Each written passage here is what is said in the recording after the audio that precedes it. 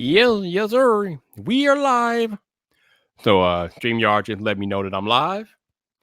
And I'm waiting for YouTube to send out the notification, which they just did, which means that all of Vibe Nation now knows that we are live.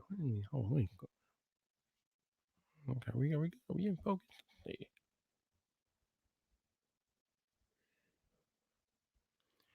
All right, I need you to come on camera. Read me, baby. Read me. Okay, cool. All right, sweet. So we're live. We're in the building. This is the first Friday night Vibe of 2020. And yeah, man. It's about to go down. About to get lit in here. Got a lot to talk about tonight. In recent weeks, I haven't had much to discuss, but that is not the case tonight. Whoo! We got a lot to discuss tonight. We got a lot to discuss. Well, I guess not a lot, but we gotta talk about some things tonight. We gotta talk about some things so y'all know what's about to happen next. You know what's about to happen, but in case you don't know, let me fill you in. Let me fill you in, man. Let me fill you in. So how this goes. Current time, 6:34 p.m. Central Standard Time, which means you are in the right place. You are on the right YouTube channel, baby. Oh, yeah, you are where you are right. You are right where you need to be. But if you're new here, listen up very closely. If you're a Friday Night Vibe veteran, you know what I'm about to say next. You already know. So this is the part of the live stream where I'm going to need you to turn your volume down. Because if you don't turn your volume down, I will not be held responsible for your neighbor complaining to you that you're listening to some loud dude on YouTube. That's on you, not on me. That's on you, not on me. So now that we got that disclaimer out of the way, I'm going to need you to turn your volume down so I can get into the intro. And then, and only then, will this live stream begin? Yes. Oh, yes. This is my favorite part of the live stream because, like I tell you guys a lot, I never know what happens from this point on. Once I do the introduction, the coolest thing about this live stream is that once I do this introduction, I don't know what's going to happen after this. Everything's is a complete mystery to me. But now that we got that out of the way, let me take a squeeze real quick before I go into the introduction, baby. Woo!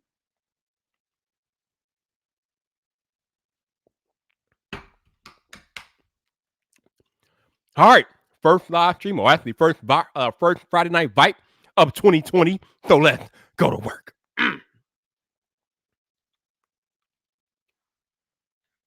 Oh, almost forgot.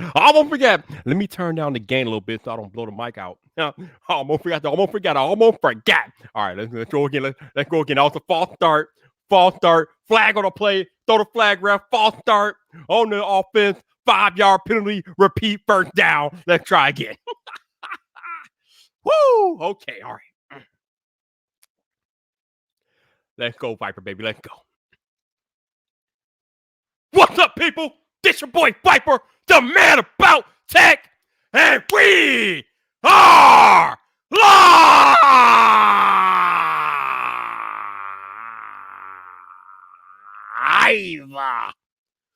Welcome to Friday Night Vibe, baby! Woo!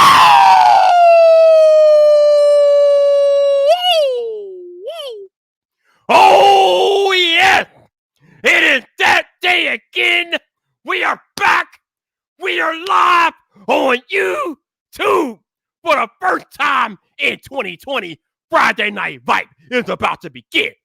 But before I get into tonight's festivities, let me see who I got in the chat tonight. But before I do that, let me do a couple other things real quick. I'm going to send out a couple of links to some people, see if they show up, and we'll go from there. And then I'll get into the shout out. All right. So the link's been sent. So First on the scene is Jason C. What's up, bro? How you doing, Jason? How you doing? We got my head of security, LFA Review. What's up, Jeff? How you doing? We got Michael West on the couple. What's up, Michael? How you doing? We got Brooklyn's very own. What's up, bro? How you doing? We got Raymond Williams. What's up, Raymond? How you doing? And of course, Genosis is in the cut. What's up, bro? Alan Osborne is out there too. What's up, Alan? How you doing, baby? How you doing? We got did I? Oh yeah, I said already. Said Mike, did I? Yeah, I don't care. Did I say Michael West? Oh, yeah, I think I called Michael West. But if I didn't, what's up, Michael West? How you doing? All right, I'm pretty sure I called him. All right, let me go down. Let me keep going. Well, we got my man. Where'd he go? Where'd he go? Where'd he go? Where'd he go? Where'd he go? Where'd he go? Where did he go? Go back. Go back. Go back. Back up. Wait, okay. Slaw OTF. What's up, Slaw? How you doing, baby? How you doing? Oh, we got 504 in the cut. What's up, bruh? How you doing? How you doing? Oh, we got Jose V23. What's up, Jose? How you doing? And of course, we got F Nick. What's up, F Nick? How you doing, baby? How you doing? Oh, we got Exquisite Bliss. Oh, hey, Exquisite. How you doing? How you doing? Welcome back to the show. Like that. I like that. Who else we got? Who else we got? Let me go down here and check out my dude, Lethal Emperor. What's up, bro? How you doing? And we got Marco and Adon. What's up, Marco? How you doing, baby? How you doing? Who else we got? Who else we got? Let me keep going. Oh, we got John Michelle. What's up, John? How you doing, baby? How you doing? And who else we got? We got wait. Let me go back up here, make sure I didn't miss anybody. No. Okay, we cool. Blah, blah, blah, blah, blah, blah. We got Mike McAnch. What's up, Mike? How you doing, baby? How you doing? And we got Marcus Span. What's up, Marcus? How you doing, baby? How you doing? And we got Technically T. What's up, T? How you doing, bro? How you doing? And that is it. All right. And hello to the rest of you, because there's 30 people in the chat, but not all 30 of you said something, so I can't call y'all because y'all like to lurk. You all like to lurk, and that's all good and well. So I've invited a few people here tonight. Well, I've invited like 3 people here tonight. I don't know if they're gonna show up. They might try, they might show up, they might not. I don't know. I invited my dude Jason from Paper Leon and Tech. He may or may not make an appearance. I got my good friend Leaker and XDA developer Max Weinbach, who might stop by. He said he's having some issues at the moment, but he's gonna try to stop by. And I invited my man, the Colonel, bored at work. Don't know if he's gonna be able to stop through, but he told me to drop him a link just in case.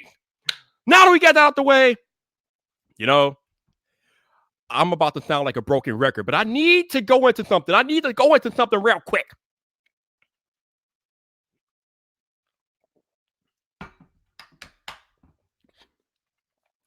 I feel like I keep harping on this. I really feel like I keep having to harp on this.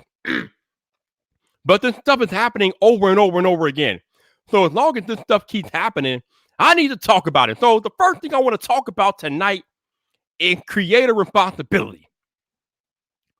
Now, YouTube is an interesting, unique place because YouTube allows us as creators to build an audience, build a fan base. And the way we go about building a fan base is obviously we put out content, but the content that we put out has to provide value to the viewer, right? Because if it doesn't provide value, the viewer is not going to care about what we're putting out. Now, in order to provide value to the viewer, they have to be able to trust us and trust what we say. And like I said last time about this subject, it's all about having that credibility and trust. As much as people hate John Prosser, one of the reasons why John Prosser in Front Page Tech has a rabid fan base is because they can trust him. Because as much as you hate the way he tells you or when he does this, John Prosser's main thing is being right. And when he's right, he will tell you. He'll be the first person that will tell you that he's right. His thing is, I told you so. But it is so important to establish that credibility with your viewers, because then they can trust you and they know that when you're putting out content, they can trust that what you're saying is correct and you won't lead them wrong. Like I said, that is why John Prosser always is first to say, I told you so, or he will let you know when he's right, because he understands that credibility between him and his viewer is key. So in order to develop that credibility, you have to be right a lot, most of the time. Now, that's not to say that mistakes won't be made, because as creators, we all make mistakes. We are human beings. It is in our human nature to make mistakes. So we are not perfect. No creator is perfect. No human being is perfect. But when you are a creator, especially a creator in the tech space, people come to us because they trust the information that we present to them. They trust that we know what the hell we're talking about. We have built that credibility. So I say all that to say this. I've said it once on Twitter, and I'll say it again here tonight. Viewers are not stupid, okay? Viewers are not dumb. Everybody and their mama these days carries a smartphone, which means they have the entire world of information at their fingertips. They're not stupid. And people are just generally smarter these days anyway. They know everything that's going on. They have a whole bunch of information at their fingertips. They know what you're doing as a creator. So when we have creators out here that are doing sponsored videos and they're trying to hide their sponsored video behind some type of clickbaity title, or they're not being upfront about what they're doing, it's not a good look. It's just not a good look. So I love iJustine. iJustine is one of the greatest YouTubers on planet Earth. One of the greatest of all time. But she recently did a video called Disney Plus. The title was Disney Plus Review.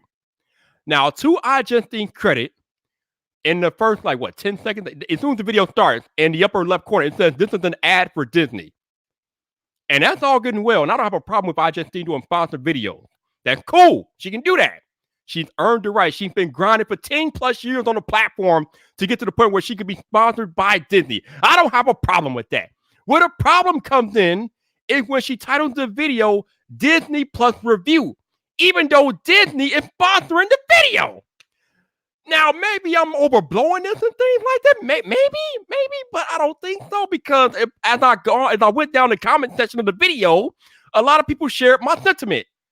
How can you call it a Disney Plus review when Disney is sponsoring the video? It gets a little murky. It gets a little shady, because when you say review, when you say you are putting out a review is an assessment of a product or service, right? It's a critical analysis of that product, of that service. So generally, when you review a product, you're going to highlight everything that's good, and you're going to highlight everything that's bad. And generally speaking, you might provide your opinion and things like that. But a review, more than anything, is a critical analysis of a product or service.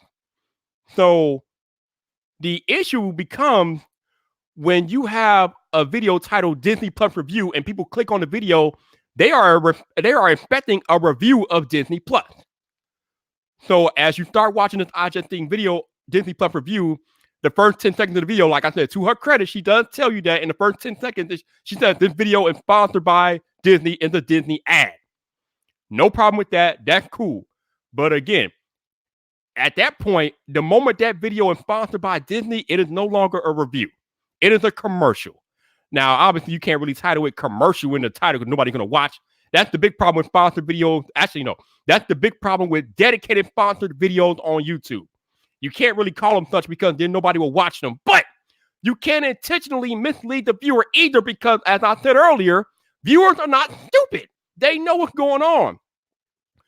So when you have a 6-minute video called Disney Plus Review, and in the first 10 seconds of the video, you highlight that the video is a sponsored ad by Disney, the video is actually being sponsored by Disney, how can we take anything you say at value when the video is being paid for by Disney, but you called it a review? At that point, it is not a review. It is a ad. And like I said, she did say it was an ad. But if you're going to tell us in the first 10 seconds that it's an ad, and you know it's an ad, why don't you just give that expectation in the title? I mean, she could have called the title. She could have called the video impressions of Disney Plus, or her opinion of Disney Plus, or something like that. Don't call it a review, because it's not a review. Now, I'm gonna bring in my man, XDA developer and genius, Mac Weinbach. I don't know if he has an opinion about this or not, but I'm gonna bring him in anyway. What's up, bro? How you doing? Good. I'm doing well. And I was listening. That is if it's gonna be a sponsored video, you might as well put the hashtag ad in instead of doing it on YouTube. You have it normally in the tags, right? A lot of people put those in the tags. Mm-hmm. Put in the title. Be transparent about it. See, and this is the tricky part, because if you put it in the title, no one's gonna watch the video. I mean, the tricky thing as a creator is getting people to watch the video, but still providing the expectation that you set for the viewer by the way you title that video. So when she calls it Disney Plus Review, and then the video is pretty much an ad for Disney Plus. And I watched the entire video. At no point did she offer any like critical analysis of Disney. Basically, she was just highlighting the features, the services, and things like that, or the shows that are on Disney Plus. It wasn't really a review. It was more like an overview of Disney Plus. And I'm okay with that. Like I said, I'm a creator. I want to do sponsored videos one day, so I have no problem with creators doing sponsored videos and things like that. Where we get tricky with it and where it gets crazy is that when you intentionally mislead the viewer with your title, knowing that the video is a sponsored paid video, knowing that it's practically a commercial, knowing that there's going to be no critical analysis of the service itself, but more of an overview and features and things like that, you can't call it a review anymore. It's not a review. And that's where the problem comes. And like I said, I'm not alone in this sentiment. If you go to that video and you look at the comment section, she kind of getting lit up because people know that she the guy's in the commercial or ad as a review, and it's not such. Yeah, it's hard. It's hard to name a title well and not have it be confused. So if you name it with an ad, you get less viewers, but you're more transparent. And I'm not sure whatever the contract was with Disney for that video, but she should have worked it in some way in there, being like, maybe you guys will pay us a little bit less, but we're going to be more transparent with our viewers. That would have been a proper way to do it because it wouldn't have had as many views that way. But that would have been more transparent, more honest, more fair. But Yeah. You're also going a little bit more how much you earn from the video with how many views, because it helps your channel with ad revenue, as well as Disney, they get it and they're going to pay her. So it's a combination of everything, and everything would have been a little bit lower, but it's fair for transparency. Right. And here's the thing, like I was talking about earlier, credibility between a creator and audience is the most important thing a creator can have with their viewer. That credibility, that trust. When you lose that trust, you start to lose viewership. And I think we have to value our viewers more than sponsorship dollars and things like that, because you got to remember, she got the 6 million subscribers because she's been helpful, she's been transparent for the most part, she's been upfront with her viewers about the content. She provided value over the past 10 years putting out content on YouTube. So she built that level of credibility and trust with her viewers. But when you start doing stuff like this, you kind of put that credibility in jeopardy when you're not being upfront about what the purpose of the video is and the title and things like that. And that's where creators, we need to be careful. Yeah, it's definitely hard there. I know at XDA we do a lot of work with Honor and Huawei. So at this point, I will admit we haven't done a great job of actually separating an ad sponsored video or sponsored things from others, but we do our best, and our viewers know, hey, if it's something regarding Honor and Huawei, it's likely sponsored. And with iJustine, she does a lot of sponsored content. Yeah. I have noticed that. Like, I think I'd say 50% of her videos are likely sponsored content, and that's fine. And that's something you've come to expect, but you can't really call it a review at that point. It's not. It's more, Disney paid me to talk about a service, and that's right. But obviously you can't put that in the title. No, but like you can't. And there are better ways to title it. You could have said, I used a Disney Plus or something like that. Right. Something that someone will click on. Right, like I said, like somebody was saying in the chat, first look at Disney Plus, like 504 says Disney Plus first look, or my impressions of Disney Plus, or something like that. Something that doesn't mislead the viewer, because again, the credibility that you have between you and your audience is your most important asset on YouTube and being a creator. When you lose that credibility, you're starting to have some chinks in the armor, and it's just not a good look.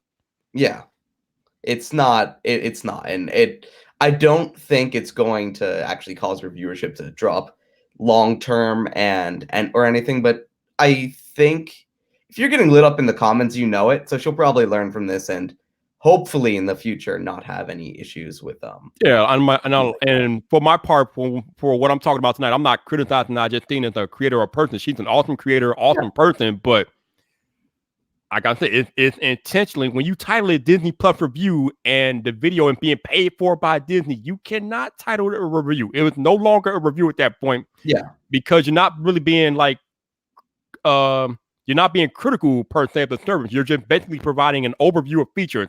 And like I said, I watched the whole video, and it was basically an overview of Disney Plus features and the shows that are on the service. There was no critical analysis, no things that Disney Plus could be doing better or things that they may be missing. It was basically all, oh, Disney Plus is wonderful. I have so much fun with Disney Plus, this, that, and the other. and that's okay. Like I'm not being critical of Justine in that respect. There is nothing wrong with doing sponsored content and things like that, but you have to present it as what it is. You just can't like try to tiptoe around it and hide it, because then you lose the credibility with your audience, which is more important than your sponsorship dollars. Because the reason why you got that sponsorship in the first place is because of your ability to build that audience up. So if you're losing them by being untruthful, then it's not a good look. No, I do think Disney likely had some say into what that title was, but there's a little bit on both ends. Also, you know what? I wonder if that's the case, because I just think it's never like really like, I mean, I don't think, to my knowledge, I don't think she's ever like intentionally titled a sponsor video that way. So I wonder if Disney Plus had like a hand in that. But I know a lot of sponsored content, the sponsors will choose. Well, they have to approve everything, of course, but they'll also choose a title, thumbnail. They'll choose and have to approve everything. So that's probably something Disney gave her to do it, and she was just like, "Fine, maybe." Whatever. And technically, Steve said everybody has to flip up from time to time, and that's well. But I'm just highlighting tonight because I've seen this happen a lot lately. This is not just one slip up by IG. Like, there's other creators that have done a similar thing where they are hiding sponsored videos inside of titles that are not really relaying to the viewer that they are sponsored videos. And I think one creator that does that is Unbox Therapy. I think he does. I don't know if it's sponsored per se, but he never is really transparent of where he gets devices from. Because with the FTC, I think you have to say where you got a device from. Yeah. If a company sent it to you, you have to mention it. Yeah, I've never seen him mention it. Yes, with the FTC, especially with the FTC coming down on YouTube and everything like that, if you have any type of relationship with a brand, especially as it relates to a video, you have to be upfront in the video about your relationship with a brand. So like I did a video last year about the Pixel 4. Google sent me the Pixel 4 for the review, and I had to tell you guys up front, and I did, that the Pixel 4 was sent out by Google. I actually, Google wanted us to say it was a gift from Google, which I did, because they wanted to make sure that we were complying with the FTC when we did those videos, because of course it was a gift from Google. It was sent by Google for us to do the video. So we have to make that clear via FTC regulations. Otherwise, we will be in violation of those regulations, and nobody wants that problem. I mean, I've never seen them come down on someone for breaking the regulation, but you don't want to risk it because they might make an example of someone, which is never fun. No. You do not want to run afoul of the FTC. I mean, they'll make an example out of you just because they can. So if as a creator, you definitely want to steer clear of that. You want to make sure you're above board about everything you're doing as it relates to brand deals and sponsorships and things like that. Yeah. But again, like I said, I just think this isn't the only person that's done this. A few different creators have done this lately. So I'm like, we need to calm down with it, because you're messing with your credibility when you do stuff like that. I kind of want to blame YouTube for this one, though, because after the adpocalypse and ad revenue has gone down a little bit on YouTube throughout every category, well, most categories. So creators are looking for other ways to get devices or other ways to make money. So because of YouTube's prices going down, creators have wanted to get more sponsors outside of it, more like Huawei sending them phones. Sometimes they'll pay for some such reviews. I think when ad revenue was higher, creators would be less, they would do it less because they could offset whatever price. They could make a decent amount of revenue from just the video itself. But now that that's gone down, they want to make it from advertisers and companies sending it to them. So they'll just accept that instead and maybe be a little bit looser on the title and the terms and everything, because they still need to, they need to put a roof over their heads, and that's fine. But it's, again, you don't want to lose the credibility. Exactly. I mean, like I said, I'm me personally, I'm not really trying to get into how creators make their money, how they do that at their business, but when you are doing things like this, intentionally misleading viewers, it could cause a problem with you, and it could cause it can make all creators it can make creators as a whole look bad, because then people have this old like grand opinion of creators like, oh, they do sponsor videos, they sell out and things like that, and blah blah blah, and it just gets like unfortunate and kind of crazy. So we just got to be careful with that, because like I said, people are not stupid. They know this. They see right through it. They're not. You can't hide that from people no more. People are not dumb. No, the creator that does it the best is Michael Fisher. Oh yeah, he's upfront about everything. I love Michael. Man. in his Instagram post, if he posts a picture or something, he will say if the product he got was given to him or if he bought it. In Instagram post, I don't know if he does it on Twitter, but he also doesn't post like product pictures on Twitter as much. But YouTube, Instagram, just everywhere. It's great. He's really good about it. Oh yeah, like I love how at the end of his videos he'll be like, the brand did not leave any copy or approval of this video, which means they're seeing it at the same time that you are. I love how he does that. Like, yeah, he ain't letting nobody see the video before it goes live. He's like, when it goes live, when you see it, they see it. When they see it, you see it. It's great, man. He's really great about that.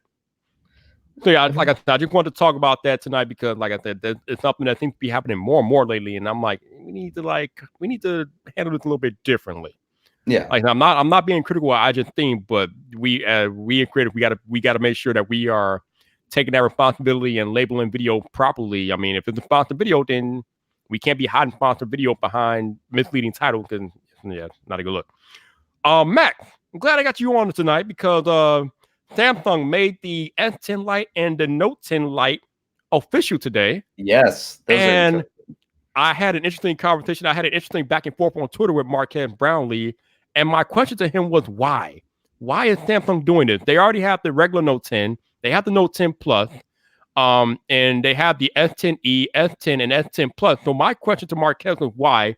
He didn't really have an answer for me because he really didn't have an idea of himself. But since I have you here and you're into smartphones like that, why do you think Samsung is putting out more phones? I mean, don't they have enough out there already? So Samsung wants a phone at every price point. There's essentially, if you go from the A01 to the A90, so essentially they have an A10, A20, A30, A40, A50, A60, A70, A80, and A90 5G. They want a phone at every price point. If you look from the A10 to the A90, the A10 starts at $150. So it's a very cheap phone.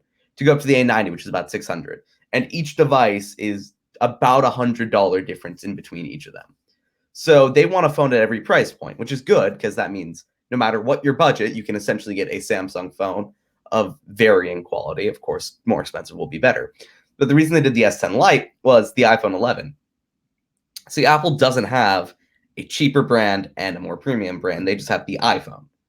But Samsung's S10s and Note 10s are known to be the more premium brand. So they wanted a cheaper, good phone that went with their premium brand. Oh, wait, let me stop you right there. You said that Samsung did the S10 Lite because of the iPhone 11. However, I thought the S10e was supposed to be the phone that's competing with the iPhone 11, given that they have a similar price point. Kind of. So at first, yes. But actually, just specifically for the S10 Lite, it's been an interesting device. So it started off as the A91. It was supposed to be the A91. So it was supposed to come out around now and be a LTE version of the A90, which is a 5G phone. Then they switched it to the S10 Lite because they realized branding-wise, it doesn't work. No, if you had a choice between an S series and an A series, you get an S series because it is known to be better. People know the S10 to be better than the A90. Yeah. It's just a better phone. Everyone knows that. So they wanted to try to trick people, I guess, into getting a slightly worse phone in a better series, but they added the light to the end, which kind of evens out. So essentially what you're telling me is that the S10 Lite is actually an A3 phone in disguise. Pretty much. Same with the Note 10 Lite. So here, I got some of the specs in front of me. So the S10 Lite has a 6.7-inch full HD, so it's not quad HD. It has the Infinity O display, has a triple camera. The S10 Lite has a 48 megapixel camera with f2.0 aperture. Has an ultra wide camera, has a micro camera, whatever. Has a front facing camera, 32 megapixels, blah blah blah. Qualcomm Snapdragon 855, which is the same thing that the regular S10 has. Yep. Has 6 or 8 gigs of RAM, 128 gigabytes of storage, and it actually has a bigger battery than the S10 and S10e and all that. Same as the S10 5G. Yeah, it's a 4,500 milliamp hour battery. So I mean, the only difference between the S10 and S10 Lite are basically better than most of the S10s. Yeah, the only difference is the screen, more or less. Yeah, actually, the back is made out of something they call Glastic, which is a plastic that feels like glass. Ah, okay. And I don't believe it is wireless charging.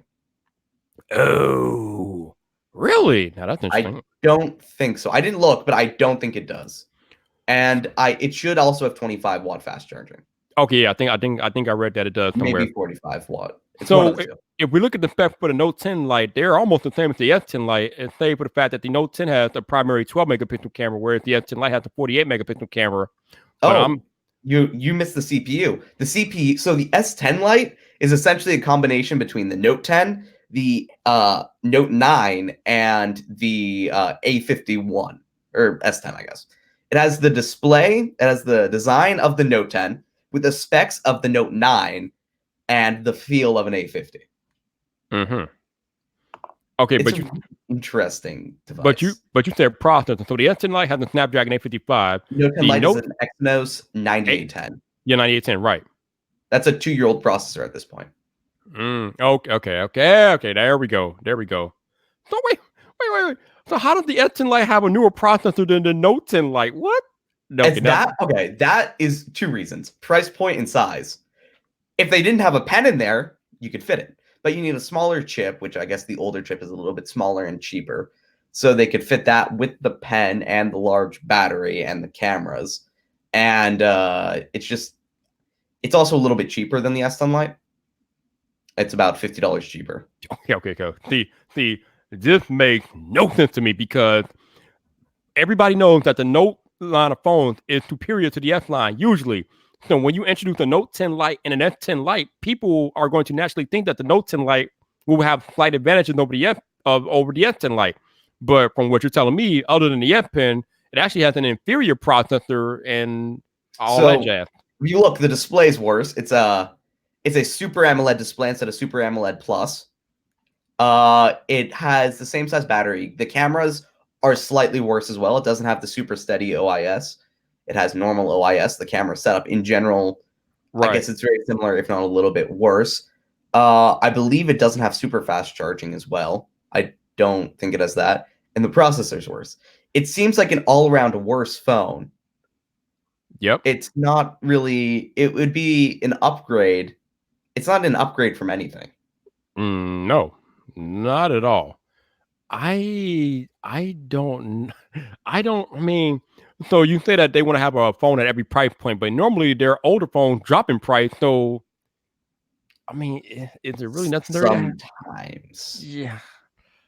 I was looking, you can get an I was looking a couple months ago, and you can buy an S6 Edge for $800. Mm-hmm. Oh, wow. On the official Samsung website.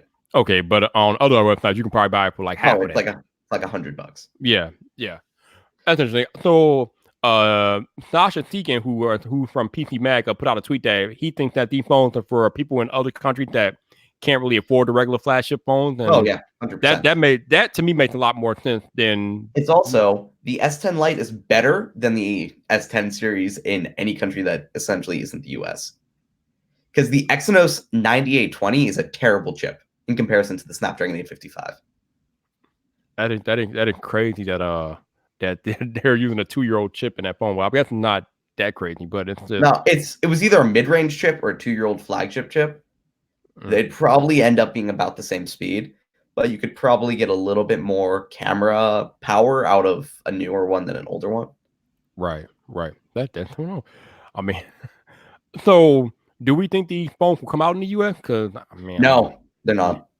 Okay, then that makes more sense to me. Because like these phones would do jack crap in the US. Because no, the A50 was the most popular Samsung phone in the US. Really, the A50? Okay. Oh yeah, because it's a $350 good flagship phone. Not flagship, mid-range. Good mid-range phone. It's on every carrier. It's available unlocked as well. It's $350. It has a good display. It's like 6.5 inches. Big battery, good cameras. It's an all-around good phone. Okay. I think that was the best-selling Samsung phone worldwide. I mean, I know was number 2. Yeah, I know normally Samsung makes the bulk of their money off of their lower tier phone because the S series and the Galaxy series don't really sell that well compared to the competition. But yeah, Samsung makes the bulk of their pocket, they make a bulk of their profits in the mid tier range. So I wasn't aware of that, but that's very interesting nonetheless. Yeah, so Samsung flagships are generally the best value of the flagships at that price. So if you're looking at $1,100 phones, I would say Samsung, you're getting more for your money with that phone than like an iPhone 11 because Right. you're getting more storage, more battery in actual size, better display. Just it's all around just a generally better phone. And Mm-hmm. at that point, it's all software, and that's Yeah. essentially the difference. So at like $1,100, Samsung probably is the best value, but no one wants to buy an $1,100 phone.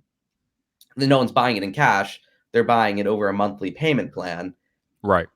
So if you're getting a flagship, it's likely because you're switching to a new carrier or you're upgrading, which is fine. But if you're looking for like a new phone after 2 years and you're not switching carriers, are you going to get a $350 phone, which is like $10 a month for 2 years? Or are you going to get a $1,000 phone, which is going to be $40 a month for 2 years? Yeah, that's the cool thing about a monthly payment plan. More people are eligible, or more people are able to get the higher tier phone because of those monthly payments, myself included. So, yeah, monthly payments are legit. Yeah, I think Brandon mentioned earlier that the majority of people getting the iPhones on the monthly payment plans. Well, he mentioned something else. It was about. Did you see that Mark Zuckerberg was at Costco Yes, looking I for a saw them TV? looking for TVs. Yes. Yeah, that was so. They were saying in the TMZ article that it was crazy that Mark Zuckerberg was going himself instead of sending an assistant. I'm like, why? He's looking for a good deal. Like that's good. Then Brandon had mentioned um, the rich are rich because they don't spend money. Yep. And the opposite goes for those that don't have as much. They want to look rich, so they spend a little bit more that they don't have, and that causes debt. I think that happens a lot with the iPhones Mm-hmm. because I know a lot of people who generally can't afford a lot of nice things that will buy an iPhone just to have the iPhone to look, fancy. And I feel like that goes with the monthly payment plans a lot. Yeah, I can definitely attest to that. The iPhone for the longest time has been a status symbol. So you're right. I'm pretty sure that a lot of people will buy iPhones outside of their means because for that flex. But in Yeah, actuality, they probably can't afford it. Yeah, I yeah, can definitely. and I feel like that's a lot of the reason why the iPhone in the U.S. is popular So because it's I like know, yeah, it's interesting stuff. no, it's kind of funny though because like you were saying, like why did Mark send an assistant out there instead of going himself? I'm like, he's a normal person like me and you. Like Yeah, normal people go shopping. I mean, this is what it is. He puts his pants on the same way that we do. He goes shopping the same way that we do. yeah, Like, I mean, why is it weird that he's out shopping? He's a person. He has needs. He has to go take care of what he has to take care of. yeah. It's I If you go to a Costco, would you not want to look at the TVs? It's fun stuff. The TVs are cool. You get to see like the 8K OLEDs from Sony and LG and Samsung. It's Mhm. fun to look at, no matter who you are, Oh yeah, of course. no matter what your net worth is. It's fun. Yeah, one of the one of the cool things about going to Best Buy, I mean, when you're just doing the window shopping and looking at the big TVs in their TV section, I mean, they got like these LG OLEDs out there. They got the Oh Samsung, the yeah, Sony's. I mean, the TV wall is something to look at. Obviously, you can't afford it. Well, maybe I can afford them, but it's nice to look at yeah. anyway. Either way, so No, they're fun to look at, oh, yeah. and they're expensive, very expensive. Very I think expensive. I think Sony has like an $80,000 8K TV or something, Ooh, Lord have or mercy. someone has like an Eh, $100,000 TV. eh. Oh my God. So no one can afford. Okay, a lot of people can afford that, just not many normal people. You know, normal people can. And more, there are people outside of the 1% can't afford that. 1%er The probably lottery can. winners can Yeah, afford that. the 1% can afford that stuff. The people outside, the 99%, probably not. So No. speaking of Samsung and phones, Mac, we know that the Galaxy Fold 2 is coming. Oh, that's a Um, fun one. it looks like it's going to have a clamshell design similar to Yep. the Moto Razor. What else do you know about the Galaxy Fold 2? So I was talking to someone that used one, and they said it felt like plastic. It looked like plastic. It's Ooh. probably plastic. Mm. Then Ice Universe says it's glass. But here's the thing: when you get glass that thin, it looks like, and reacts like plastic. Right. So there's no real difference between the two at that point.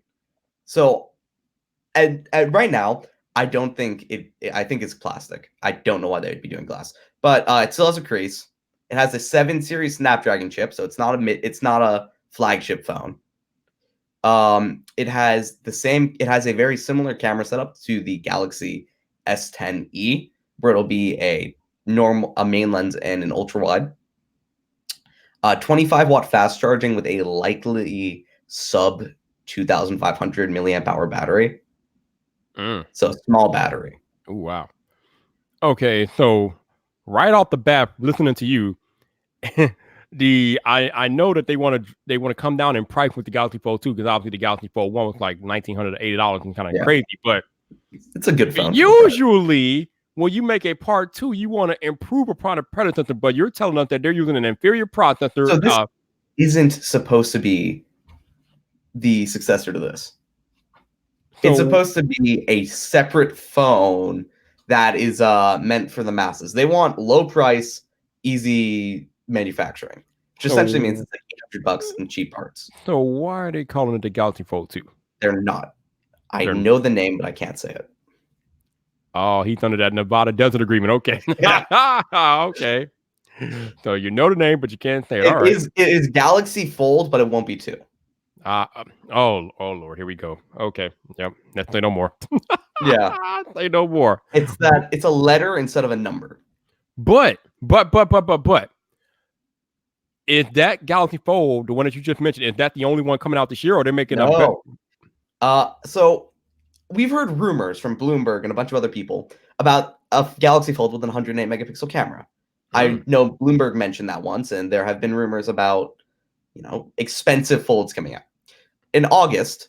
So there's no dates or anything right now. We just know Bloomberg said a new Galaxy Fold. My assumption is August with the Note. We're going to be getting a Galaxy Fold Note, which would be the successor to the Note, this Galaxy Fold. Wait. So is that Galaxy Fold Note going to have an S Pen?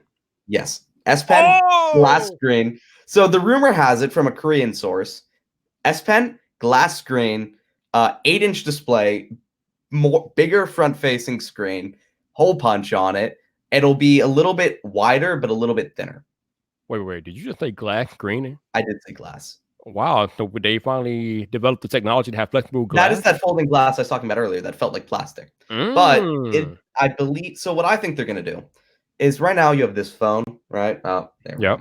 You have a little glass, the crease in the middle. I think they'll do full glass panel on each side with a ultra thin glass gutter for the crease.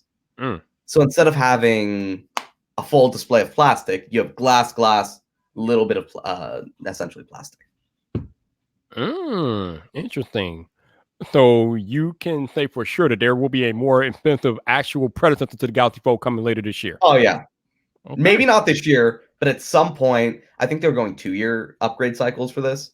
So this might be 2021, but they're going to have an S Pen on it. It's going to be bigger. It's going to be better. Okay. It'll have the same 108 megapixel camera as the S20 Ultra. That is. It just makes me chuckle that Samsung's going to call the new S11 the S20 is crazy. It's a stupid name, but I heard the reason for it. I've heard the reason too, and it makes me laugh, man. So what I heard was they wanted to skip the S13 in the future because 13 is an unlucky number. So they wanted to skip the S13. So instead of going, they wanted to just go straight to the S20. And I heard they wanted to name it the S20 because of the year. They wanted to, because like 19. So if we're in 20, I guess they wanted to go S20 and 21 and make it more uniform, I guess. But they were doing it. So there were multiple reasons. The first one was 13. Second one was the year. Third one is they want it to be a higher number than the iPhone. Which is going to make zero difference, but funny nonetheless. Yeah. So are you going to CES this year?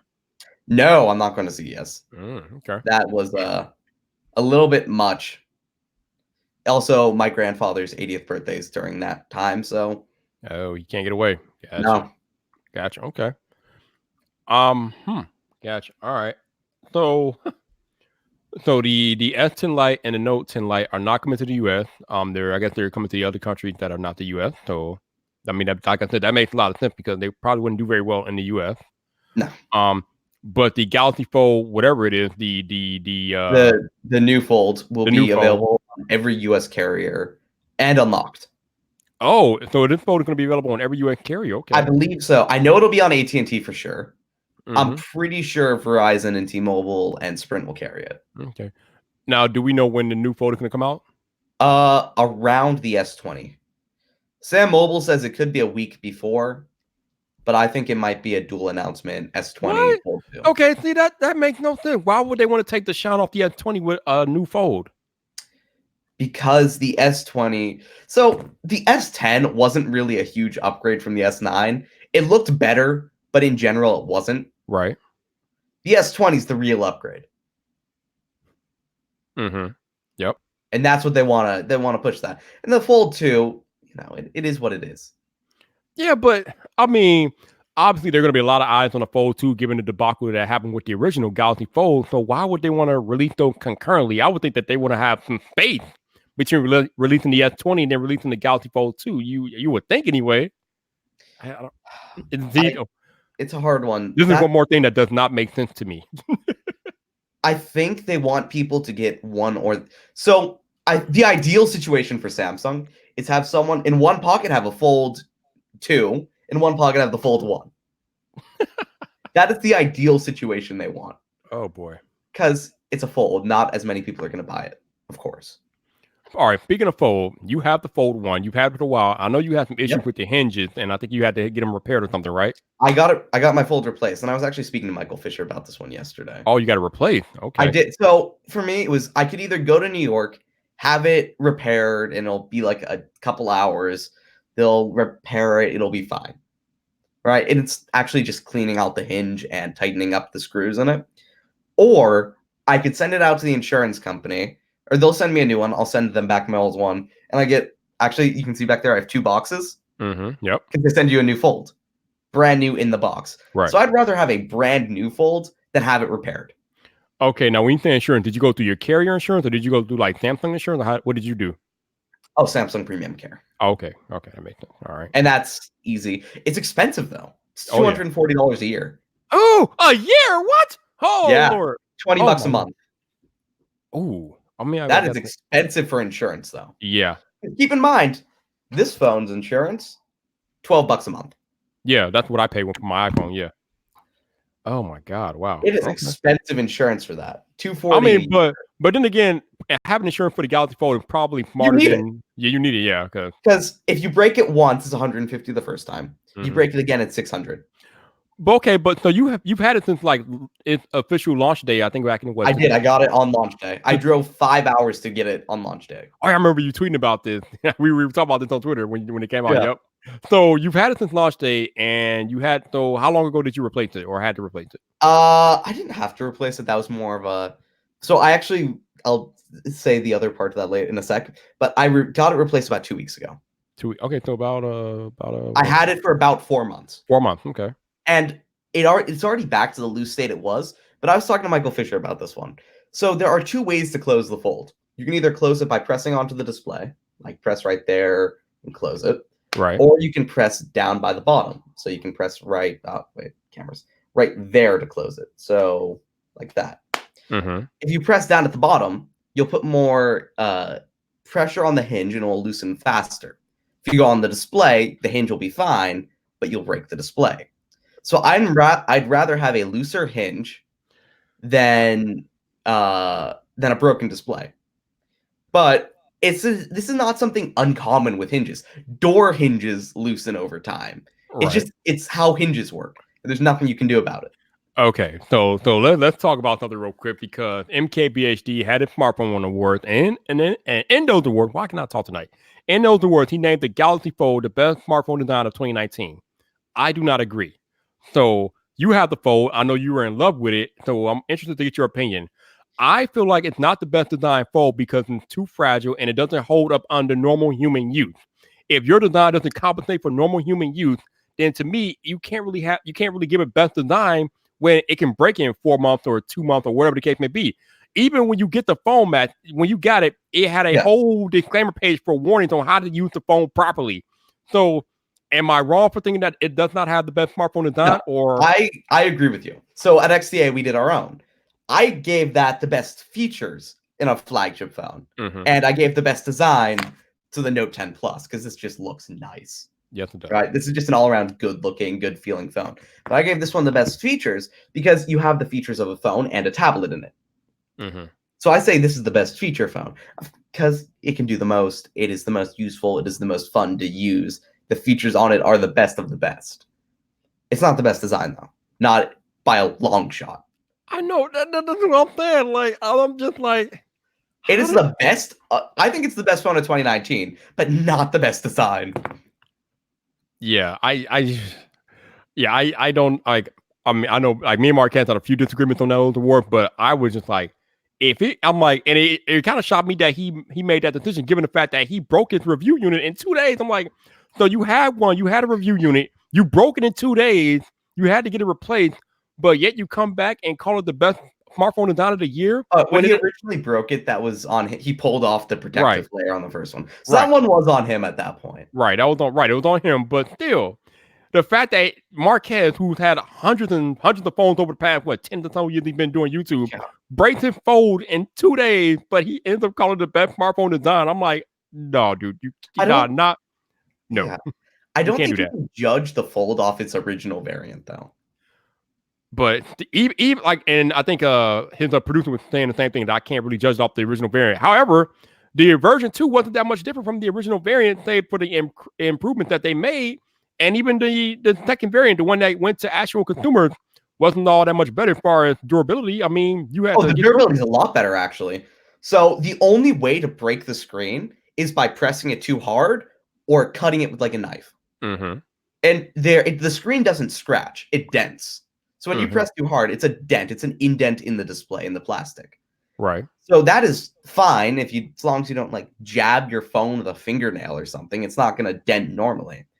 And for things getting into the hinge to break it, that's basically impossible because they put chainmail in the hinge. On the back of the fold, it's lined with just essentially a chain armor protecting things from getting in to pierce it. But so again, in general use, you're fine. But again, let me reiterate. When you get the phone, it comes with a whole splash page of warnings on how to properly use it, number one. And number two, you yourself replaced your phone after 4 months, even though you didn't have to. You say you did. You felt the need to do that within 4 months. So, I mean, yeah, it's still dicey either way. Yeah, but I've actually noticed a couple things between my old and new one. The display gets softer with time. Mm-hmm. So when you're pressing on it, this display feels very firm. There's no like little bit. The other one kind of felt jello-y after 4 months in comparison. It felt softer, which is not great. But it's fine. It'll last. It's not going to dent or anything. It's fine. It'll still be a good phone. It's not going to impact the usage. It's not going to impact the durability. It just felt like it degraded a bit. And I don't think that'll do anything long term, but it's annoying. And my opinion was I'm spending $240 on insurance a year. I spent $2,000 on a phone. I want the best experience possible. So if any minor inconveniences come up, I'm going to do everything in my power to get it fixed. Mm-hmm. I mean, rightfully so. Like you said, you spent $2,000 on that phone. I mean, that phone better last longer than 4 months. I know that much. Oh, yeah. I think what I was saying to Michael Fisher as well was just don't get insurance. Make it last for another 9 months and upgrade it for the Fold 2 as soon as that comes out. Mm-hmm. Which I think is August. So that's what I'm saying, about 9 months. If you can make it last that long, it'll be good. Okay, so we know that the Fold 2 is going to be a more Razr X clamshell design, but what about the actual successor to the Galaxy Fold? Yeah, that's what I was thinking, like about 9 months. Is it going to maintain that? Is it going to maintain that same design that you have in your hand, or is it going to be different? Yeah, same design. Same design. Okay. I hope they don't go for the Mate X design. Oh no! Mate X that is the worst design. Let me actually read you so someone a while ago, I tweeted I didn't like the design of the Mate X. So someone messaged me from China to tell me about how bad it was. So let me see if I can find that message. They essentially said, God, where was it? I get a lot of random DMs. It's always hard to find the right ones. You're popular, dude. No, people just like to complain about my tweets. I will admit they're not always the best. I can't find... Oh, there it is. So he said he's from China. I want to tell you the truth about the Galaxy Fold and Mate X. Because Huawei does not sell the Mate X in other countries, I find that many foreigners do not realize how bad the Mate X is. The Huawei Mate X and Galaxy Fold have been on sale in China for 1.5 months. They've been on sale for the same amount of time. He says about 4,000 to 5,000 Mate X's have been sold, and the Fold has sold 20,000 to 30,000 units. Mm-hmm. So in China, Samsung has sold about 5 times the amount as Huawei. Mm-hmm. Let's see. He said that about 20% of the Mate X's have just broken. Oh. And he sent me about 5, 6, 7, 8 pictures of broken Mate X's. Mm. And I think you can imagine that's not good. No, 20% is a very high number. I mean, that is more expensive than the Fold. Yes, that too. But I think the reason why Samsung has sold like 5 or 6 times many folds as the Huawei Mate X is just because Samsung has access to Google support. Now I know that's not really a big deal. China. No, yeah, no, right. I know that's not really a big deal. Apps installed at all. Oh, that's right. That's right. They don't have Google apps. I forget. Yes, you're right. Yeah, that's right. No phone had Google in China, which is ironic given the next topic about to get into. But yeah. So yeah, you're right. Okay, so yeah, wow, that is okay. So that is telling. I mean, their price. I mean, they're what $700 price difference, but still, you would think. Yeah. I mean, Huawei is a Chinese company. You would think that the Huawei Mate X would sell more in its home country, but it's not. But actually, something annoys me about that China version. It is better. The Mate X, the Fold in China is called the W20. It's a 5G phone. It is better than the Fold. So what they did was they flattened off each edge, so it feels a little bit more boxy, which in general, I think you'll agree, feels better to hold. Mm-hmm. Like the iPad Pro feels better to hold than the normal iPad because of the squared off edges. The Note 10 feels good to hold, better to hold than the S10 because it's a little bit more boxy. I think a lot of people agree with that. So Samsung squared off all the edges instead of kind of sloping them, and they also threw it in a Snapdragon 855 Plus instead of the 855. So it's a better phone than what we're getting in the US. Interesting. The same price. Interesting. Very interesting. Huh. Well, I mean, it will be very interesting to see what happens with the Fold 2 and the actual successor to the Galaxy Fold, which is coming later this year or next year or whatever, whenever it comes. So yeah, no doubt. But overall, you're still loving your Fold, right? I'm using it every day. Okay. It's hard to switch from. All right. Okay. I will take your word for it. So my next topic, I don't know if you read up on this or not, Max, but Google, Google is apparently they've gone to the dark side. Apparently, they're evil. Oh, that was yeah. So an ex-employee of Google who was head of international public relations or something like that, he left Google. He quit because of changes within the company. Now, this stems from I think back in 2010 when the Chinese government was trying to like rule over everything, and in order to use certain apps in China, you had to like abide by Chinese government rules and things like that. You have to put certain things on your devices and things like that. And Google refused. So I think what they did in 2010 was they actually how did they do it? They didn't allow the Chinese government to. They didn't follow the Chinese regulations to input all that information. Like they didn't allow the Chinese government to access to the device, or they didn't censorship. There was no censorship from Google in 2010. And this is when this guy, I think his name is Ross, he was still employed at Google. The company decided that they would not censor the app for China, and they just had them go out like that. Well, apparently Google leadership changed between 2010 and 2017, and in 2017. Google were working on a project called Dragonfly, and ultimately in 2017 they released some type of artificial intelligence app which provided some censored search for the Chinese. So in totality, in summary, Google actually acquiesced to the Chinese government's appeal to have that censored content on their devices. So this guy actually lost his job or whatever because he was opposing these changes. And once he lost his position and he lost his job, he got demoted or whatever. So once he got demoted because he kept refusing to accept these changes within Google company, he ultimately left the company because he realized that he was no longer having the influence that he used to have on Google policies as it relates to China and things like that. So after the artificial intelligence software Google made for China back in 2017, he left the company. So he released a whole Medium post, I think it was yesterday or the day before. Yeah, it was he said a lot in He there. said a lot. Yeah, I can't even remember. I read the whole poem, but there's a lot to take in. But A lot of the ones that stuck out was when he started to oppose them, they essentially fired him. He complained, and they said, "Oh no, don't worry, that was a mistake. We have a job for you." And they demoted him. Yep. And then also when they were doing team training, they would organize them in terrible ways. Oh God, yeah. They had rooms with the didn't he say homos, Asians, and coloreds? Brown, yeah. That was terrible. Yeah. And he highlighted how Google senior Google execs were terrible toward women, which we know from the past. We know about that, but he brought that more to light in his Medium post. So yeah, it's funny because at the beginning with Google, their mantra was "Don't be evil," but apparently, I think he said as soon as the two founders left, Larry Page and back. It was Larry Page and Sergey somebody or whatever. Sergey Brin. As soon as they left the company or they stepped back or whatever. The culture of the company began to change, and Google began they began their ascent or descent into the dark side, and that's when he ended up leaving the company. And yeah, he put out an entire Medium post about this. I think even The Verge covered it. A lot of people covered it. Yeah, a lot of people covered it. And I mean, let's take this all into consideration. Think about everything that's happened with Google over the past year long.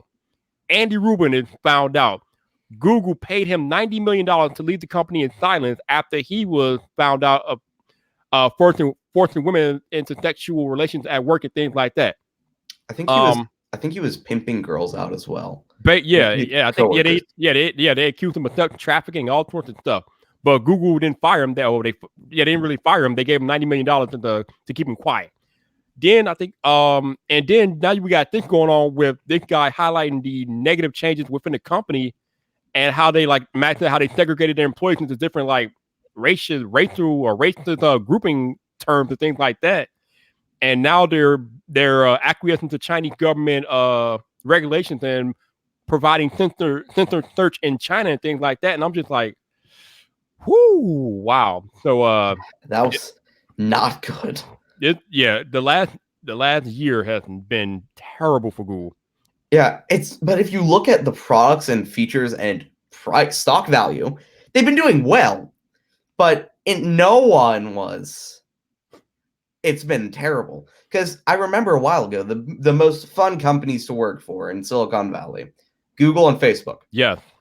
Those have gone way down. People are afraid to work there now. Yep. Apple and Amazon are still some of the worst companies to work for since they grind you hard. And I guess Google is still fun, but you have to be afraid. And Facebook, no one wants to work there because no one agrees with what they're doing. I mean, but between this and what happened with women and everything, yeah. I mean, what woman would actually want to work at Google right now? They would if I was a woman, I'd be afraid to work there. I mean, no woman with anything going on is going to work at Google willingly right now. Not at all. And I don't blame them.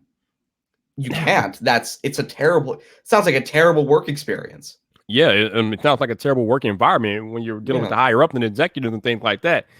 If this guy who was the head of Asia relations or whatever lost his stature in the company because other execs changed the way they run the company, I mean, and he was working there for what, some 10 odd years or something like that before all that happened. I mean, damn, dude, that's some deep stuff. Yeah, I would never want to work until Google changes. I wouldn't want to work there. It's so funny. Well, it's funny and crazy at the same time because coming up, Google was one of the companies I wanted to work for. Like I wanted to work at Google, but I mean, wow, you can't really want to work there after that. You can, but you don't want to be. So you don't want to be in the high. I don't even want to say that. You don't want to be anywhere near it. I'd say maybe some of the offices are fine, but you're still talking executives that would be owning. They would run the company. That's just, you don't want to work under them.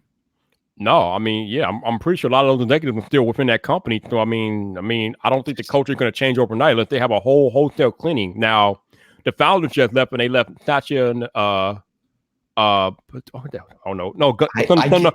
Pichai. Yeah, I get him and Satya mixed up. So they left Sundar Pichai in charge of Google now. As you know, he's the CEO of Google and Alphabet now. They gave him both things. And they left him this whole mess to clean up. So I don't know what he's gonna do. Like I feel sorry for him, man. Man, I hope. I think I don't know if the guy in the Medium post, Ross, actually mentioned this, but I think he was hinting towards when Sundar became the CEO. I think they're hinting towards that's when things started to change. I think I would have to look at the dates and everything, but it seems around then. When things start to change for the better or for the worse? We're the worst. Ooh, yeah. Ooh. I think. Ooh. Now, if that's the case, then he's gonna have a whole bunch of problems on his plate. Yeah, and he seems like a nice guy. Yeah. So I don't think it is. But you also have to realize he does not run the company. The board runs the company. Yeah. Yeah, basically he's just a puppet more or less right now. Yeah. And until he actually, takes control, nothing's going to change. And he can't take control because they won't let him. Yeah, like the two founders are still on the board, so I mean they can pretty much overrule him at every turn. So nothing like Matt said. Until you get the old people out there, nothing's really going to change within Google too much. But man, and you need a full overhaul, get rid of everything, put in actually decent human beings, and maybe something will change. Yeah, but it's just crazy because Google, of course, is the number one search engine in the entire world. And then right behind that, they got YouTube, which is the number one video platform and number two search provider in the entire world. It is insane. So you're talking about one of the most important companies on the globe under this type of leadership. And with all the data and control they have over economy, country, things like that, it's like, holy Google is the most powerful company in the world. Literally. They control everything. Everything. Every device I own has Google in it somehow. Mm-hmm. Every website you go to has Google in it.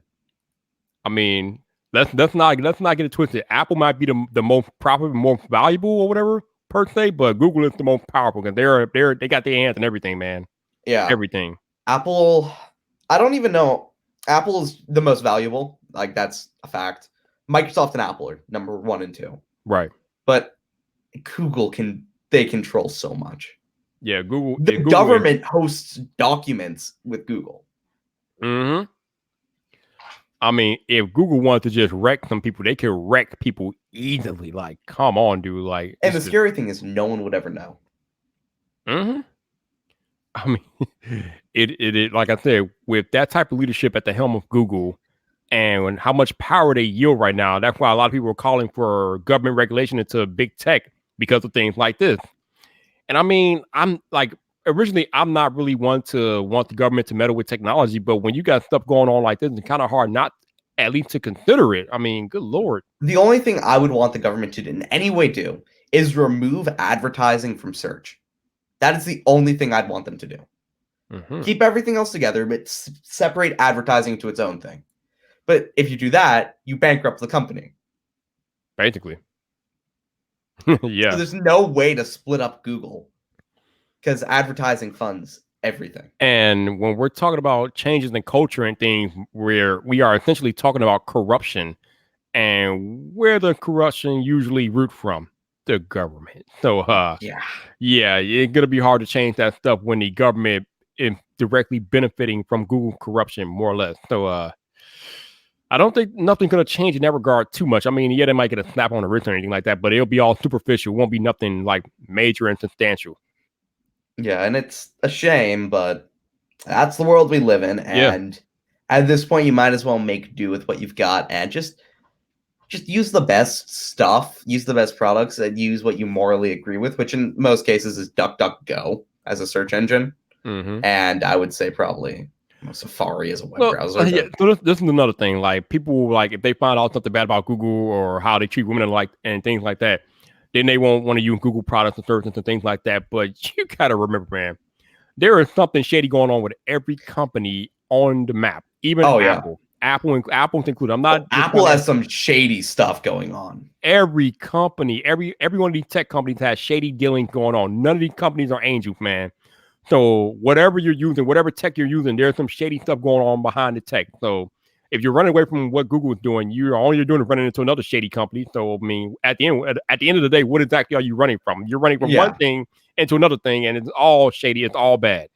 My idea in general has been everyone's shady. Use what works for you the best, and use what's the most powerful. Which is why everything I have is to Google somehow on it because I find this is a fun one for me. I find Google's ecosystem to be more powerful than Apple's if I used mean, properly.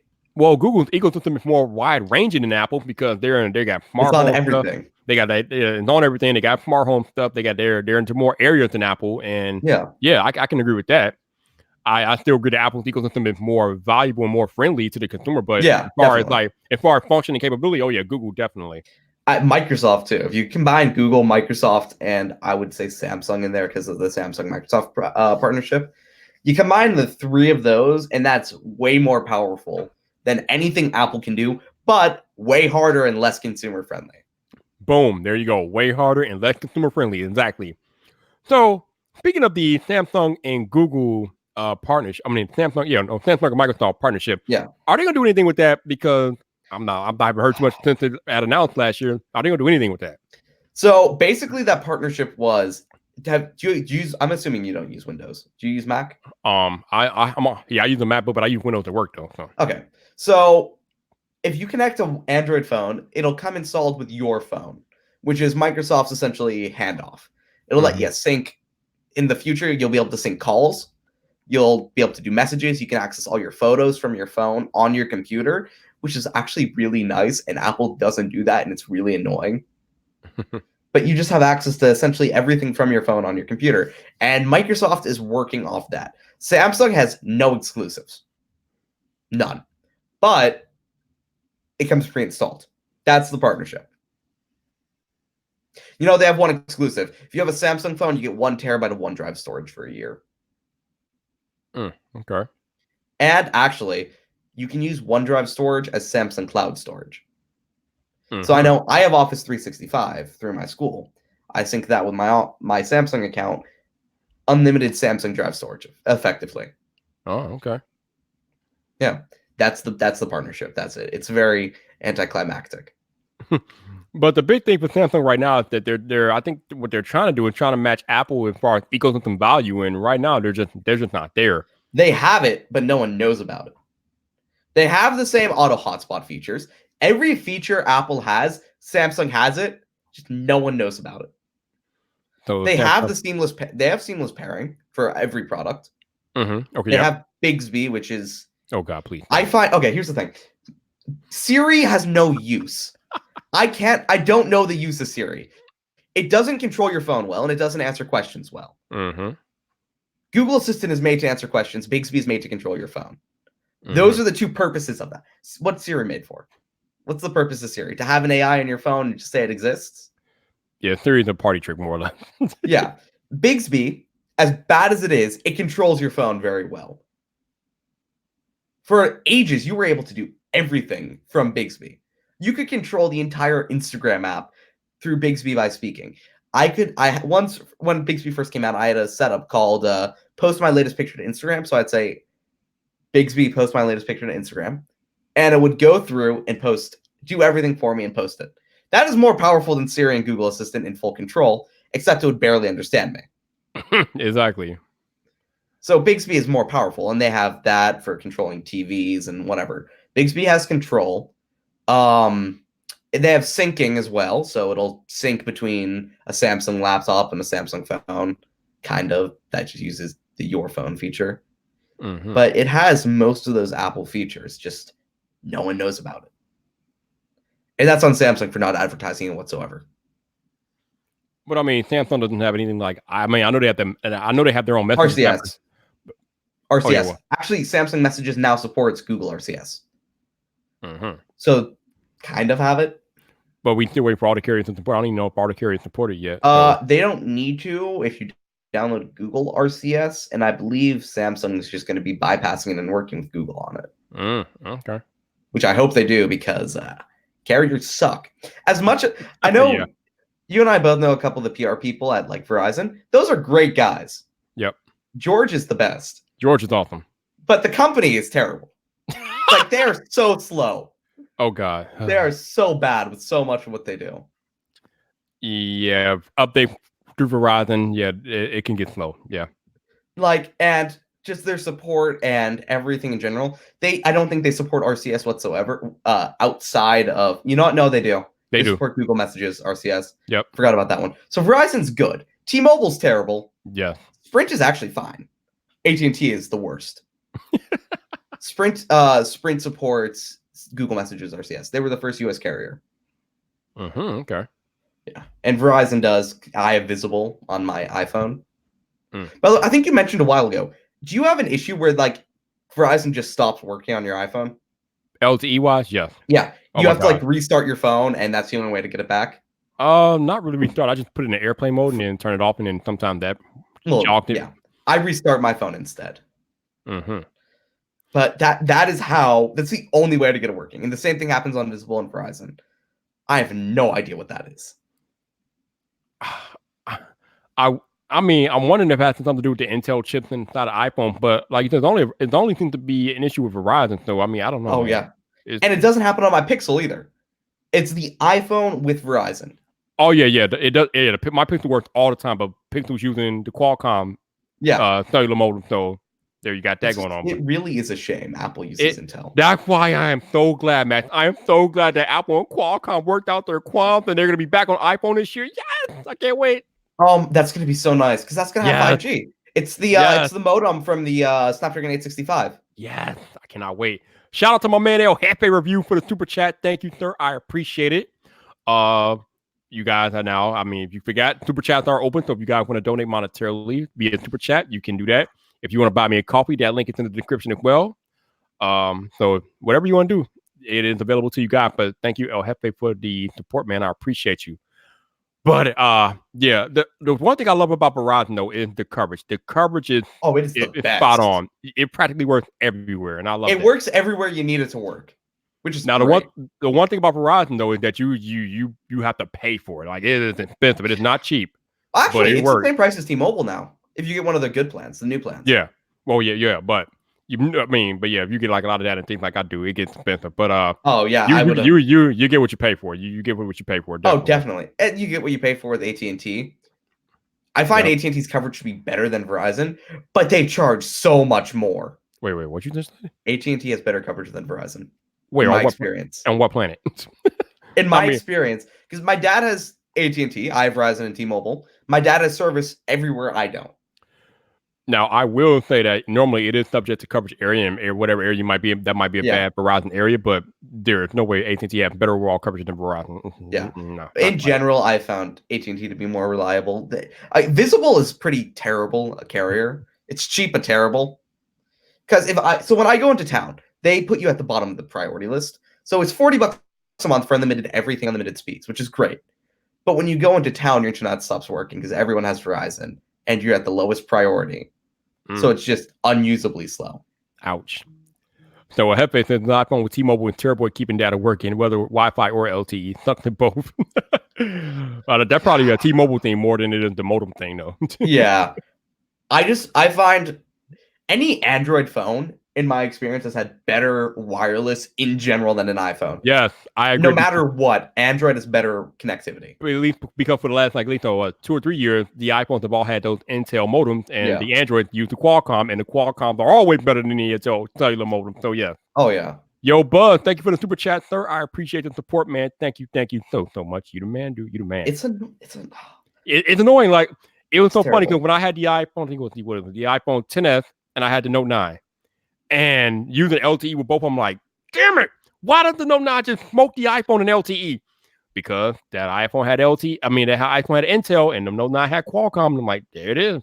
That's simple. Yeah. Apple will finally catch up, and it'll be so nice. Oh, yeah. So, do you want to know a couple Apple things? Sure, I heard from the source. Of course. So, Midnight Green, iPhone 12, Midnight Green's out. Navy blue. Ooh, okay. They're going for a navy blue instead of midnight green, which is nice. Interesting. Okay. I want a navy blue instead of a midnight green. Now that's kind of interesting because midnight green, I think, was the top seller of the new iPhones this year. So that's kind of interesting. Yeah. Okay. But I think they want to have that exclusive color per line, like the Pixel. Every year the main color is different. Mm-hmm. Last year was pink. This year is orange. Before that, you had blue and panda. Mm-hmm. I think Apple wants to kind of do the same thing. Ah, okay. Which would make sense. especially if the iPhones look similar. Well, that kind of makes sense because people have been clamoring for a blue iPhone for the longest time, so that would be finally cool to actually get that. Yeah, and I'm hoping they do it because I want a navy blue iPhone. That'll be the best. And then HomePod Mini. Stop it. Just stop right there. Yep. Why? WWDC. Why? Siri is so bad, it doesn't make sense to have it. Why? The original one is still garbage. Why do we need a mini? Oh, they're also doing a revamped original one. Both of them are supposed to be coming out around WWDC.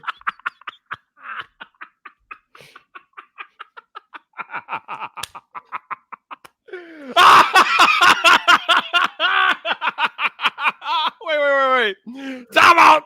Stop the live stream. So let me get this straight back. The HomePod, the OG HomePod was terrible. I mean, yeah, they made some improvements over the past year or so it's been out, or whenever it was out, or 2 years, however long it's been out.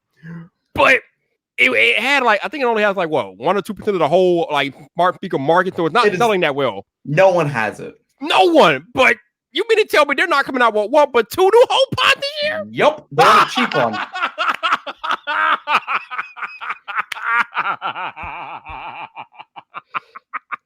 Woo! Okay. A lot of people so that Apple, there's that group on Twitter of the Apple teens that have the Animoji profile pic. You know what I'm talking about, right? Yeah. Yep.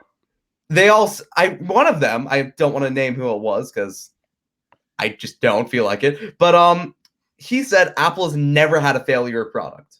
The HomePod is a failure. You want to know how bad the HomePod as a fail is? I had Mark Kez on my live stream and I asked him what was his worst piece of tech. What did he say? The HomePod. So I mean, come on, y'all. Stop it. Just stop it. The HomePod is the worst. It sounds terrible. Good, but Siri is so bad. It does not make sense to buy one. Yes, and that's the thing. The HomePod sounds good. I will give it that. It has excellent sound quality. But after that, the microphones are terrible. Connectivity is terrible. It takes way too long to answer questions. It's just not to mention the fact that it doesn't even have the security of only recognizing your voice. I think that's still a fault. Anybody can access your information on your HomePod. I didn't even know that didn't do that.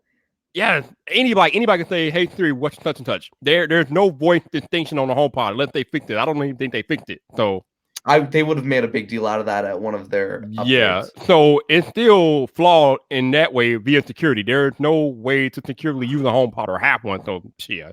And that goes against Apple's entire principles. Exactly. Why would anyone buy that?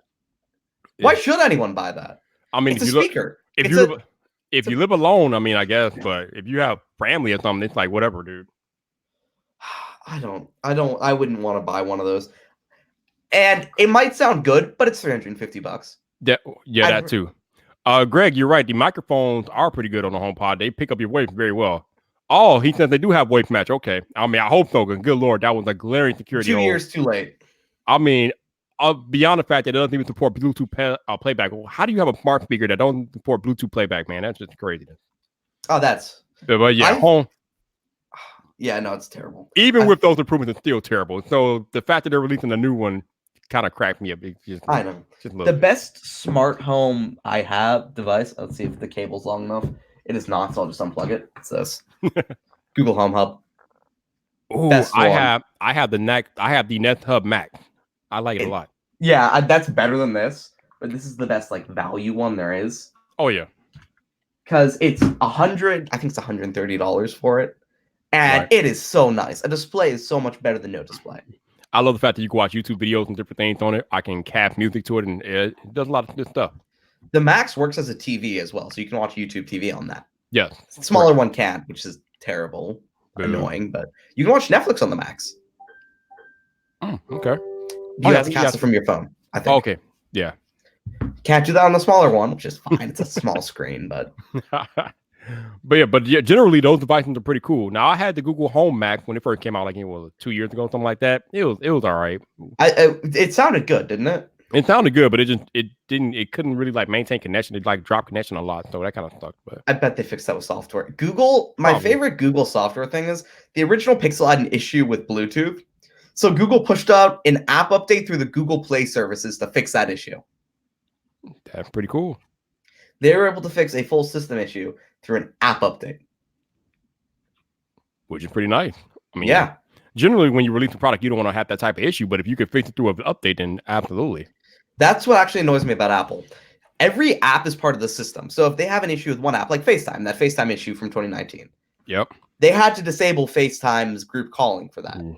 If Google had an issue with Duo, they disable it and they push out an app update. It's fixed without a full system update. So, Apple needs to do a full system update to fix any issues. okay, so I got this Pixel 4, and I've had it since launch because, like I said, Google sent it to me, and I still don't think they fixed the bug with Face Unlock, unlocking with your eyes closed. I think that's still a thing. Oh, that's not even a bug. That's just that's just bad security, and they haven't fixed that yet. Yeah, they in the prototype phones that leaked, it had that feature. Mm-hmm. They removed it right before launch because it was bad at recognizing you. Oh my and they've been improving recognition. So in the next few months, that feature will be coming. But this phone has been out since October. We're in January, and it still hasn't been addressed and upgraded. So that's kind of bad. But I do have to say, Pixel facial recognition is the best out of all of them I've used. Well, I mean, it practically recognizes anything. So I mean, I guess it would be That's good. True. It's the recognizes anything. You put a newborn baby face up in there and unlock what it is. But I mean, it's faster than anything else at the moment. So I think somebody was asking in the chat earlier, Mac, how was your experience being with the Pixel 4? So why don't you talk about that real quick? I love it. It is great. It is the nicest feeling phone to hold without a case. Yes. Now I have the Lou Later case on here now, but I used this phone without a case for so long, and I loved every minute of it, man. It's such a nice. I have the nice orange one too. I wanted the Panda. I have the orange one, but I wanted the Panda one. But whatever. I was tempted to try to get a white one. I was gonna ask Verizon and Google for one, but I ended up not doing it. But this orange looks so good. It looks good, and it feels nice. The sides are like the matte aluminum. Yeah. It's not like anodized aluminum. It has some coating on it, and it feels so good to hold. And then the back glass is the best feeling frosted glass of any phone. Yes. I gave him my best build award for my Vipe Awards last year because of that frosted black that you're talking about and the way that you can use it without a case. I'm like, yeah, this phone is awesome, dude, without a case. This is the only flagship phone that I can use without a case and feel comfortable using it without a case because it's built that well and it feels so good in the hand. Oh yeah. I think the Note is a great feeling phone to hold, but I feel like I'm gonna drop it and break it. It's way too slippery. Like the side, look how thin that is. Mm-hmm. Oh yeah, the Note compared to the Pixel. Yeah. Yeah, that's pretty awesome. Big difference there. But so I did a 27-minute review on this Pixel 4, and the review I think it was more probably criticism than positive, but this thing has really grown on me. I'm really liking it now. Like, I love the fact that it has the fast LTE because it uses Qualcomm, Apple, but we'll address that later on. The 90 hertz refresh rate, it kind of drains the battery, but I still like it. I don't value it as much as Marquez values it, but it's still nice to have on the phone, so that's good. Of course. The camera, even though I think the iPhone camera overall is better, the portrait mode here is still still the best ever. So I think night mode is better on the Pixel as well. No, not really. Not to me anyway, but yeah. I mean, it's not bad. On the Pixel, it's not bad. It's still pretty good on the Pixel, so it still has one of the best cameras, probably the second best camera system to iPhone. So you got the camera system on there. You got that LTE Qualcomm chip. You got stock Android, or whatever you want to call it. So that's good. So I like using the phone. I really like using it. It's fast, it's snappy, it feels good. The haptics are great. The haptics are great. Oh, and the display resolution on here is amazing. Oh, my main problem is that the screen brightness is like dim as hell. What does Google have with this brightness? They could make it brighter with a software. Yes. Why can't they? Can. Why won't they do it? Screen health and battery life. But the battery's already terrible. So you might as well just. The XL is fine. Well, the XL is okay. Well, it's okay. I wouldn't. Do you have the XL or the smaller one? I got the XL. The battery life is okay. It's nothing to write home about, but it's okay. Yeah. But yeah, I think I remember reading that there is some type of a setting that you could change if you root it or something, that you could change the brightness to max it out or something. High brightness mode. Yeah. It's 600 nits, but you have to root the phone to do that, and I don't have time for that. I'm done. My rooting days are far long gone. I used to root. I used to root Android phones like 10 years ago. I don't do that anymore. I actually just rooted my Note 9, and if you've looked at my Twitter in the past 20 minutes, or sorry, 2 hours, I I installed the A51 demo mode onto here and pulled all of the files from it. And there were some really weird pictures and files on there. There's like a pirate Ed Sheeran. It is really weird. It's fun to do though. And I'm not going to say the password, but I know the password for retail mode now. So I can go to any store and remove the retail mode from their phones. Oh, you're bad. I know the password now. And the funny thing is, if you know the URLs of the website, you can grab the files, you can grab the password, you can grab everything. Because Samsung doesn't put it behind a password. Interesting. Also, Samsung security is absolutely horrendous on everything but their phones. Web security, decided to an account, great. You can't hack a Samsung phone. That Knox, Knox is good. That Knox is legit. It is the best of any security. It's better than Apple. It's better than Google. Better than LG. It is the best. Their websites, they just leave everything public though. Everything. My favorite was the Galaxy S9. At the launch event, they had a 3D model where you could hold like your phone up to the badge and view it in AR. Mm-hmm. They left everything publicly available for about 2 weeks before the launch. So my friend and I went, pulled the files, and were able to view that demo of the actual physical render of their phone a week before the launch. And that was the first Samsung leak I did, and had like the BBC emailing me for unwatermarked pictures. So Janothan wants to know your favorite Google branded phone of all time, omitting the latest factor. Nexus 6P. 6P? Oh yeah, that phone was a beast. I never had one, but I heard a lot of people say good things about it. I have one. It still works. It is great. It's actually Huawei. Huawei made it. Oh, I think that's right. That's right. Okay, let's see, Matt. Here's a good question. Matt, how would the merger of Apple, Google, Amazon affect the use of these smart home speakers or whatever? You're not going to notice a difference. You're not. It's just a new protocol that they're all going to be running over the same protocol.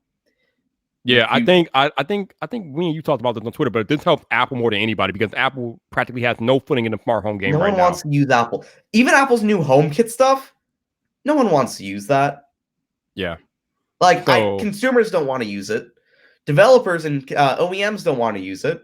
No one wants to use it. Yeah, it's clunky. Like, you got to have a PIN code to hook it up to their HomeKit and all that stuff. I got time for all that. Nest, Smarties, and Alexa are the best. And those are the only three that anyone actually uses. Yeah, so this actually helps Apple out more than anybody because it gives them a footing and gives them an actual standard to hold on to and use, so it doesn't be confusing for consumers and developers alike. So, well, that's assuming they actually use it instead of just saying we're going to support it and then never doing anything with it. That is true. All right, I think we have some other questions for you here in the chat. Let me see if I can find them because people have been chatting. At some point, in a sec, we should probably talk about that S20 because I know a lot about that one. We will do that. I think the S20 might switch you over to Android as your main daily driver. You're out your mind, but okay. we will see. You're out of your mind. Where are we at here? V-Touch.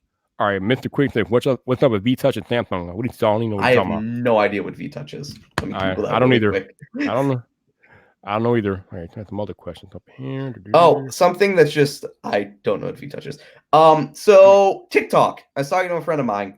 I don't want to spoil everything, but TikTok is one of the most, you shouldn't have TikTok installed on your phone. How's that? Yeah, I think we've been saying that for a while now because it's a security risk. Yeah, totally is. It's backed by a Chinese company, so yeah, there you go. Yeah, no, they do a lot of data mining. A lot of it. But the company ByteDance, owned by the Chinese government, of course. Right. They own a news app, a very popular one. It's promoted in the Samsung App Store a lot. It's promoted, I think it comes pre-installed on LG phones. And they're not against, they're not, they will manipulate news if they want to. Oh, China, absolutely. that they're known for that. Of course. So that's not a good one to have pre-installed on devices. So Lethal Emperor wants to know what you're currently working on for XDA. Basically, so what I do at XDA is I do nothing for about 15 days. Then I find something big, I cover it.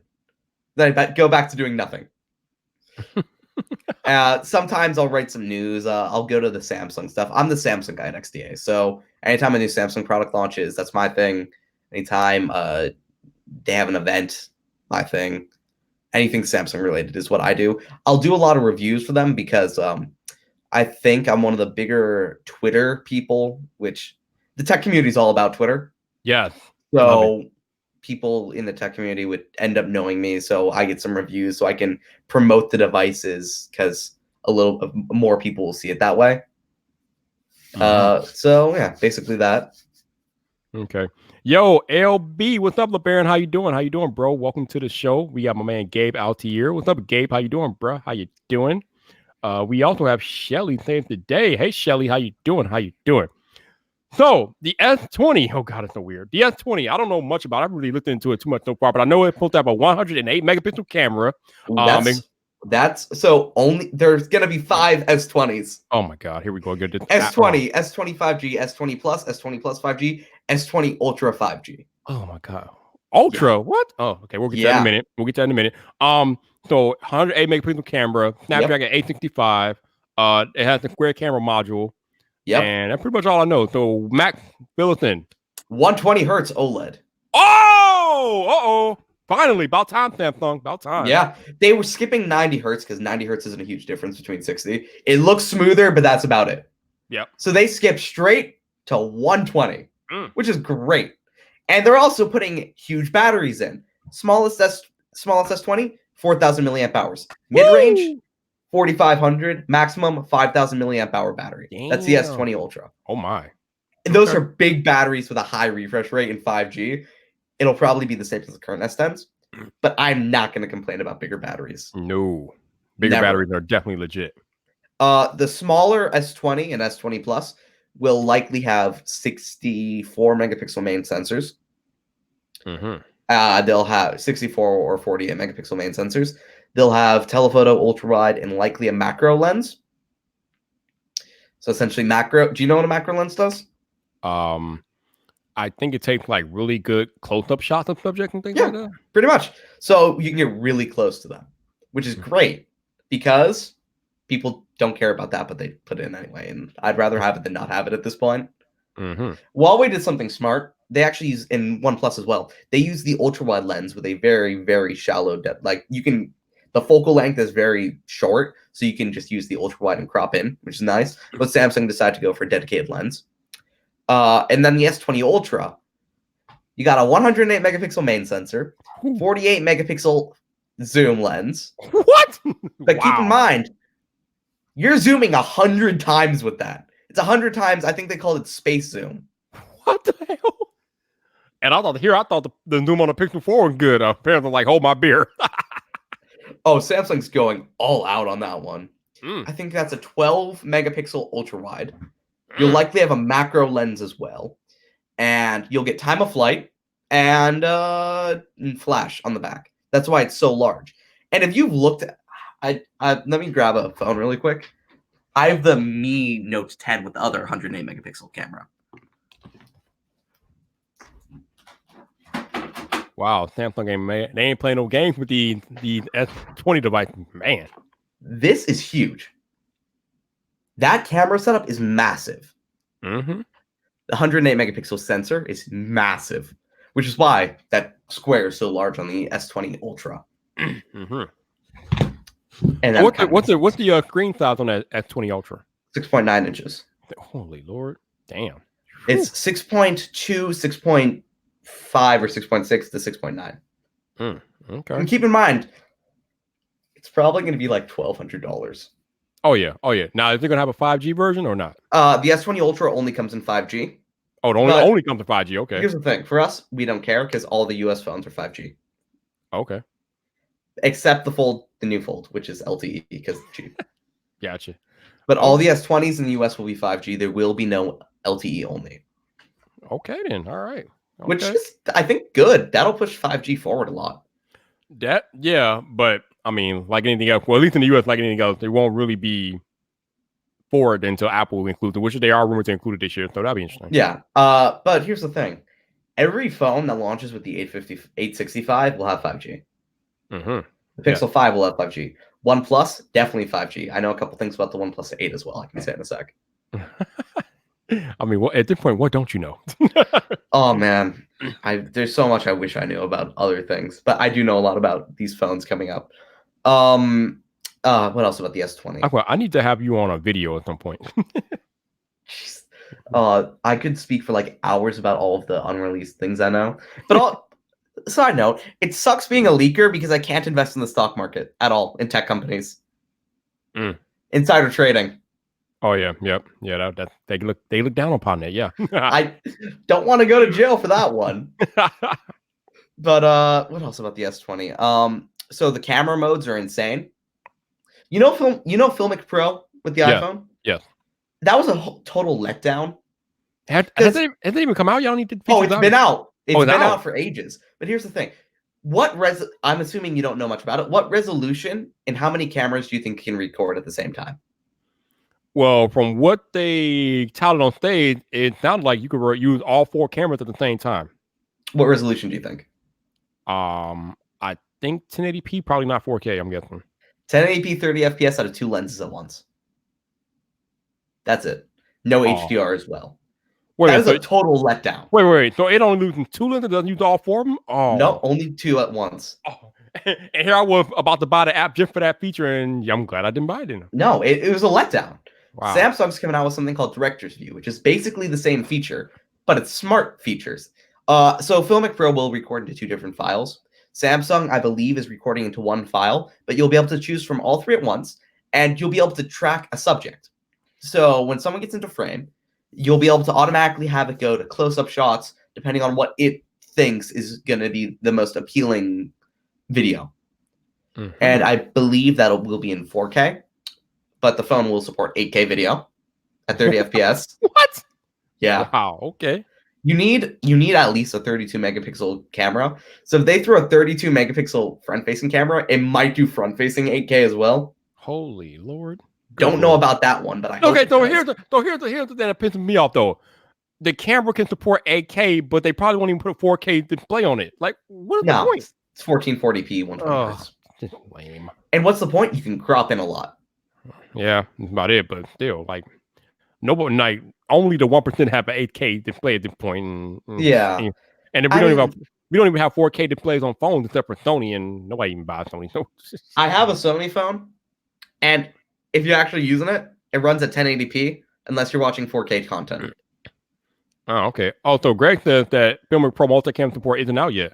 Oh, it isn't? Well, that is if they have the frequently asked questions up on their website, and that is support for it. Oh, okay. I actually looked into that when I first saw Director's View in the code for Samsung. Oh, interesting. So, Martiar wants to know, Matt, will there be SD card support for the S20? Don't know yet. Okay. I'm assuming the S20 Ultra will have it, but the older ones do not. So I'm assuming the cheaper ones won't, the more expensive one will. Okay. Oh, storage capacities are great. Yeah, they better be for all that information they're putting in there. So, okay, so the multicam update has not been released for iPhone yet. Okay. Well, that's still a letdown of resolution. Yeah, I mean, damn, the thing was announced in September. Where y'all at? Damn, y'all. I know. And multicam A3i is available. It's just they haven't updated it yet. I don't understand because they said it would be released in December and we're in January. So I don't know what's going on with that. I thought they said November at first. Well, either way, they're late. They're late. Oh, they're late. Yeah. They're late. Hopefully they're not air power late.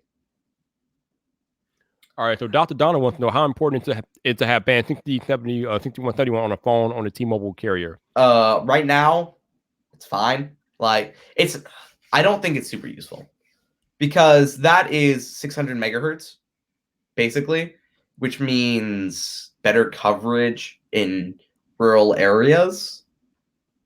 But they don't actually use it that much. Right. They do use it for 5G, though, and that's different. Damn it, Jonathan. Don't be coming on here breaking bad meat, Jonathan. I don't care. I want to have it anyway. I don't care if it's not possible to I can tell the difference. No, I can tell the difference. You got super eyes, huh? You can tell the difference? Okay. I can tell the difference between 75 hertz and 60. Oh, wow. I've been... Gaming really does it for you. The more you look at it, the more you just get used to different resolutions, so you can tell when there's this minor difference. So Max is telling us he have bionic eyes. Like, what are you telling us? Pretty much, yeah. It's just the more you look at different resolutions, you can tell the difference between them. So I don't like the iPhone 11 display because it's an LCD panel, and I can tell the difference between that 1080p and 1440p in text. You can tell it in text in lines. Yeah. lines look better, and that's how I can tell the 1440p and 4K. Mm-hmm. It's the lines and text. Yep, gotcha. Yeah, I can definitely tell the difference between 1080p and Quad HD. Definitely. Michael Pepper wants to know how would they differentiate the Note 11 from the S20? Actually, probably won't be Note 11 now. That's okay. Probably Note 20. Yeah. It'll be Note 20. And any idea how they'll differentiate them, Mac? Or I think so. I think they might switch the Notes over to the Fold. I think that's one thing that they might do. So instead of calling it the Galaxy Fold, it might be the Note Fold. Mm-hmm. I think that's one thing they might do. But I think they always have something new. Sorry, they don't always have something new. They have an S Pen. That's it. S Pen and more storage or RAM. They're not going to differentiate it because they don't need to. They need to have a boxy phone. The S series is a little bit more rounded. The Note series is boxy. That's it. Like, there's not going to be a huge difference, and I don't expect there to be a huge difference. Larger battery, maybe a smaller hole punch, maybe better cameras. That's about it. Maybe more S Pen features. Maybe. Hopefully. Actually, I think they added Bluetooth 5.1, which could mean tracking. So if you lose it, you'll be able to find it. Oh, okay, that's something. So I hope Apple lets you do it. Hopefully. Hello, Scott. How you doing, dude? How you doing? Actually, if Apple adds Bluetooth 5.1 to the next gen AirPods, you'd be able to track them if you lose them. I thought that you can already do that on AirPods to a certain extent. Can you? Yes, that is a feature. Speaking of iPhone, do you have any detail for the next generation iPhone? Since you have detail for everything else. Surprisingly, no. I saw a couple reports though. That kind of flew under the rug. I sent them over to Everything Apple Pro, and I think he looked at them, but I think it said 5 2020 iPhones. Yeah, I heard. Okay, so yeah, I think John Prosser did a video on it too. Apparently, there might be 5 to 6 iPhones this year, and Apple might do 2 release cycles instead of the normal 1 this year. They might do a spring release cycle, which I don't really care for, but hey, it is what it is. I think they were doing March and September. March this year, there would be the SE2, which I doubt they'd call it that, which would be basically an iPhone like 7 body 8 merged with was it iPhone 8? So iPhone 8 body merged with like the iPhone 11. So you get design aspects from the 11 and the 8 combined into one. And that would be an LCD display. And then at the end of the year, we'll get 3 iPhone 12s. The iPhone 12. And that'll have all AMOLED displays, and all those will have 5G. Yep. And we might get a 5G version in early 2020 along with the LTE version. Maybe? I'm not entirely sure what they're doing there. But I think they'll do an iPad iPhone launch in early 2020.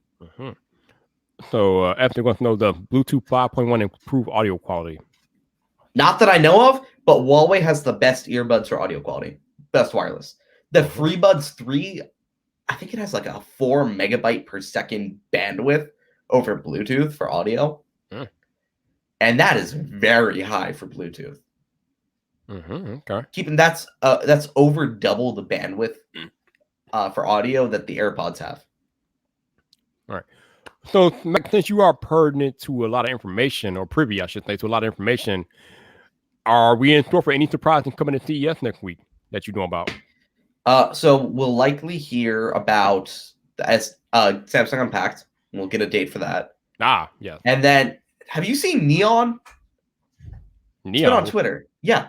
What is Neon? So Samsung has a new AI coming out called Neon.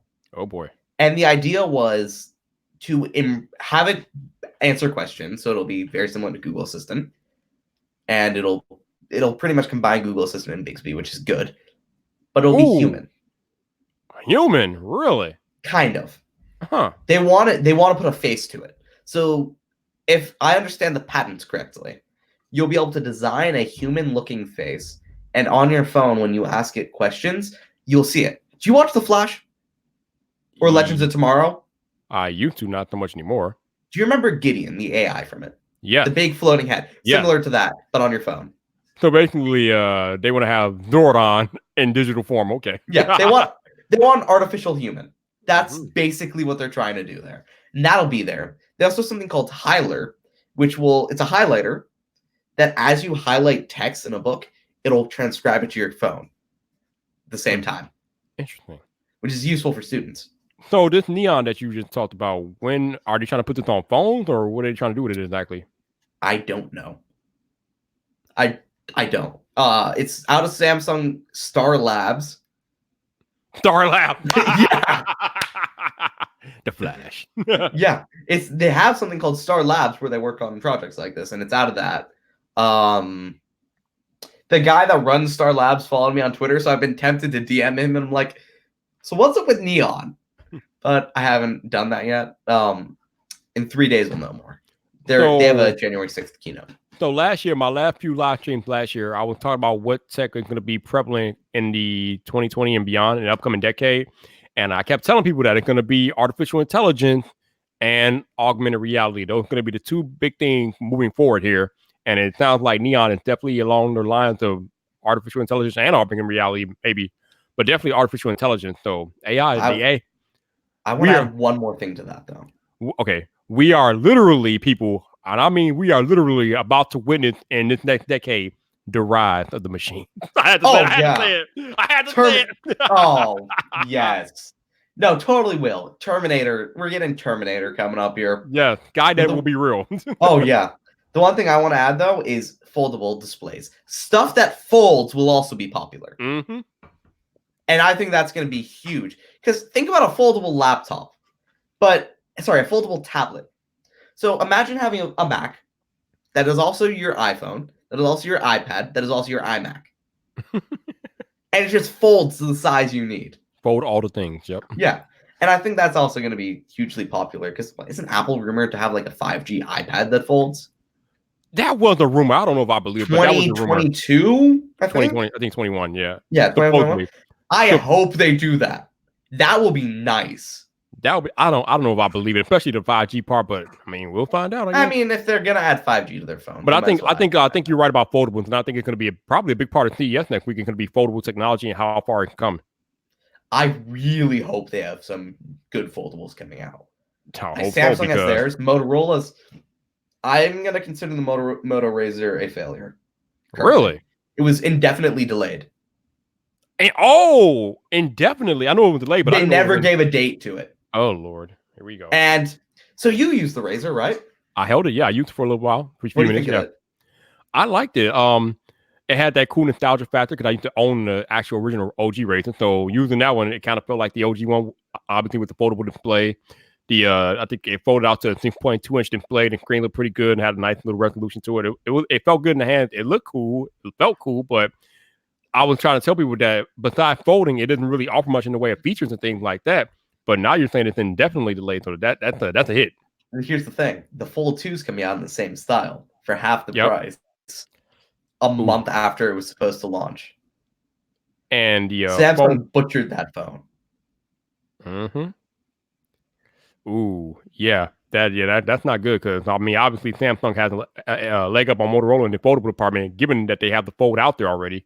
Yeah, and if the Fold 2 is coming at half the price with the same design, but I mean, Motorola will still have the nostalgia factor. So yeah, I mean, and that's what I was talking to Michael Fisher about. He said I was telling him it'll be a lot cheaper, likely a lot better, in half the price. You know, a better phone all around. He said, yeah, but he still wants the Razr in his pocket because of the style, the design. What look. That might cause Motorola to do is lower the price on the Razr because I hope so. Because if Samsung coming with their Fold 2 and undercutting Motorola Razr, then they won't have a choice but to lower if they want to sell them. Otherwise, they might not sell them. Also, this is the most annoying thing Moto did: carrier exclusivity with eSIM. That is terrible. I don't know why they have a Verizon exclusive with that. I don't know. Especially with eSIM. Put a normal SIM in there. eSIM is going to be the worst. Yes. I have 22 phones. How am I supposed to call T-Mobile to generate a QR code every time I want to switch? Yeah, that's a nightmare. That is terrible. Yep, I agree. The eSIM thing, because the carriers have complete control over that. It's not like you could just swap a SIM card in and out of that. So yeah. Yeah, here's the thing: if they do that, they could theoretically block out phones they don't sell. Yep. So let's assume carriers get mad at Huawei. My Huawei phones are unusable. Pretty much. And Huawei, Marquez did his video on the Mate 30 Pro. Best hardware I've used. in a long time. He agrees as well. He said it's great hardware, but the issue is software with Google Apps. Now, my Mate 30 Pro has Google Apps, so it's not a big deal. Sorry about that. But if T-Mobile blocks it, it becomes a useless phone. Yeah. I don't know, man. Yeah, the eSIM thing, that's the way to go. If that's the way that you want to go, then that kind of makes you anti-consumer, more or less. It is, but it's cheaper. It's easier for the OEMs. And it gives the carrier more of a guarantee per se. So yeah. Yeah. And there's that security. Yeah. It is what it the Fold has eSIM. But it's disabled, so I can't use it. I have eSIM, but I can't use it. Because here's the thing. Every Fold, if you have the LTE version, every Fold is the same, no matter what country you get it from. Same exact hardware. Yep. But they all have the Snapdragon 855, which is actually really nice.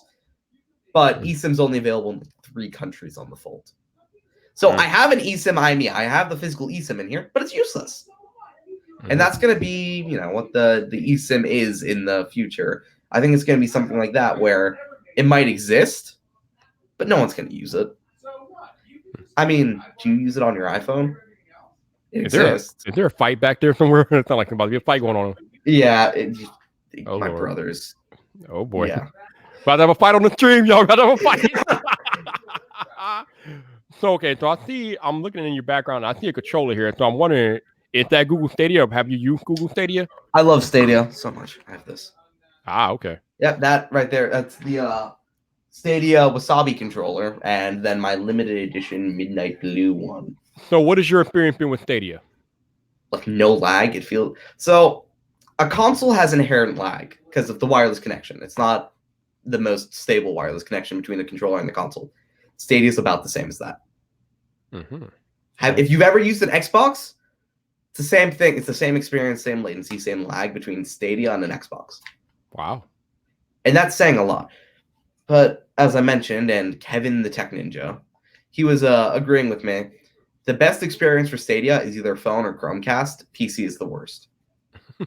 Has the most lag, worst quality. Worst one there. So it's not yeah, it's a good product. I like it a lot. I'm buying all my new games on it, but it's not great on PC. Okay. Now, if only Google will support it for the long term, unlike some of their other products.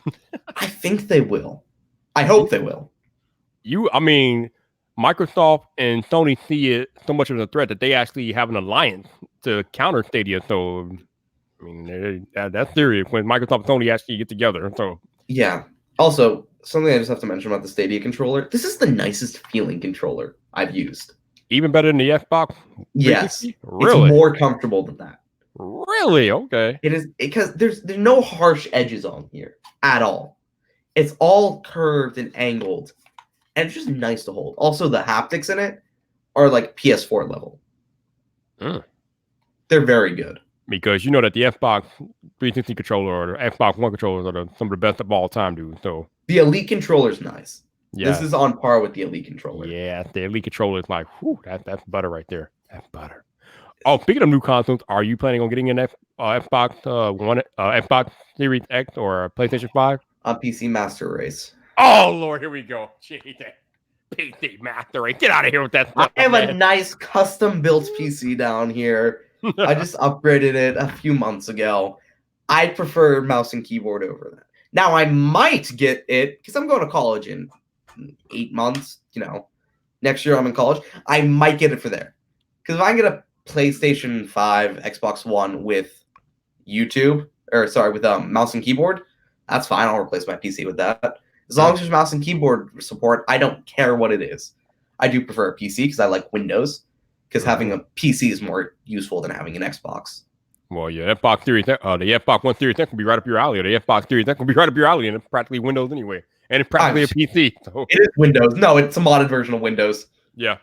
And here's the thing: you can install Xbox games onto a PC, so there's no real point. So you say Xbox Game Pass is on PC now. That is correct. Yeah. So you said you were going to college. Do you know which one you're going to yet?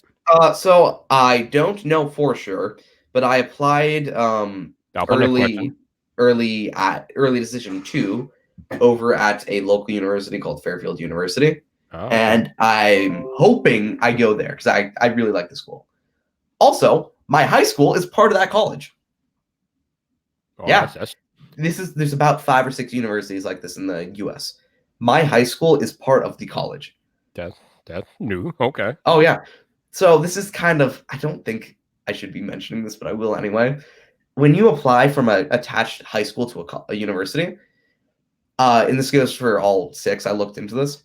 So when a normal person applies to a college, just goes in general, you'll apply. You'll have a committee. You'll have one person look at your application and your grades and your scores. Then they'll go and pitch you to a committee with a recommendation, yay or nay. And that committee are the ones that end up deciding, do you get accepted? Mm-hmm. Now, when I apply to this university, one guy decides if I get accepted or not. Mm. So it's rigged. Rigged. And I'm not against it because it's rigged in my favor. There you go. Yeah. So, if you don't mind me asking, what is your current GPA? 3.2. It's not great. Okay. Hey, No. 3.30 is legit, bro. That's what's up. Yeah, no. I spend too much time doing tech stuff instead of school, but it's a trade-off, and I'm fine with it.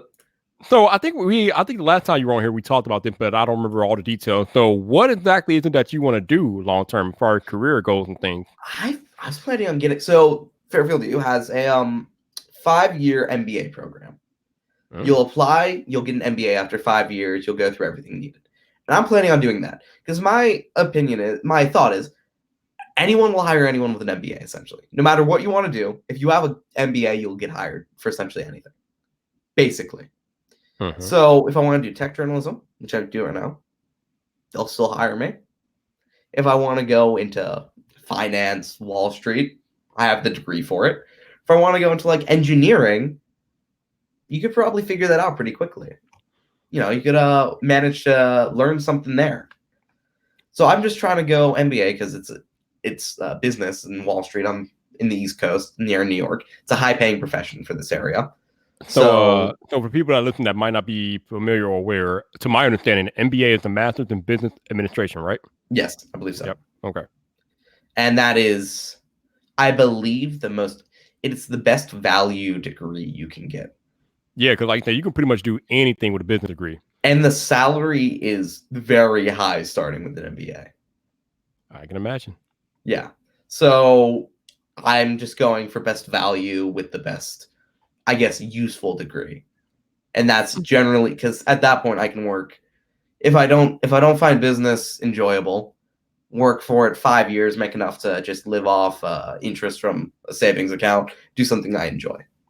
I mean, but when you think about it, having a business degree or just having business knowledge is important pretty much for anybody. I mean, you got to have some base knowledge of how business operates in order to live, especially in a capitalist society. We live and we have a capitalist society, so you have to know how business works in a capitalist society. Otherwise, you are dead to rights anyway. So yeah. And I see a lot of people complaining on Twitter about everything being capitalist. In my opinion, it kind of sucks, but also might as well use it to your advantage if you can. Yeah. So I'm going to. I mean, we especially in the age of the internet, we are in a period of like right now where anybody can build a business using the internet, and it's a beautiful thing. I mean, the way capitalism works, you can build up a company or business, however you want to build it up, whatever you want to get into, and just go from there. And it's lovely. Yeah, and use it to your advantage. Everyone's open to do whatever they need to. There's a lot of excuses you can give for it, but if you're working hard, grinding, it's, Yeah, you're doing your thing. But Baron said he paid off with quite the MBA. I'm guessing that's going to pay off in the long run, Baron. So you keep doing your thing, bro. Oh yeah, it's an expensive degree, but as long as you get a good job at like in Wall Street, New York, Chicago, San Francisco, you can pay it off. I think 10 years. 10 years, I believe. That's general average for it. So I think you said that right now, even though you're going for an MBA, you want to do tech journalism, right? That's my plan. I work at XDA now. I've had job offers at other sites, and XDA in general has been like, yeah, after college you can continue working for us. So I've been going whatever I find interesting, essentially. Oh, LeBaron said, he said, my wife paid all that money for an NBA and I signed her check. So yeah, that's that. Oh, there you, I mean, there you go. Yeah. There you go, man. That's what's up. Yeah. No, actually, so a normal MBA, you'll go for 4 years, get your minor or whatever. Then you'll have to go and get about 5 years of work experience to go back and go for 2 years for a master's degree. That's generally how an MBA works. But a lot of universities are now just giving you 5 years once you get an MBA at the end, which is nice. I think that's better anyway because It's 5 years instead of like 7 or 8. Life, man, life happens. So the quicker you can get it, the better. I mean, as long as you have the basic knowledge that you need, and I'm pretty sure you would. I mean, Yeah. I don't see an issue with that. Yeah, and gotta go for the best. That's just do whatever works, and that is what in general works. Yeah, I think Marquez actually has the degree in business as well, if I'm not mistaken. I think he does. He went to Stevens University in New Jersey. Yes. My friend goes there, and apparently they like to talk about how Marquez went there. Yeah. They like to mention him a lot. I mean, I guess so. I mean, he's only the world's most famous tech reviewer. I mean, if he went to your school, I mean, it got to be kind of hard not to mention him, Oh yeah, I totally understand it, and they should. Yeah, I mean, he did well there. They probably they taught him a lot. I think. Yeah, I mean, he's doing his thing. Yeah, I have to say, a lot of tech reviewers in general don't seem to always be the smartest people. I'm not going to say anyone specifically, but a lot of them seem to, a lot of YouTubers in general. I don't, not tech. Tech people are generally smarter, but YouTubers in general, they don't seem to always be the smartest people. That you can talk into a camera while you've got charisma, that can sell on YouTube. You don't have to be smart at that point. Tech YouTubers in general, specifically Marquez, seem to be very intelligent people. Yep. And that's tech community in general. But you get into like influencer YouTube parts. Oh Lord. Oh yeah. No. I don't want to go too extreme, but like they are. It's not an intellectual community. Yeah. There are a whole bunch of different parts of YouTube, and yeah, they all do different things. So there's that. Oh yeah. No, but Marquez seems like a very smart guy. Which is Oh yeah, that dude is highly intelligent. I mean, you don't get to where he is and not be highly intelligent. Oh yeah, he's highly intelligent. I think you mentioned in one of them he went to like space camp or something for gifted. He went to like some gifted space camp or whatever. Oh, I can't remember exactly what it was. It was a camp for gifted youth. Now that I didn't know about. It's like his 10 million subscriber video. Oh, I must have missed that part, but I wouldn't be surprised. It wouldn't surprise me at all. So, Mac, have you heard about the drama with TechSmart and view botting and all this crap? That sounded bad. It is bad. I mean, it sounds bad. It is bad. What are your thoughts on that? Screw that guy. Oh, yeah, that's bad. No, like you don't do that. It's like it's an unspoken rule of YouTube. You just don't do that. And he did it, and he should face the consequences for that. Oh, he will. Because he would theoretically owe YouTube money. He owed YouTube money. He owed Wish money. He owed a bunch of people money. He owes everyone money because fake views. That also means the ads YouTube thought they were selling, they weren't. So advertisers might ask for money back, which means he would owe YouTube money back. Because that's, I believe, probably against YouTube TOS. Oh yeah, almost definitely. He'll owe advertisers money because inflating numbers. Yep. And then everyone that he works with, I think I saw on their Gas Media, there was like 100 something channels. They should all leave immediately and ask for money back from him.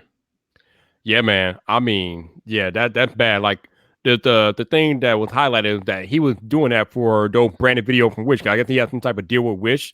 So every time he would come out with a sponsored video, sponsored Wish video, he would use the bots to inflate the views, and you're basically stealing money at that point, and that is fraud. And like you said, he owed a lot of people money at that point. It's just bad. You don't do that. You're like, not a good look. No. And it's not a good look for all of us creators. It's just it makes us all look bad. Advertisers don't want to work with them anymore. Anyone anymore, and it's annoying because one bad apple will destroy everything for everyone else, and it's annoying because a lot of people then can't go YouTube full time, which is the dream. Yep. Yeah. And I keep saying that there are no shortcuts to success, man. You got to put in the work. You got to put in the grind. I put out a tweet earlier today about how Marquez and Justine and Lou and Jonathan Morton, they've all been on the platform for 10 plus years to get to where they are today. There's no shortcut, man. You just got to put in the work. So They are the best. They're the best. They put the work in. They honed their craft over 10 years, and they've gotten to where they are today. And there's a reason why they have millions of followers and subscribers, because they put the time and the grind in. Yeah. There are no shortcuts. There are no overnight magic potions to success. You just got to grind and put the work in. Otherwise, you won't get to that point.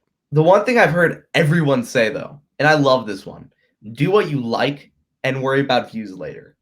Yep. That is my favorite part of it. Yep. Absolutely. And everyone should do what they enjoy. Worry about, I mean, you have to, be able to support yourself, but do what you enjoy and worry about everything else later. Yeah, no doubt, man. I mean, because if you don't like what you're doing, if you don't like what you're creating, then it's easier to burn out that way. So you need to enjoy what you're creating so you can keep on creating and doing what you love. So I do a lot of app teardowns, and a lot of people think, oh, that's so much work, I do it because I enjoy it. Because for me, leaks, leaks in general, I'm a leaker, I guess. People like to consider me a leaker. I don't leak things for money. I leak it because I enjoy knowing about products. I like knowing about all these unreleased products, even if I can't speak about them. I like knowing about them because I like these products. I like to buy them. I like to use them. I like to own them. I like to play with them. They're fun. So I leak stuff because I enjoy it. I enjoy knowing about it. I enjoyed reading the leaks. I enjoy knowing about them. And it's not, money. I don't care. I could give away everything on Twitter, but it's fun. So there is a growing sentiment in the tech space that I've seen anyway, that people are really getting tired of leaks and things being leaked and the surprise aspect of it being ruined. What do you say about that? Companies are working very, very hard to make leaks less apparent. So leaks, if you haven't noticed, leaks in the past years they've become less prevalent for everyone but Google. Right. Samsung leaks a little less. Most of the Samsung leaks this year for the S20 have come from me, actually, with the cameras in code. I think most of them have come from me, at least. Most of the camera stuff has come from me. And that's all from code. Another fun thing, Samsung, in the shop Samsung, I've had a program called Samsung Flex. And Michelle, my editor, and I found it. A day later, they updated it. And they replaced all of the Flex stuff with just strings saying, hey, hacker, and then blah, blah, blah, blah, blah, to get rid of it all, which I found was really funny. But I found everything in the code, and leaks are becoming less prevalent because Samsung is firing sources. They are finding them, they're shutting them down, and then they're also making fake products. So for the S11, fake CADs, fake prototypes, fake press renders. They all exist. Samsung is sending out fake everything, not telling anyone it's fake, and seeing who sends out what to go in, Fired them. Yeah. Wow. So that's going to be crazy. So when the renders start coming out, I'm going to be interested to see what's real and what's fake. Because we won't know. The sources won't know. They won't know if it's fake or real. No, they won't know. That's very interesting, though. That Samsung is taking no type of precaution with the leak. I mean, but a lot of companies are doing similar things, trying to stop these leaks, man. Because over the past 3 or 4 years, these leaks have been running rampant and ruining events. It got to the point where these companies are coming out at the events and they're like, so we know you already know, but here it is anyway. And they're like, that's how they're coming out. And so they're like, I think that everybody's getting tired of it, so they're trying to shut it down. Yeah. So the Note 10 event, I was at the Samsung Impact for that. It was actually really fun. But one thing not many people noticed, and everyone that went to the event was laughing, that day of the Samsung Unpacked event, the emergency alarms were going off for flood warnings because it was raining really hard. So about every 20 minutes, every phone in the audience would go off at once. And it happened the second the CEO of Microsoft came out on stage. Everyone's phone went off. That's funny. That was fun. But the Note 10 event was boring because we already knew everything about it. Right. And that's been the same. Even the iPhone 11. Yep. That was a pretty boring event. And Pixel was. Oh God. I didn't even watch that. I knew it. Just let's not discuss that. That was just, oh my God. I watch events, even if I know about them, because they're fun to watch. I can't watch the Pixel. Yeah. That's why I got kind of mad last year when Apple started doing these sneaky drops of their products. And there was some thought that maybe they're trying to do like less of these events. And I'm like, damn it, leave the Apple events alone. I love the Apple events. I love watching them. Yeah. I'm not gonna be happy if they like do less of the events or if they like take things away from the events. Like I love Apple events and I love watching events in general, except for Google. Google's are boring. But yeah, even the Samsung events, Samsung is big. They've gotten a lot better with their events over the last like 2 or 3 years. Samsung has picked it up. Oh like, yeah, the stage for Unpacked was insane. Yeah, it was like a giant dome with projectors everywhere. Yeah, it is fun. It is impressive. Even the OnePlus events are somewhat entertaining. So man, leave the events alone, damn it. Yeah, and that's fun. But Apple, even this year, and Google's, we don't talk about Google anymore, but Apple's events and Samsung events, they've been boring because we know everything, and it sucks. Yep. And I like the idea of knowing everything before the phone's out because I enjoy knowing about it. But at the same time, the events, which are so much fun, are getting boring. Yeah. And it's hard because do you want to know about the phones or do you want an entertaining event? I mean, I want an entertaining event, but I mean, you could, even though the event could be entertaining still, even if you know about the phones. I mean, like I said, at one of those Samsung events, we knew everything, but it was still entertaining nonetheless.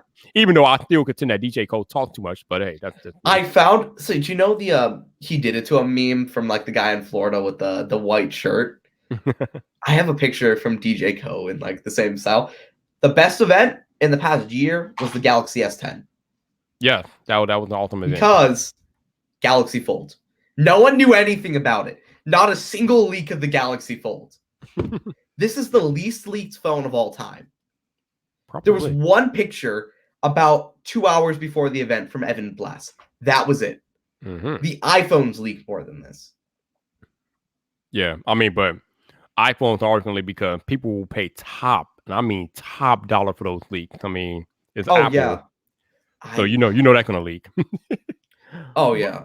But yeah, I mean, like I said, there's a growing sentiment that people are hating leaks more and more because they practically ruin these events. But I still like watching the events anyway because these events are awesome, dude. They're always fun. I don't care. They're fun. I don't care if I know everything. They're fun. Yeah. And that's like the S20. I'll know everything about it. I'm still gonna fly to San Francisco to go watch the event. I'm waiting for my first invite to the event. I'm going regardless, bro. I'm there. Just if I can get there, I'm there. Let me know. I'll shoot you one of the emails to one of the guys to stalk to. Whoo! I will figure it out. But yeah, man. I mean, I like tech events. I'm a techie. I mean, I'm a techie. You're a techie. I mean, this is what we love, man. I like these events. I don't want to see them go anywhere.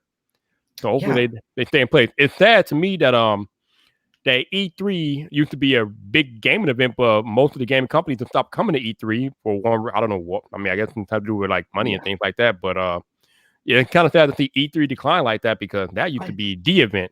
I went to E3 once and it was so much fun. So I was, I think, 16 at the time, and you had to be 17 to get in. They didn't actually ID you, so I was still able to get in. But I went in with an industry pass because I was able to get a connection, get an industry pass. Which, by the way, best pass if you can get a connection, because the normal pass is about $1,000. Industry's free. Great pass, and you get access. People actually speak to you if you have an industry pass. So you get to learn a little bit more, and you get to cut in lines, which is great. Nice. Yeah, so I went to E3 once, and it was the year the Switch launched. Ooh. Yeah. So there was the Nintendo Village. Yeah. It was maybe 10,000 square feet of just Nintendo. A giant, like, bigger than life Mario. There you go. And I waited in 2 hours in line to play Destiny 2. Fun game, by the way. I bet you had the time of your life anyway. Oh, yeah. No, E3 is great. It's a fun gaming convention. Yeah, like I said, it's kind of sad that E3 is declining. Less and less companies are going, but I mean, it's still a big event regardless. Though I mean, it's a big event, dude. E3 is legit. Yeah, of course. I mean, E3 was. I went to one best event I've been to, public event. Unpacked is the best private event. I might go to the OnePlus. Do you work with OnePlus? Do you get I know they like to work with a lot of creators. So I remember last year they put out this thing that they were looking for creators that they want to work with them, and I didn't apply, but I don't think OnePlus is gonna like me too much after I kind of bathed them a couple of years ago or 2 years ago or whatever. I mean, although I did like the OnePlus 7 Pro, but I got bored of it pretty quickly. But I yeah, agree. I don't know what OnePlus want to work with me because I haven't been too kind to their phones because they refuse to put wireless charging in them, and I still have problems with that. You know what? I forgot. I was going to mention the OnePlus 8, wasn't I? You are. Are they going to include wireless charging? Yes, and IP68. About damn time, OnePlus! Where are you at? Welcome to the party, pal! Jesus! About damn time! Oh, yeah. It is great. And they're also going for like an Aura Glow style color. Oh, here we go. Which is nice. Oh, no. And video. Video recording. What about video? Apparently, they're going to have a dedicated camera sensor specifically for video. Really? Yeah. That was one of the rumors I heard. I don't know if they're actually going to end up doing it, but that would be interesting. Yeah, because that would jack up the price again if you're going to have a dedicated lens for video. And OnePlus 8 Lite. Yeah, but the regular OnePlus 8, I mean, the OnePlus 7 Pro starts at $669. So if they're going to have a dedicated lens just for video alone, if you're probably going over $700, you're probably going to the $750, $800 range at that point. And it's going to be $1,000 phone. I'm betting it's $1,000 phone. Wait, time out. Did you just say on my live stream that OnePlus is going to release a $1,000 phone? I think it's going to be close. It's going to be over $750. It'll probably be $850 or $900.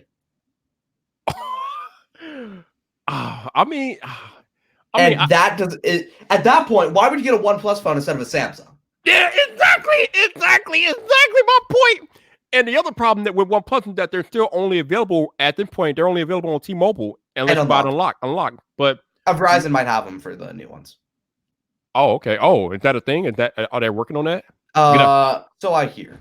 So you hear? Okay. All right. And, that will be a big deal if they can make that happen. Definitely. Do you have fans in Canada? I'm pretty sure I do. They might be getting Verizon soon. Really? In Canada?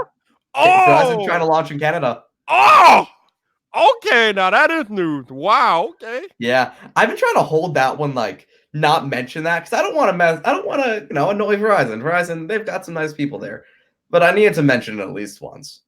Yeah, I can't. I don't think I can go to Georgia with that one. He probably won't tell me anything about that. But that's interesting. Yeah. So there's actually. Do you wanna see the full message? I got the full message with a lot of details in there. You're not gonna get in trouble showing anything like that, are you? Nah, I'm fine.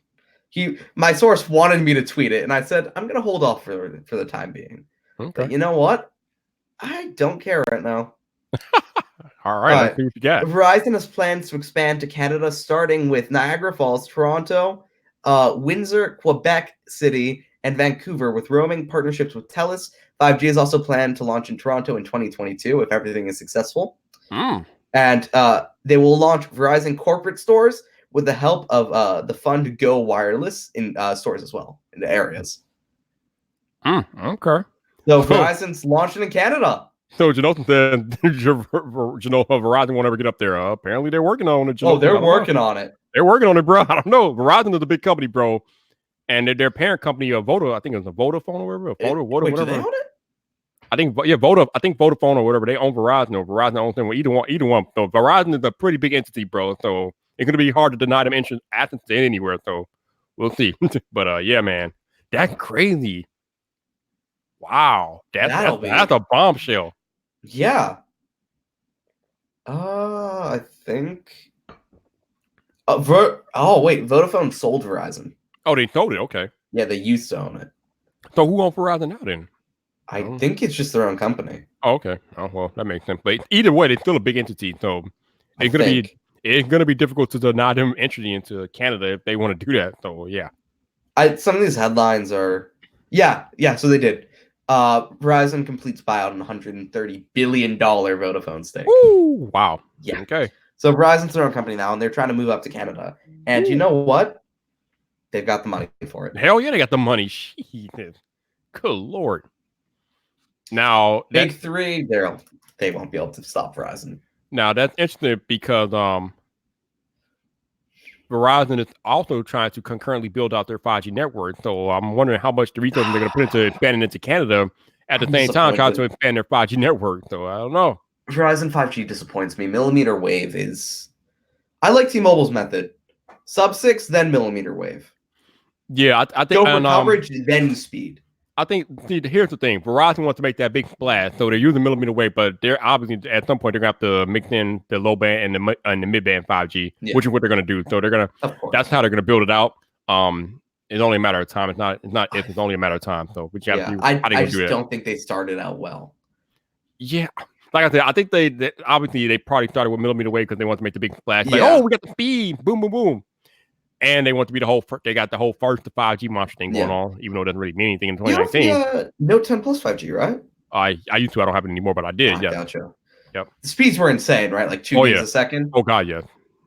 But when you go across the street, you're back down to 400 megabits. So, I mean, if I can't cross the street and have 5G, I don't know how valuable it is. I don't know. But it's gotten a lot better since I first tested it. I think because they unveiled in Chicago, I think back in April of last year, and they've expanded out gradually over the past year or so. So it's getting better every month. But they got to incorporate other 5G technology into the millimeter wave thing too. I still think T-Mobile did it best right now. T-Mobile did it best at the moment. Because I have T-Mobile 5G here in rural Connecticut. You'll have T-Mobile 5G. You'll have T-Mobile 5G in the middle of Colorado. Yeah, apparently everybody has T-Mobile 5G right now. They turned it on back in December, apparently. Yeah, it's 600 megahertz network. Okay. So essentially everywhere has it. And it's not much faster than LTE, but little speed here and there never hurt. Yeah, it's like the realization of 4G potential more than 5G. Yeah. It's essentially LTE plus. But you know what? Call it 5G if you want.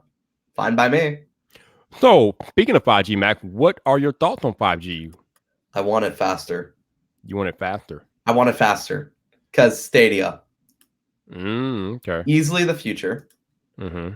And I want it. Now, when you say you want it faster, do you mean you want it available faster? I want it available faster. Okay. And I want it faster speeds. So you want it faster? 2 gigs a second isn't 2 gigs a second isn't fast enough. I want 10 gigabytes a second. He's like, what is the 2 gigs of speed you pick it up? This is preposterous. I want 10 gigs. Give me a terabyte a second or don't give me anything. Right. Whatever's lower than 0 latency, that's what I want. Oh God. Oh, we got a super chat from my man Eben. Thank you, sir. He says I decided not to watch. I decided not to watch any leaked videos about the Samsung this year because I want to get it on the event, and now you guys ruined that. Shame on you. Oh man. I mean, here's the thing about that though. It doesn't really matter what we tell you because we don't know everything. Matt doesn't know everything. There will be something that happens at the event that nobody knows about, and I know some things. It's not everything's right. I know. And like I said, these are just leaks. None of this stuff has been actually finalized, or it have, but we don't know that. We don't know that yet. So there will be surprising too. We didn't tell you everything. So I will still watch the event. I'm going to watch the event. Matt's going to watch the event. So y'all think you should still watch the event. You might be. You will be. You will be surprised. There will be things that nobody knows that will come out. So highly recommend the Samsung keynote though on Monday. Monday Samsung keynote. Watch that for CES. Oh, I wonder if they're streaming that or something. Oh, they are. It's going to be on, I believe, their Facebook and YouTube. Ah, okay. I'll do that then. Nice. Because that's Neon. That's when they're announcing Neon. Oh, okay. Interesting. Okay. Yeah. So that's a good, definitely. That's a definite watch. Oh yeah. I think they're also doing a little more info on the S10 Lite and Note 10 Lite. Mm-hmm. I mean, I would imagine though, given they just made them official today. But yeah, they actually pushed that up. That was supposed to be at the keynote. And so this is going to be insane cringe. The marketing slogan for the Note 10 Lite, a note that's lit. What? A note that's lit. That is the lit. Oh, that's the marketing slogan. Oh, where do they get? Where are they finding people? Wait, who hired these people? What are you doing? It's horrendous. No one. I would go out of my way to not buy that phone. Okay, whoever greenlighted that should be fired just because of the Note 7 fiasco alone. Not to mention the fact that it sounds stupid. I didn't even think about the Note 7 one. But the Note 7 fiasco alone, you should stay away from that. Why would you? Oh my God! Wow. Oh man, that is terrible. Ooh, that's bad. And what they're essentially doing is they're putting like an empty space where the E would be because no 10 light. They're just getting rid of the E there. That's stupid.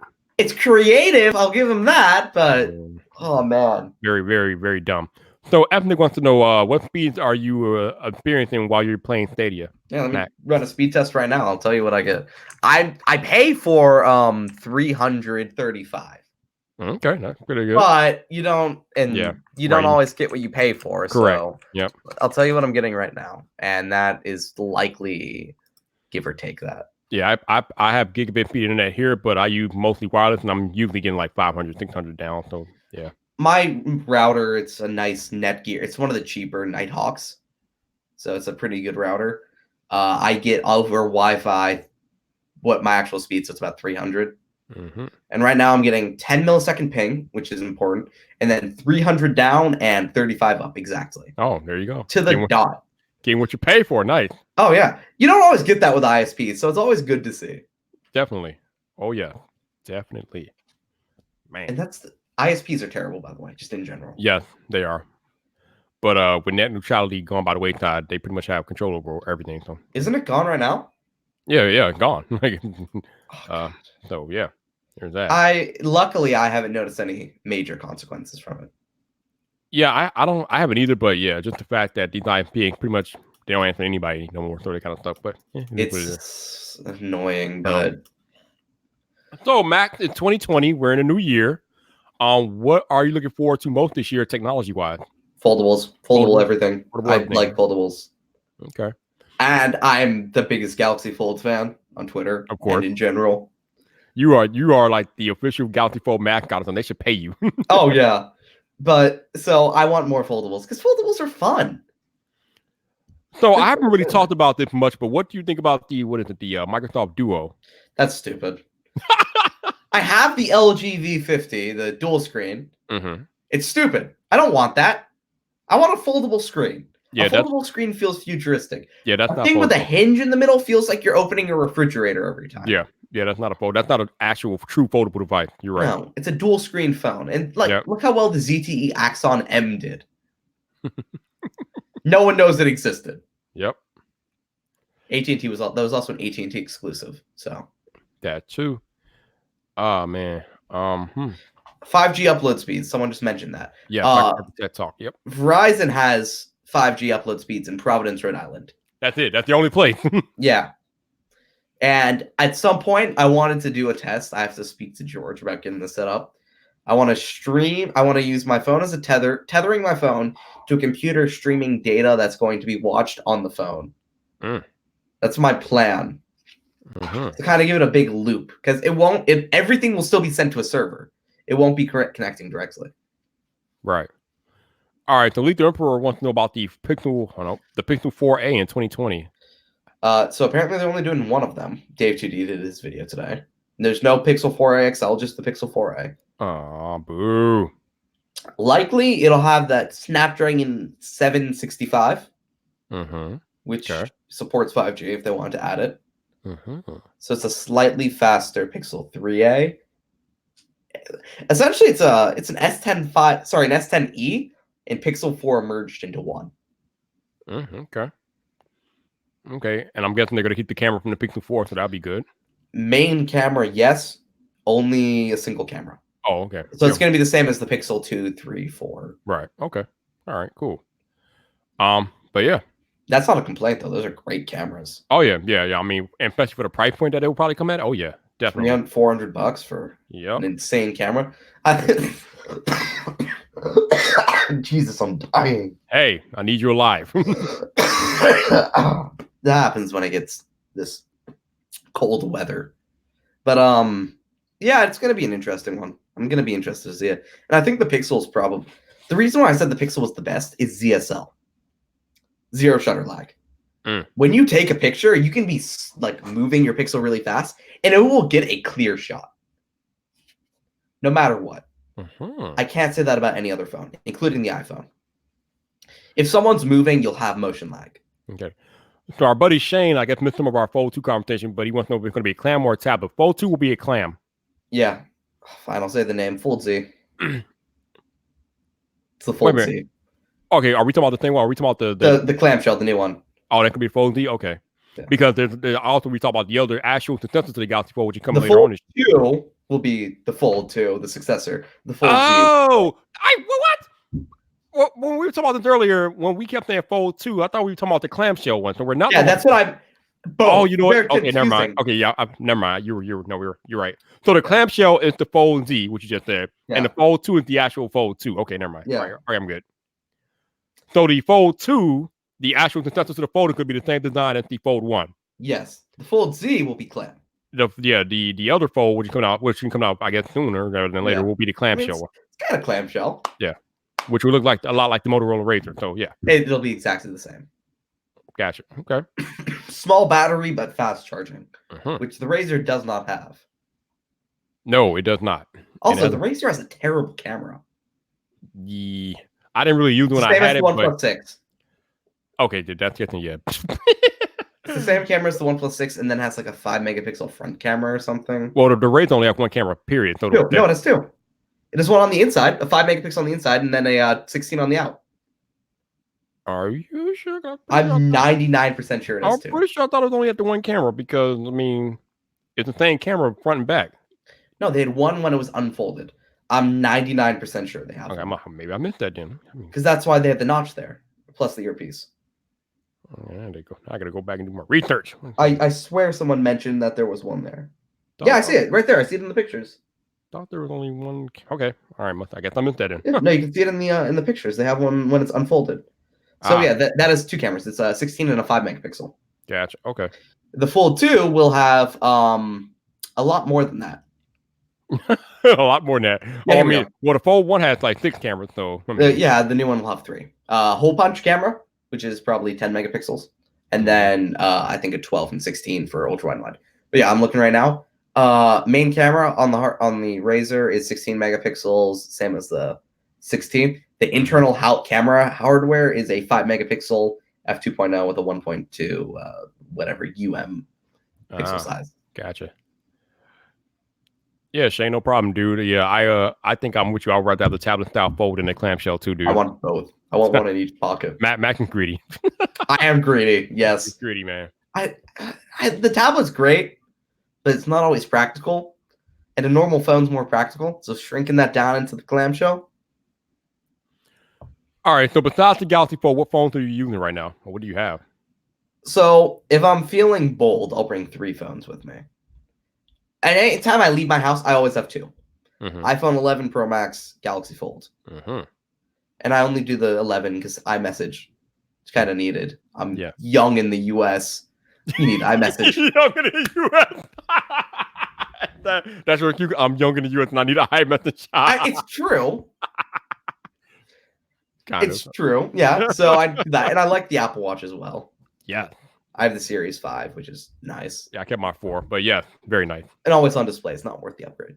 No, it's not. I don't think so. But I was getting this anyway, so who cares? Oh, there you go. So that's why we're that. And then otherwise, it's kind of like sometimes I'll grab the Pixel with me. That's about it. Usually I have the iPhone 11 Pro Max and I have the Pixel 4 on me. Usually. Oh, that's a good one. Those are some nice ones there. Oh yeah, definitely. Like I said, even though I personally think the iPhone has an overall better camera system, if I want to take a portrait mode shot, I'm grabbing the Pixel 4 100% of the time. Yeah, no, I agree with that one. The Pixel 4 is just... I find the night mode to be better than the iPhone because if you move... The iPhone has insane motion blur if someone moves. The Pixel doesn't have that. The thing about the night mode is that I feel like the iPhone takes a more natural night mode shot than the Pixel. I don't care. If I'm taking a night mode shot, I don't really care. I mean, my idea with cameras has always been I want a more pleasing shot over what's more accurate. I don't care if it's more color accurate. Yeah, I'm not a photographer going to edit after. I want something that looks good. Yeah, I think photography and camera and pictures and all that, that's all subjective to and impersonal anyway. But like I said, when I compare them side by side, it seems like the Pixel 4 is trying to turn night into day and the iPhone is just trying to do something different, trying to create a more natural picture to me. But they're both great. anyway. So I mean, it doesn't really matter. You're not losing. But the telephoto, the super red zoom on the Pixel 4 is insane. it's great. I was at a hockey game, dude. Best. I was at a hockey game and the nosebleed seats, and I was able to zoom all the way down to the damn ice and get great pictures. And normally when you zoom in, the pictures are terrible, but not with the Pixel 4. That super red zoom, even when you zoom all the way in, and that's not, it has an 8x zoom. Even when you go to full 8 times, the picture is still legit. So it's amazing. They soft cap it at 8 times. In the code, if you downloaded a modded app, you can get up to 25 times. But it probably looks like trash, I'm guessing, after the 8 times. No, it look 25 times zoom looks as good as Apple's 10 times zoom. And that's because 8 times zoom looks like there was no zoom whatsoever. Right, yeah, I agree with that. Definitely. So Apple, you can tell, here's the thing. Any phone that isn't the Pixel, you can tell when you zoom in. Yes. That's a fact. There's no doubting that. Yep. Whether it's Samsung, Apple, Huawei, whoever. With the Pixel, you can't. Literally. It is insane. And I love the zoom on this so much. Also, I'm going to say, I do not care what Google tells you. The ultra wide is more useful than the telephoto zoom, but I will not downplay how great the telephoto zoom is on the Pixel 4. It is I think amazing. The telephoto is good enough to make up for no ultra wide. And a few other people have been agreeing with that. It's good enough to make up for it. Can I agree with that? Maybe. Because I've noticed I've stopped using my ultra wide. I've stopped using it as much. Because at first it's fun. It's a fun lens to have. You know, it's fun to have.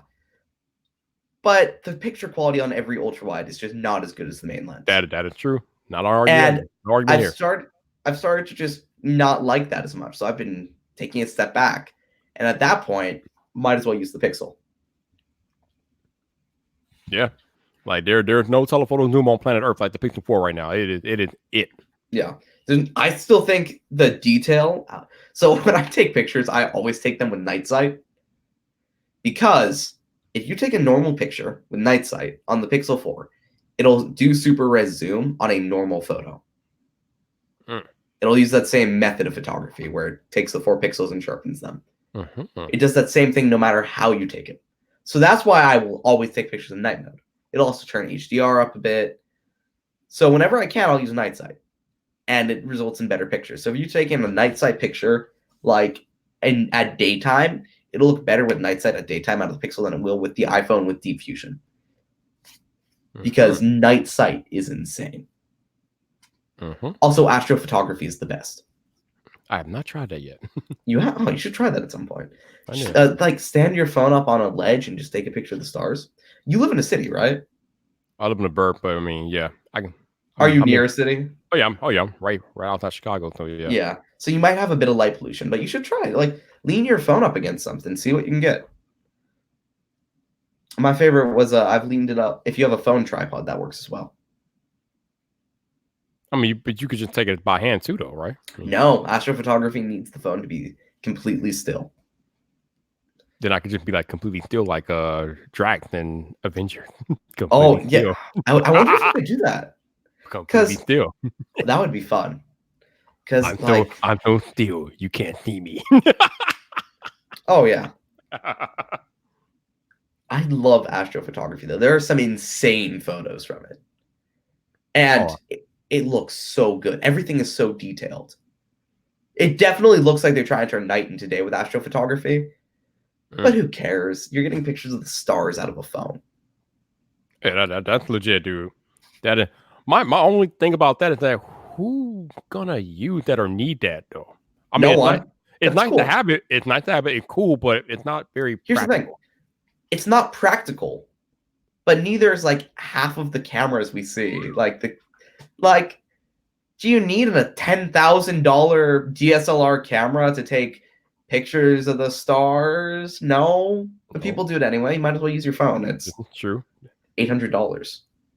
Yeah, hey, Janosis, man. Like I said, I can just be very still like Drax. So still, you can't see me and take that astrophotography shot like bam. Oh yeah. Oh, also, best underrated feature on a phone is now playing on the Pixel. You know what? I mean, actually, I don't really use it much on the Pixel 4, but on the Pixel 2, that kind of came in handy because, like, you could just, you don't have to do anything with it. It just happens automatically. It's nice. And that's one of my things. Google has the best software. Better than Apple. I'm going to say that Google software is better than Apple because that happens offline. There's no data being sent to Google. Now playing is completely offline. You can go into airplane mode and go, like, it'll still work. And that is insane. That is pretty cool that you could be in a bar or somewhere and there would be a song playing in the background and your Pixel will know what song it is. That is pretty cool. Yeah. It's just it's the craziest feature. Like, there's no doubting that. Yeah, I don't think there's any doubting that Google has, like, crazy AI. Their AI is like... voice recognition on the Pixel 4. Have you used voice to text on that? Yeah, I did a demo. It is insane. I did a demo on my video, and I think it worked to 80% accuracy. It's very good. It's 80% accuracy, but it gets it instantly. Yeah, there's like no lag. No, and that no one else has that. Not at all. But again, another thing, like, will many people use that? I mean, tech journalists like me, you, and other people might use it, but the average everyday person probably not going to use that much. They use it while driving, which you shouldn't do. Yeah, that's true. But I'm talking about the voice when I'm talking. Actually, I'm talking about, you know what? You said voice detection. I was thinking about voice to text, not I was thinking about the voice transcription thing. Never mind. It's the same speed. It's the same thing. But yeah, the voice transcription is like 80% accuracy. The voice detection on Google is, I think, it actually works. The voice to text in the keyboard, it's almost 100% accuracy, and it is so fast. It is deadly accurate. It's good. And it's fast. It's accurate. Nothing. And this is where I'm disappointed with Apple. Because Apple, like, you're paying premium prices, but the software experience with their software features isn't premium. Their features are not premium. The hardware and the base things, what it does is the camera's great, the messages is great, but there's no premium. Like, Google has great features. They are the best at what you're getting for essentially every feature on the Pixel. You can't really say that about the iPhone. The call screening. That's so funny, man. When he built up and call me out and be like, it comes with a little like thing like, do you want assistant to handle it? I'm like, yeah, let assistant handle it. And as soon as the assistant start handling it, they hang up every time. Yeah, every time. There's nothing like that, and Apple just can't do it. And that's where I'm like, I feel like I'm getting ripped off with parts of the iPhone, especially at the price you're paying for it, because they just don't compete. Lead to a person that the Pixel 4 better than a courtroom stenographer. I think it is. I would bet it is. Maybe, man. Hey, we keep telling you all the rise of the machines is a thing, man. It is a thing. So wait, just think, if it's good this year, think about how good it's going to be next year. Mm-hmm. Because Google software gets better every year. I mean, just think about what's coming at Google I/O. Man. I think that's usually in like what, August or something like that. I forget what it is. It's going to be May. Okay, so it's before the WWDC. Okay. Yeah, they're always about a month before. Yeah. But also, Samsung updates this year. I already have Android 10 on every Samsung phone I have that will get. And the Samsung Light phones are coming with Android 10 out of the box. Yeah, they are. Like crazy. Yeah. So I got Android 10 on my Note 10 New Year's Eve. That is pretty good for Samsung. My Note 9 got it New Year's Eve. Mm-hmm. And this compares to the S6 got Android Marshmallow in April, the following year, 2 months after the S7 launched. But I think Google as a whole is getting a lot better with updates. I know they're rolling out their early updates to more and more OEMs, so that's pretty good. Yeah, Project Mainline. Fragmentation has been a huge problem on Android for the longest. So yeah, it's nice an issue, but it's nice to clean it up a little bit. I think I mentioned this when we had Eon a while ago. I don't care about fragmentation because the app updates have all the features. Mm-hmm. Also, yeah, someone asked, OnePlus 8 does have a 120 hertz display. Apple iPhone 12 120 hertz. Yeah, they're doing promotion. Yeah, because that's a Samsung feature. Okay. Because that was a rumor, but yeah, like it is a Samsung screen, so that would make sense. Yeah. I was talking to Everything Apple Pro. He was doing a Samsung video. He was asking me for a bunch of my stuff for that, and I texted him earlier, and I was like, I know your audience won't care about this because Apple, but a lot of the features you're seeing in the S11 or S20, you'll see in the iPhone 13 and 14. Mm-hmm. Including design, because Apple will go hole punch at some point. I'm betting they go hole punch. I don't know about that, dude. I'm willing to bet they go hole punch. I don't think Apple's going hole punch. They should though. Then Hole again, punch looks good. I mean, it's not bad, but it's better than a teardrop. It's so un-Apple-like. But then again, they have a big-ass notch anyway, so who am I to say? I don't know. Yeah. The notch is not Apple-like. No, not at all. Not at all. You're right about that. Did you know the notch on the iPhone 11 is bigger than the iPhone 10? Really? Yeah. Okay, I did not know that. It's like 2 or 3 millimeters larger. No, sorry, 6 millimeters larger. 6 millimeter larger. Huh. That's weird. That is weird. That's kind of weird, huh? Weird. You don't notice it though. No. Because once you get a notch that large, it's a big notch. Yeah, you don't notice it at all, but yeah.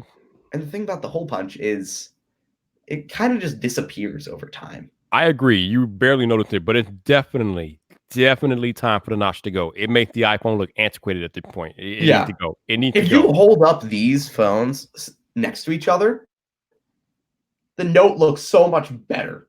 Also, it's hard to tell now because your wallpaper on the iPhone, you can't really see the notch. But yeah, if you see the notch against the phone that doesn't have the notch, it makes the iPhone look bad. Oh yeah, I mean, so they need to get rid of that. Oh, my iPhone just froze. The notch needs to go. Wait, what? Those are 2 words you don't normally hear in the same sentence. iPhone freezing. Look at that. Yeah, gotta go up. iOS 13. That's iOS 13 network right there. Your hard on. Oh, iOS can't 13. Even shut off the phone. Oh, there we go. There we go. iOS 13, man. Woo. I mentioned how terrible my iPhones are for me, and everyone's like, "Oh, you're lying." It just froze up for no reason. iOS 13 is bad. It's not a lie. It's bad. It's literally bad. And a lot of people are like, "Oh, Android 10 is worse than iOS 13." Android, you have a Pixel. Android is good. No, it's not. No, it's not. Really? Android 10 is like solid, dude. Android 10 is worked all the time. Like, I have no problem with Android 10. Android 10 is good compared to the iPhone. I have no issue with Android 10. I have issue with iOS 13. Oh yeah, no, that's what I'm saying. Android is stable. No app crashes. I have not had an app crash on Android in years. Yeah, it's definitely. I mean, I haven't really been keeping track, but I'm definitely seeing less frequent app crashes on Android. But yeah, I'm sorry. I'm the captain of Team Apple. There's no way you're gonna tell me that iOS 13 is more stable than Android 10. Android 10 it's not. It is not rocking it. I meant the opposite of that. iOS 13 is a goddamn dumpster fire, dude. It's a damn dumpster fire. Stop it. Ridiculous. Android 10, no matter what Android phone you have, is more stable than iOS 13 will ever be. Yes. And I actually mentioned this. I mentioned this when I was leaking iOS 13 features. I said Apple rushed dark mode and put off everything to the side. So iOS 13, the story was they wanted their base feature set and they wanted to make dark mode an iOS 13.1 feature. But they saw in the tech community dark mode was wanted. So they rushed it to iOS 13 and they pushed off all the bug fixes they were going to do to later. And they still haven't gotten to them yet. Which is kind of crazy because they've been updating iOS 13 like crazy since it's launched. So there's been like an update every other week. Seems like it. I mean, it fixed nothing. That's the thing, and it fixes nothing. And okay, we haven't had one for a while now. What new features are we having? Like, what new features are there too? I don't think I've noticed anything new since their launch of iOS 13. I mean, like you said, we've had Fusion. That was it. That's about it. That's it. And so updates, no new features, no bug fixes. It's useless. I wouldn't call it useless, but yeah, the bug fixes have been unnoticeable, very negligible at best. I mean, maybe 1 or 2 every. At least the screenshot bug is fixed. Yeah. You know the one I'm talking about? Yeah, the one that John Prosser was hating. I think he's still having it too. I still have it. No, I have it on my iPad, not on my iPhone. Oh my god. I think I had it too because I did a screenshot and I like cropped it out, and then when I looked on the phone, it's like it's still not cropped. Like, there's been some embarrassing conversations where I meant to crop something and I would just send it with assuming it was cropped, but it wasn't. Oh my god. That has led to some embarrassing conversations. No matter how embarrassing that is, Matt, it's not embarrassing as the bug that John Prosser was experiencing, where he never got my text, and when I did text him, it looked like it was coming from someone else that it wasn't me. And he still having security issue. That's not even. Yes, and he's still having the issue. Like I would text him, and he won't get the text from me, but it'll come through like it's from someone else. I'm like, what the hell? That is a security issue. Yes, it is. Wow. That is craziness. Yeah.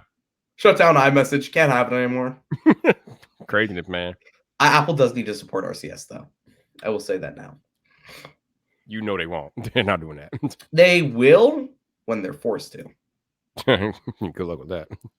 And they're going to be forced to, what, like, by carriers and a bit? Carriers are not forcing Apple to do anything. What are you talking about? I don't know.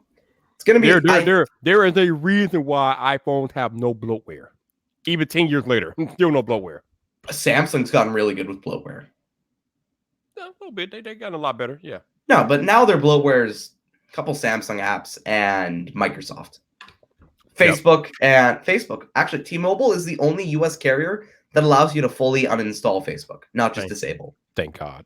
T-Mobile's the only carrier. Everyone else just lets you disable it. And to be fair, it's the same thing. But still, I don't want Facebook. Oh, yeah. Michael Pepper was right about the iOS 13 update. They were for AirPods Pro support and resolution and, frame rate adjustments in the camera, but nothing really major. Yeah. You know, one thing I noticed with the iPhone camera, you can't switch to an ultra wide. So when you record 4K 60 FPS video on the iPhone, it will only record out of one lens at one time.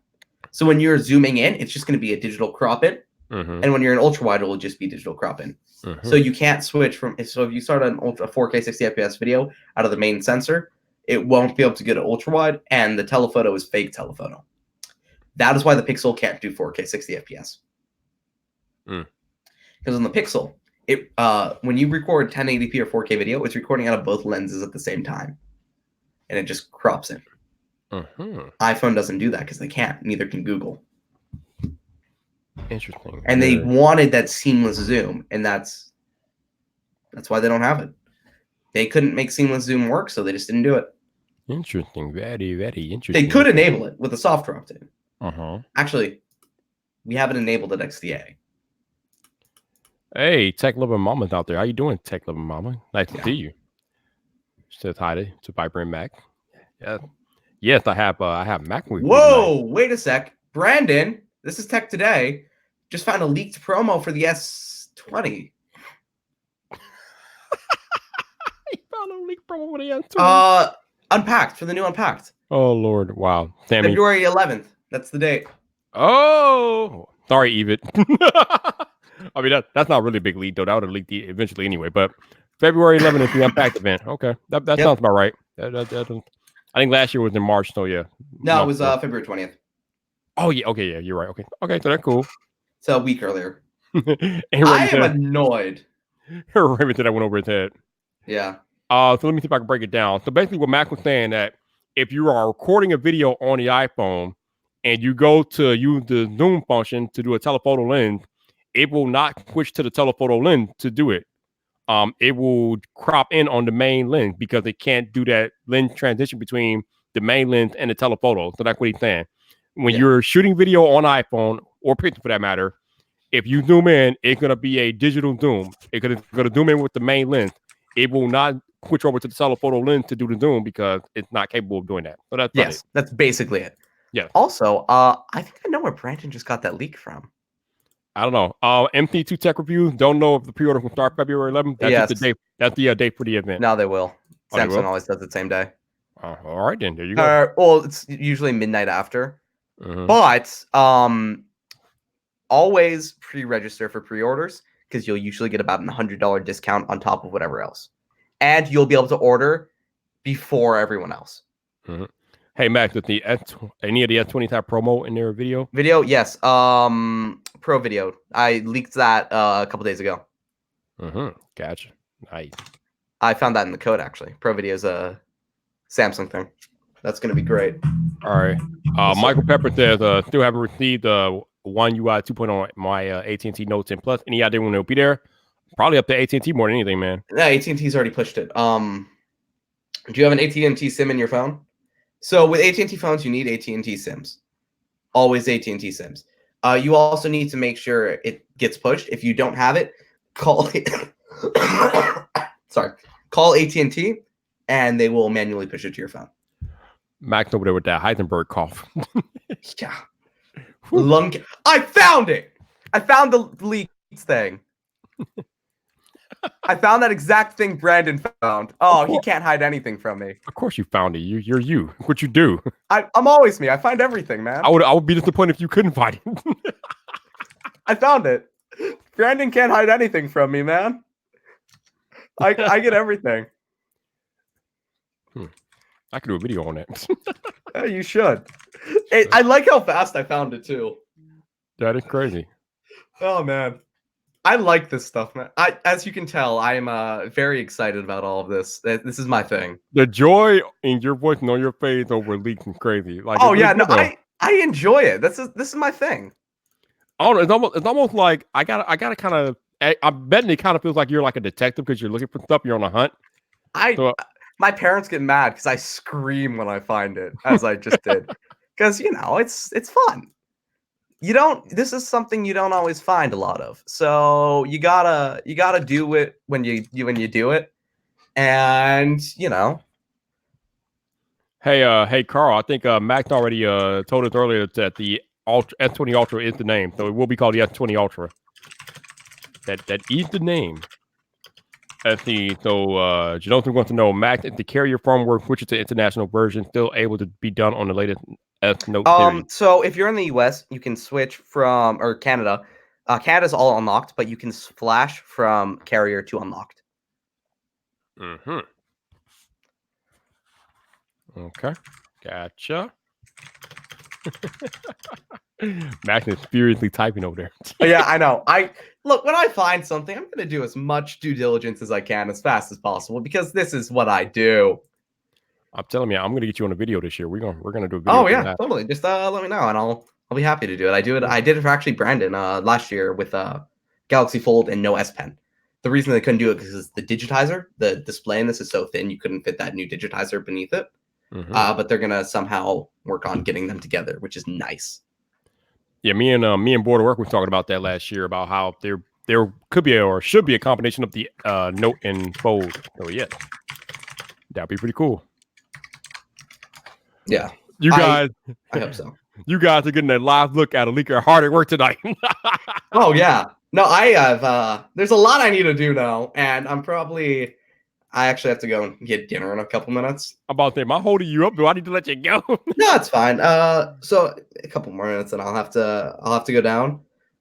But yeah, so I'll definitely be I'll be eating some food and doing my due diligence with unwatermarked copies of everything. There you go, man. There you go. Yeah, I can't let these watermarks get in the way. I can't let watermarks anywhere. No, if I'm gonna find it, it's me. All me. Odin does not need a new version for the S20s. Actually, it might. Yes, Odin will need a new version for the S20s. So when a phone launches with Android 10, they actually have a new software version. On an Android 9 phone, like the Pixel 3, whatever, every Android version has, or the system updates come in a system, vendor, boot image, and a bunch of other stuff underneath it. And if it launches with Android 10, it comes in a new system copy called a .super image. So all of those are put into the super image. And Odin can't, right now, flash a super image because it doesn't know what to do with that. So, it does everything else. Gotcha. It'll have to do it. Odin 3.14.1 is already available, and it's just on you to find it. There you go. Army Little Tech, thanks for the super chat. Third to Coffee Time Viper. Will you be at CES? Mac, how's your basement? Oh Lord. Oh my God. Crazy. Unfortunately, I will not be at CES, so that sucks. But hopefully next year. I want to. There's some things I want to say whenever I hear about my basement, but I can't do it because it'll just alienate everyone, and it's best not to do it. Yeah, don't be getting yourself in trouble, man. There's so much I want to say that I just can't. Okay. Twitter, how they don't censor anything? Yep. Yeah, I just want to pass one of those tweets. Mm-hmm. Yeah, no, that's not always fun. You'll just be going down Twitter, and then some X-rated stuff just shows up. Because I follow a lot of gaming Twitter, and that e-girls are a popular thing there. Oh Lord, yeah, oh yeah, the booby girl. Yeah. So I see a lot of that in my Twitter, and I don't enjoy that, especially in public. You Yeah, going in public and then you see that. yeah, that's not a good look. It's not fun. Let's see. Okay. Well, we got sorry, we got foldable. We got S20, iPhone 12. Um, I wonder. I don't think Apple will, but I wonder if Apple will adjust the iPhone naming conventions to match Samsung or compete with No, Samsung. I don't think. no, Yeah, I don't think so no, either. They don't need to. no, they can't. So here's the thing: if they were to do it, um, it would mess everything up. You can't go from 11 to 20. Well, you really couldn't go from 10 to 20 either. But Samsung's like, yeah, hold our beer. We doing it anyway. That's true, but Apple is a little bit more logical in Yeah. a lot of these situations than Samsung is. So you just kind of you go with what you can, I guess. They're gonna do what they do, and we're gonna suffer for it. Especially those names, because I do not like those names, as you can tell. So I'm downloading the copies of all the MP4s before Samsung deletes them. Of course you are. I need them now. This leak is my thing. Brandon found it. I found it better. It's mine now. I found it better. How do you find something better? So what happened was someone in his Discord server found it, and I know exactly what they did because I found it before, something else before. So I just went and did it again. Took me 5 minutes. So if you ever get into leaking, which I don't know if that's your thing, but if you ever do, Not my thing. you'll know nothing ever changes. It's always the same. Mm-hmm. So no matter how much changes, no matter how much the tech changes, Samsung won't change anything. So if you find a leak one way in a year, you'll find it that way again. And you'll find it that way again. And again and again. Oh, I see what you're saying. Okay. Gotcha. Nothing ever changes. Yeah, I mean, yeah, that's kind of like their internal thing. They can't really change how they do things internally, or they probably feel like they don't need to. But obviously, they kind of should considering the leak. But I think part of it is that they want this stuff to leak, so that's probably why they don't change it. Oh yeah, it's definitely something they want leaks because it does help with PR a lot. Mm-hmm. PR, man, all about the PR. I'm just tagging Brandon to not just totally screw him over there. All right, so I'm gonna go and to go eat dinner. It's 10:40 now for me. Oh, that's right, because you're on the East Coast. I am best ghost. Just saying. Well, anyway, thank you for joining me tonight, man. I appreciate it. Yeah, of course. Have me on anytime, and I'll be happy to do that promo with you. Just let me know. No doubt, man. You have a good night, and I will talk to you soon. Yeah, of course. I'll send you a couple things a little bit later. You'll like them. I'll be looking forward to it. Yeah. Appreciate it, man. All right, so we're back to one. Damn, we've been on here 3 hours. That was, man, me and Mac were just chatting it up, man. Wow. Whew. So we got 27 people left. Been here 3 hours. So I'm just going to straight up ask you guys, do you have any questions about anything you heard tonight, or do you want to talk about anything? Let me know. Drop me a comment. What did you guys got any questions, or you guys want me to talk about anything in particular? Let me know. Drop me a comment. Otherwise, I'm gonna let you go enjoy your Friday night. But yeah, 2020 is gonna be a very, very big year for technology, I think. Yeah, since the 3 hours like flew by, man. Me and Mac were just having like a conversation, like natural buddy, dude. Like he's very knowledgeable, obviously, and I'm just doing my tech thing. So we just have a natural like flow when we were chatting and stuff. So pretty cool. But yeah, man. 2020 is gonna be a huge year for technology. I mean, we are going to see a lot of stuff in tech this year, I think, and it's gonna be amazing. I am looking forward to all the stuff that, yeah, man, it's gonna be amazing. Shinosan said, yes, ask them questions, jump on stream. I don't think anybody jumping on stream. Like I said, I sent out links to a couple other people, but um, yeah. Oh, so Dr. Donald Walter had a question about a Chinese phone. Not really. Unfortunately, that's not really my area of expertise. I mean, you can ask the question, and I can like maybe somebody in the chat might know the answer, but I am not very knowledgeable on Chinese devices. So, but You are in a chat full of tech people. Somebody else besides Viper might know. So ask your question and we shall see. Children said my Friday Night Viper's not yet over yet. Michael Pepper said, when do you expect to see an Apple folding phone or tablet? All right, so like me and Matt talked about earlier, at the end of last year or towards the end of last year, there was that rumor that they might be working on a folding iPad 5G version to come out in 2021. So my thought is, if we do see a folding device from Apple, it won't be out until 2021. Um, I don't really know if that's true. That rumor was it seemed kind of suspect at the time, so I don't know how much reliability I put into it. But that is the rumor that Apple is working on a foldable 5G iPhone or iPad. Excuse me, they're working on a foldable 5G iPad to be released in 2021. So I don't know. I don't know. Uh, Lee Dorper said Viper, when is the Rise of the Skywalker recap? Um, I mean, I don't know. I wasn't really planning on doing a video about it, but I mean, I guess we could talk about it if you guys. I don't. I mean, like I said, I'm not a hardcore Star Wars nerd, so I don't know about all the lore and things like that. It was a decent movie. It it is what it is. Um, yeah. Let's see. Oh yeah, yeah. Max is a genius, dude. He's literally a child genius. So I love having him on. All right. So Dr. Donald has a question about the Realme X2 Pro. I know nothing about that device. But what is your question? I mean, I can look up the specs, and I mean, I can like eyeball it. But what do you want to know? And you know what? I am going to bring Zach on here because I want to talk to Zach about what I talked about the very first topic of this evening, and I want to get Zach's opinion on it. And I know Zach is very passionate about it, so I'm going to get Zach on here real quick. So let's go send him the link so we can talk to Zach, talk to Zach about my very first topic of the night. So Zach, the link is in your Twitter DMs. You know the procedures. Let's go. And yeah, Zach, you missed a lot. Me and Mac Weinbach were talking for practically 3 hours tonight about tech and their incoming and things like that. Like we were talking about a lot, dude. So yeah.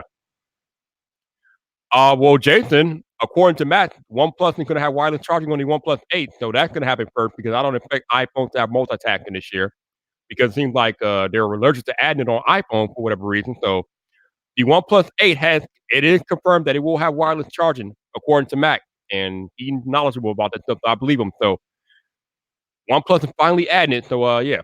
All right, so Zach going to be here in 5 minutes. Cool. Okay. Expect any good camera video. All right, let's see. All right, so what was the name of the phone? What was that phone? Oh, the Realme X2 Pro. All right, let me see if I can look up some specs for you real quick. Blah, blah. Let's see. Real. Come on, type right, please. Type right. All right. Pro. Okay. All right, Realme X2 Pro. Okay, Realme X2 Pro. Okay. Phone application. All right, here we go. All right, here we go. We got. All right, so I'm gonna do a screen share to show Donna these specs, and then we can run them down real quick. Screen share. Yeah, share my screen. Chrome tab. Give me a Pro. Boom. All right, so these are some of the specs for the Realme X2 Pro. Apparently, you got a 6.5-inch display, 64 megapixel camera, 6 to 12 gigabytes of RAM, a 4,000 milliamp hour battery. That is pretty legit. Actually comes with a Android 9 out the box, but you can upgrade it to Android 10. Let's see what else we got. GSM, CDMA, so it can work with pretty much all carriers. What else we got? What else we got? Super AMOLED display. Okay, HDR10. Has a 90 hertz refresh rate. Wow, this thing is legit. Okay, so I need to know is it quad HD? Is it HD? Oh, it's HD. So it's wait, no. It's a 1080 by 24. So I think that's a full HD. So it's not quad HD, but it's full HD, but it's fine, whatever. It's still a super AMOLED display, so you're getting a full HD AMOLED display, which is pretty cool, pretty legit. Um, it has a Qualcomm Snapdragon 855 Plus. Okay, okay, all right, okay. This thing is legit. This thing looks definitely legit to me. You got dual LED flash, HDR panorama. Okay, looks like you have 4K video and 1080p video, so that's cool. You got 4K at 30 and 60. Damn, this phone's a beast. Jesus. You got a 60 megapixel camera. Uh, it can shoot a 1080p at 30 frames. Um, with a camera or whatever. Okay, cool. Got Dolby Atmos speakers. Okay, legit. Got Wi-Fi 802.11. That's pretty standard. Got a fingerprint sensor under the display. Okay, that's cool. Has fast charging. Charging with a 50-watt battery. Damn. All right, so these specs, this phone is definitely legit. Yeah, this thing's a beast. The only question I have about is the camera. I don't know. Sometimes these Chinese phones have like hoarded cameras, so I don't know. I never used one of these, so I don't know. Uh, I don't know. Let's see. But other than that, the phone the specs look legit. I mean, it looks like a damn powerhouse, dude. So definitely look legit. We got Greg. I just wanted to link. Where when did Oh, he's not coming up for Star Wars talk. All right, hold on a second. Let me get through this Realme K20 Pro stuff first. Okay, let's see. The logic that what's up with companies wanting so many specs, so many megapixels. It's an arms race, dude. It's literally an arms race. It's an arms race to get the best camera, but it's not always about megapixels though. So it doesn't really matter if you got the most megapixels because if your sensor and your aperture and things like that don't add up, then the megapixels don't matter. So you have to have an overall balanced camera system in place to compete with Apple and Samsung and Google. So I don't know, but that phone looks and sounds legit. All right, let me get my man Greg the link. I need to go get a drink, dude. About to hop off here and like hop off here and like go get a drink real quick. We're gonna be talking about Star Wars stuff. Why can I never find you? What the hell? What is going on? I don't understand. You were just on here. Oh, there you go. All right, cool. Got you. Okay, Mr. Greg Gadget, you have the link in your Twitter DM. You know what to do. And yeah. All right. So I am actually going to take a short break. I need to go refill my drink so we can get ready to talk. If any of you all show up, just give me a few minutes and I'll be right back. But this is the part of the live stream where you all talk amongst yourselves. Your boy will be right back.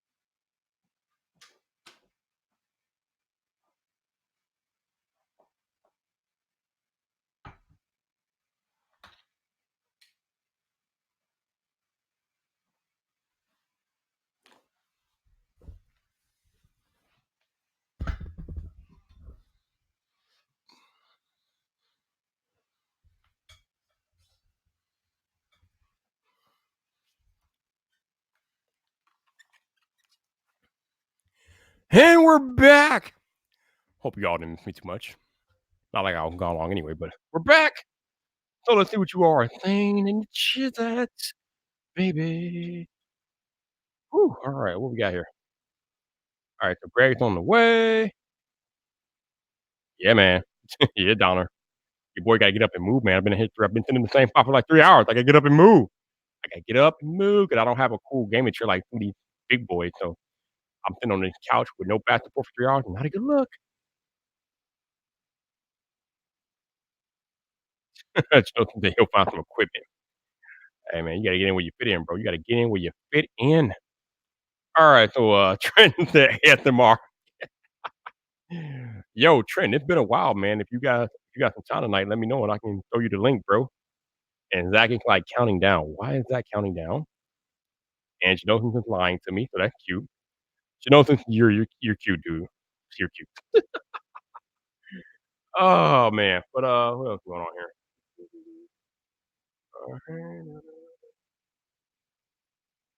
Like, I would literally like if that happened, I would literally have to like quit YouTube. If that happened, like I would quit at that point. I would quit. Like, damn it, quit. But but yeah, man. Like I said, 2020 and beyond, it's gonna be amazing for technology. Like I am looking so forward to what happens this year because it's gonna be good stuff. Let's see what we got. Who else? What we got? What we got? What we got? Nah, Janosen, I didn't fall for it any time.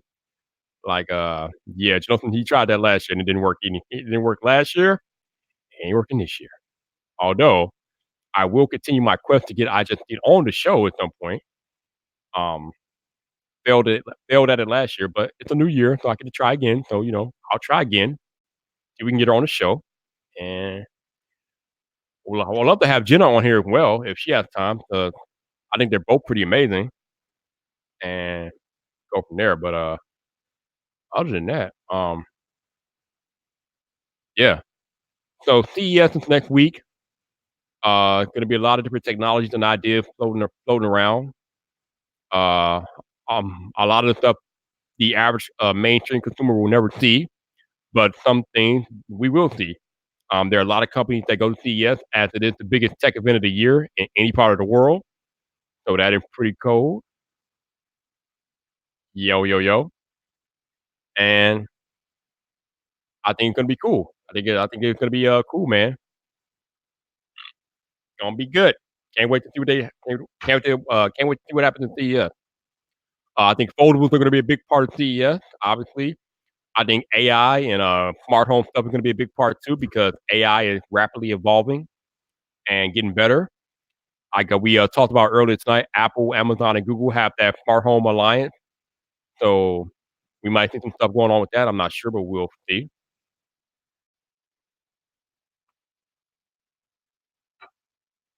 And probably some more electric. I'm guessing there's gonna be some more electric vehicle stuff at CES. Because vehicles are usually a big part of the show, so there'll be some more vehicle stuff going on. There's gonna be some sex tech apparently because they're allowing sex tech back on the CES floor this year. So if you're into that sort of thing, I mean, you can be on the lookout for that. Whoo! Okay, what else is going on here? So Ethnic said he is eager to see foldables evolve. Yeah, they really need to evolve because the first run was kind of glitchy and very poorly designed. So they really need to get better this year because man, foldables it seemed to be the way that we're going. I don't know if I'll say that they're the future, but they seem to be the way that we're going right now. So they need to evolve pretty quickly because the first run was terrible. Apple Monster, what's going on, man? Nice of you to drop in, bro. How you doing? How you doing? Pacine wants to see Neon. Okay. I mean, I didn't even know about Neon before tonight, so apparently I am behind on my tech news or something. But yeah, man, Neon is definitely interesting. Jonathan's like these consoles need keyboard mouse support. I could then use the PC. I have another 10 years without having to upgrade. Well, the Xbox One X, I think, or the Xbox One has keyboard mouse support. I knew I had keyboard support. I don't know if I had mouse support, but I know the Xbox One had keyboard support. So I'm guessing that the new console, the PlayStation 5 and the Xbox uh, Series X, will probably have keyboard and mouse support as well. So, I mean, the damn thing is practically a PC anyway. So I don't know why it wouldn't have keyboard and mouse support. So I'm guessing that the next Xbox, at the very least, will definitely have keyboard and mouse support because it is a PC. It looks like a PC. It will have the power of a PC, and I'm guessing it will do all the things that you can do on a PC and then some. And yeah, it's gonna be beast. It's gonna be beastly. So we shall see what happens with the new Xbox. And why is Tech Loving Mama talking about moist? What are you doing out there, Tech Loving Mama? What are you doing out there? She's being naughty on the stream tonight. Somebody being naughty on the stream. I don't know what's going on. I don't know about no. I don't know what's going on out there. What you doing out there?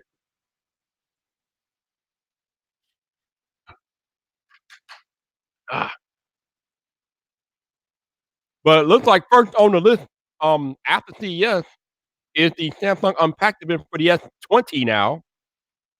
That is so weird that Samsung is calling it the S20, but according to Max and Brandon, the S10 Unpacked event is scheduled for February 11th. So we are going to find out about the new S20 in short order. What is that? What day is it now? That is a little bit over a month away because today is the 3rd. So it's about a little bit. It's about 5 weeks away. So in 5 weeks, we will find out about the S20 at Samsung's Unpacked event. And let me bring it to the stream, Mr. CES himself and one of the nicest guys in tech. They call him Zach Talk Tech. What's up, bro?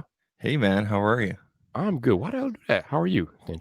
Good. I'm sorry it took so long. I had everything all packed up for CES because I fly out tomorrow, 6 o'clock your time, 5 o'clock my time. Now is that AM or PM? PM. Okay. Yeah, no. I got a bunch of stuff. Actually, I haven't even packed my clothes yet, but I know what I'm packing. Like everything's already put aside. I just have to literally transfer it from this corner in the room into the bed, or from the bed, the corner of the bed there into my bag. So, oh, yeah. Tech Lover Mama, you are bad. You are bad. You are bad. Oh man. What? But oh, she's being naughty. But so Zach, I don't know how much of your stream you've heard, but I when I came in and I said, what did I miss? Like I don't know why, but I laid down earlier this afternoon. Next thing I know, I woke up and it's like 8:30 here. So or it was.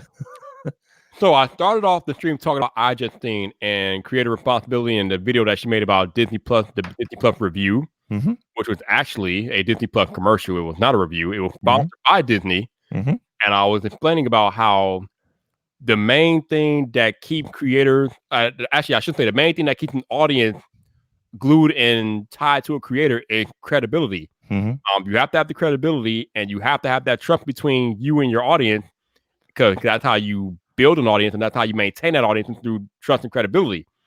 So when you have an iJustine that goes out and titles the video Disney Plus review, and in the first 10 seconds she's telling you that the video is sponsored by Disney, it is not a review, and you essentially clickbaited the viewer into something else that is not the actual title of the video. Yeah, and we saw something similar this year with, or late last year with Jonathan Morrison. Right. So I'm just like, we as creators need to recognize that the viewers are not stupid. Because if you go down to the comment section of that video, she kind of got flame broiled for that because, again, she's intentionally misleading her viewers. They talk about Disney Plus review, and I watched the whole video, it was not a review. It was basically an overview of the features and her thoughts on the shows that are available and things like that. It was not a review. When you call something a review, it involves a critical analysis and assessment of the product or service. You're going to have good, you're going to have bad, and then maybe you might throw in your opinion, you might not, I don't know, but there was no critical analysis of the Disney Plus service in that video. It was basically iJustine's overview of the service, which is fine. There's no issue with that. She can do that all she wants. I mean, I'm not against sponsored video, but don't try to hide them in the guise of other video titles when that is not the actual true intent of the video. Because again, viewers are not stupid. They see right through it, and you lose credibility when you do that. Yeah, I can't remember what it was titled when I watched it, but I knew right away. I knew in the first 5 seconds before I even read the thing in the corner that said, sponsored by Disney. I knew what it was, right? Because it's outside of what she normally does, right? It's outside of her niche and everything. But it makes sense that Disney would approach her because tech, Disney, streaming. and because of her audience reach. That's the main reason why Disney went to her, because of her reach, right? Right. But we both know, I mean, we've seen the tweets and everything, and she's talked back and forth here and there. We both know that she's also a fan as well. So it makes sense to kind of have that relationship, right? But yeah, I agree with you, Viper. It shouldn't have been called a review. But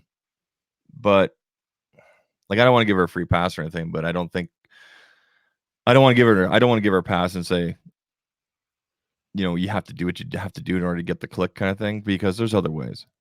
And I mean, if she got flame broiled, then I don't want to say rightfully so, but I mean, she had it coming, right? So yeah, I mean, and like I said, I'm not criticizing Ajit Singh. I mean, she's a great creator. She's been doing it for 10+ years. I'm not criticizing her. I'm not saying she's a bad person. What I'm saying is that you have to be careful about the way you title your video. If it's a sponsored video, then you need to. I don't want to say you need to make that readily apparent, but you can't really try to hide it under the guise of something else that it's not. No, I don't. It's Like, not a review. Did she rename it? Like, is it called an overview now? Or? It's still called Disney Plus Review. So she probably, what I'm guessing is she probably did, because did you watch that recent video where she did was her against the guy from Linus Tech Tips where they were editing a video? No, I didn't watch that one yet. There's a point in that video where she used, I can't remember if she used vidIQ or TubeBuddy, but she did look at the velocity of like a title, like a name or something like that. So when she was working on the thumbnail, she most likely looked and said, okay, what are people looking for? And like Disney Plus Review is like heavily searched for. And with her reach and everything, by using that type of title or using Disney Plus Review or some sort of variation within the title, it's gonna rank up there, right? Because of her audience size and everything, right? Right. So that's probably what she did. I agree with you that a review is supposed to be all the positives and negatives kind of thing. This was more of a showcase. It was a paid advert, right? Right. In fact, actually, I forwarded that exact video to my sister, because my sister didn't know what Disney Plus is all about. She's like, oh, well, we have all the Disney movies here on DVD. I'm like, no, it's more than that. There's Jeff Goldblum, there's National Geographic, all this kind of stuff, right?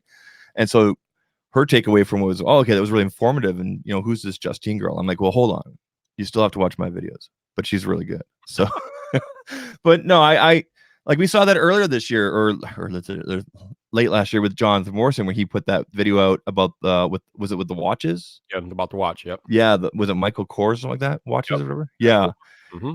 And then he went back and changed the title. So I think Justine is one of those people. And actually, she talked about this when she did her interview with Jason. Was it 2018? I think it was 2018 that she did that with him. Yeah, 2018. She doesn't look at the comments a lot because she doesn't want that negativity kind of thing, right? And she doesn't have a lot of filters on her like that, so she just throws a video out there. I know talking earlier last year when I went out to Toronto and I had coffee with Canupsi, he told me the same thing. He's like, man, there's a lot of us that just put out videos and we don't even look at it. And I'm like, and the more I thought about it, the more I like the really great creators out there that just put stuff out there that's really great. They're the ones that don't look at the comment section or something like that. But again, like you said, we're entering, I don't know if we're entering into an era or maybe just an awakening or anything like that, or just maybe people are more informed now. But like you said, credibility is huge. It's huge for me. Like, it's like I need people to understand, when I put out a video and like that, this is what happened, ABCD, right? So yeah, I agree with everything you're saying, man. It's too bad that she didn't rename it or anything like that. And for all we know, it may have been in the agreement there with Disney that it has to have these words. Yeah. We don't know that, right? So, but even still, as a creator, you have to know that that's going to rub people the wrong way. mm-hmm. I mean, maybe that since you're securing the bag, you don't care. But the issue then is that the reason why you're able to secure that bag is because you built that credibility with your audience in the first place. So if you're going to secure the bag in spite of your audience, then you are pretty much cutting off your nose to spite your face in that situation. And you are putting the credibility that you have in your you're putting your credibility on the line when you do stuff like that. So you just got to be careful with the way you do that. There's probably, I mean, it's much more than just black and white. I mean, that. I mean, there might be other factors like, maybe she didn't get some of the brand deals or things like that she wanted within the last quarter. Maybe she didn't get, certain things fell through and now she has to take this on. And it's and I'm not saying this is what happened. I'm just speculating, but sometimes, money does funny things to people, right? I don't know. Tech Rant link has been sent, sir. You know what to do. TK, what's going on, man? TK wants to know who's in Vegas. Our buddy Zach will be in Vegas tomorrow, apparently. So there you go. I arrive at my flight lands at 7:00 Vegas time. So I was so you asked what you missed. I practically had a 3-hour conversation with Mac Weinbach of XDA. I'm sorry I missed him, man. He's a good guy. Yeah, he's like an amazing. He's like a child genius. The dude knows everything. And apparently, this Tech today discovered a leak about when the Unpack event will be held. It's going to be held on February 11th, apparently. So that's earlier than I thought it would be. I thought it'd be the last week of February. Yeah, so that's when we will find out everything there is to know about the Samsung Galaxy S20. Apparently. Do we know where they're having it? Are they having it on the West Coast or?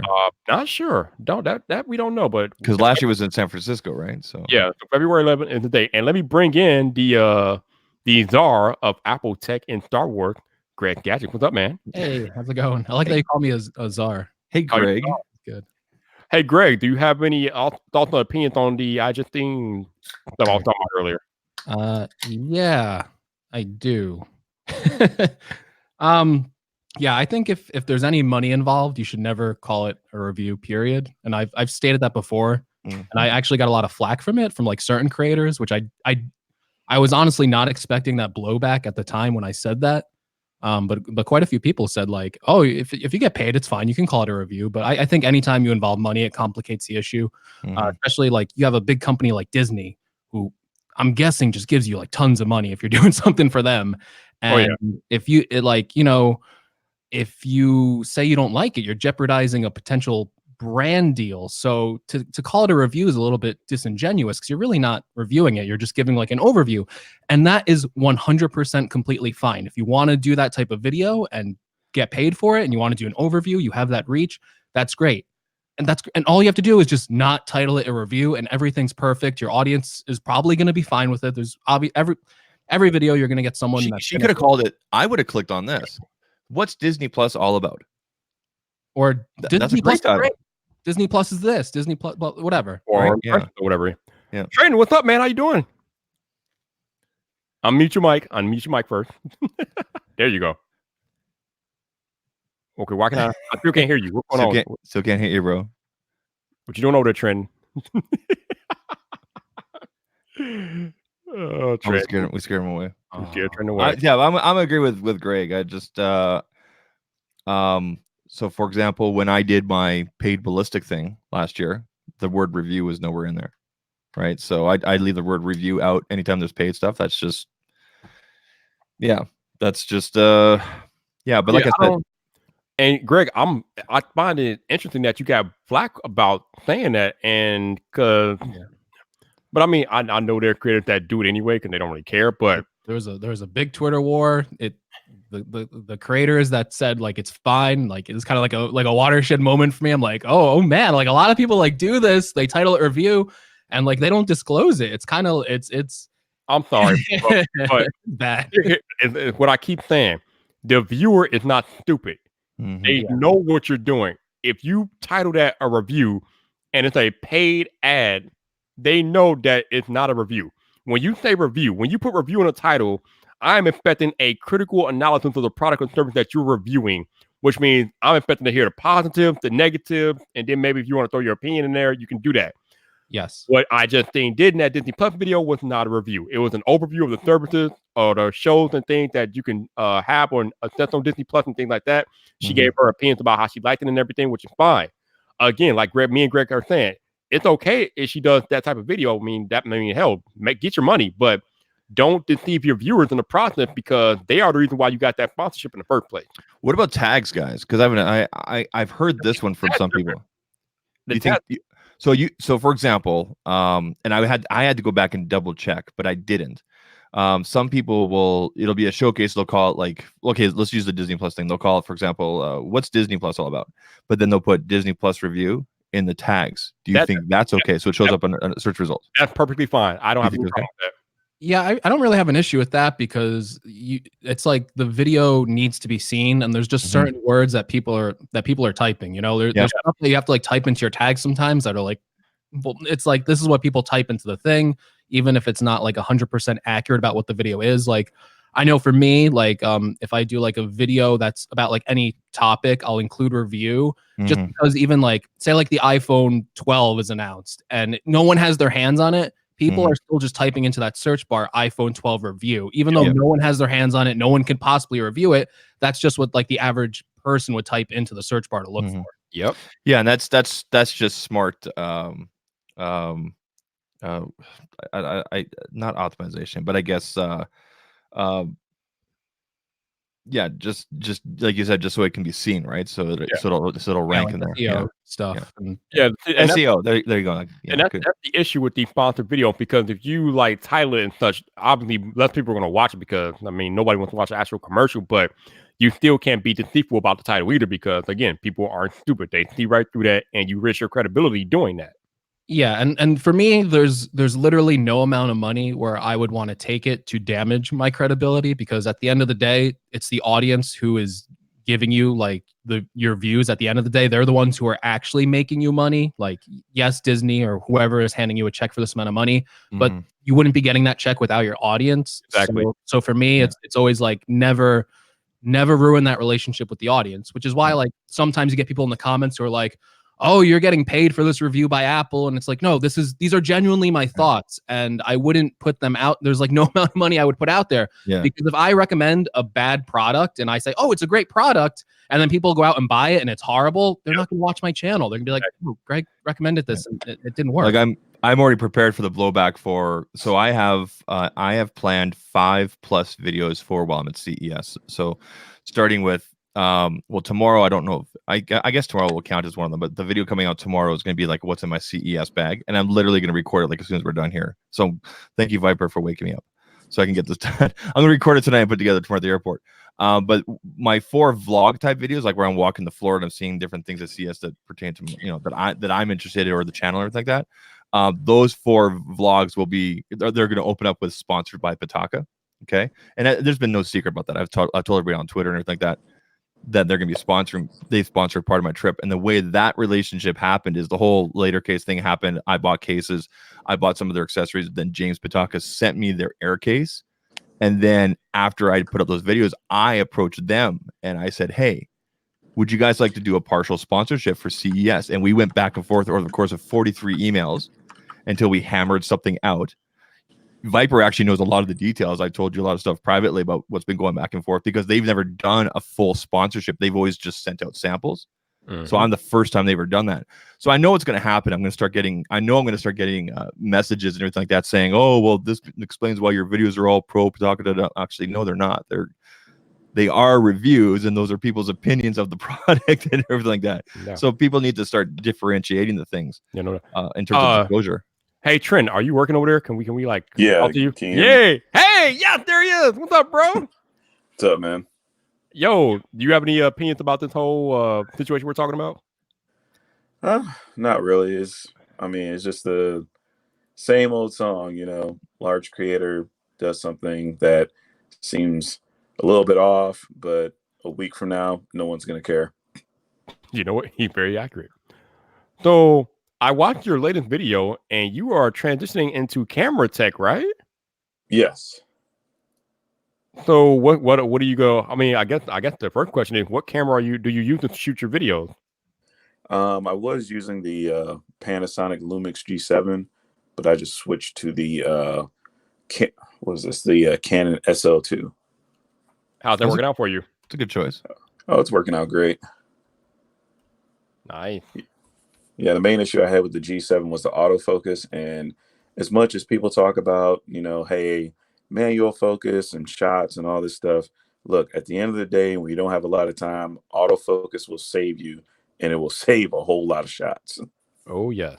Autofocus is life. And the people telling you to do manual focus only usually have like 3 people helping them out to get the manual focus. Right.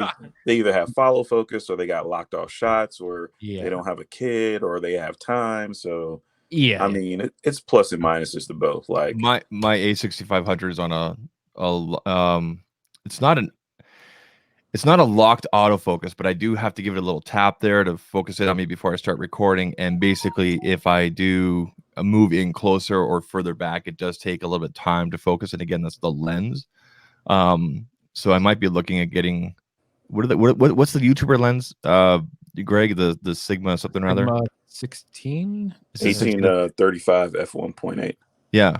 There's two that are highly recommended. One's like a prime, and then one's like a zoom. I know I have a bookmark here. Actually, I had it for a short time last year, but I ended up getting rid of it because it was loud, like the ticking sound or the constant focus or anything. But now that I'm doing my audio separately, I don't think it'll be picked up anymore. So yeah, if you have a shotgun microphone on top of the camera, yeah, you're gonna hear the autofocus motor in there. That's what it was. If you do your audio separate, you won't hear it at all. Yeah, that's what it was. So I had the Rode mic beside it, and it was picking up all those little tick, tick, tick, tick, and everything like that, right? So the Sigma 18 to 35 f1.8. That's what it is. Yeah. Yep. That's a pricey 948 Canadian dollars. Oh my god. You think that's pricey? Go look at some other lenses. Yeah. I was looking at the G Master lens for the A7 III, and it's like $2,200. But here's the thing. I'm also thinking of getting rid of the A6500 and going with the A7 III, and then putting that lens on. Oh man, I'm tempted to downgrade to the A6600, A6600, yeah, because the autofocus on that is supposed to be even better.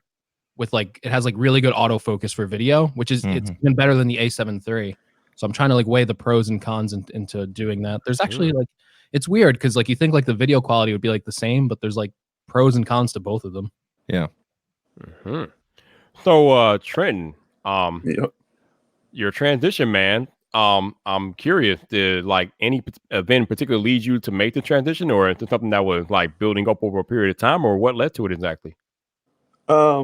I would call it a mix of the two because honestly, I could sit here and I could talk about YouTubers until I'm blue in the face, but at the end of the day, it really doesn't do a whole lot for people. I mean, yeah, it's cool. It's just hey, there's this one guy that, kind of feels the same way we do. And, your video tanks after about 3 days, and then there's no recovery after that. And you get stuck in pretty much the loop of, okay, what's the next object I got to talk about, or the next controversy, or the next, drama topic or something. And I'm just I wasn't having fun with it, yeah, I was ranting, but it wasn't where I was having fun making the videos and oh my God, I got to make this. And then, I got to hit this value and I hit that.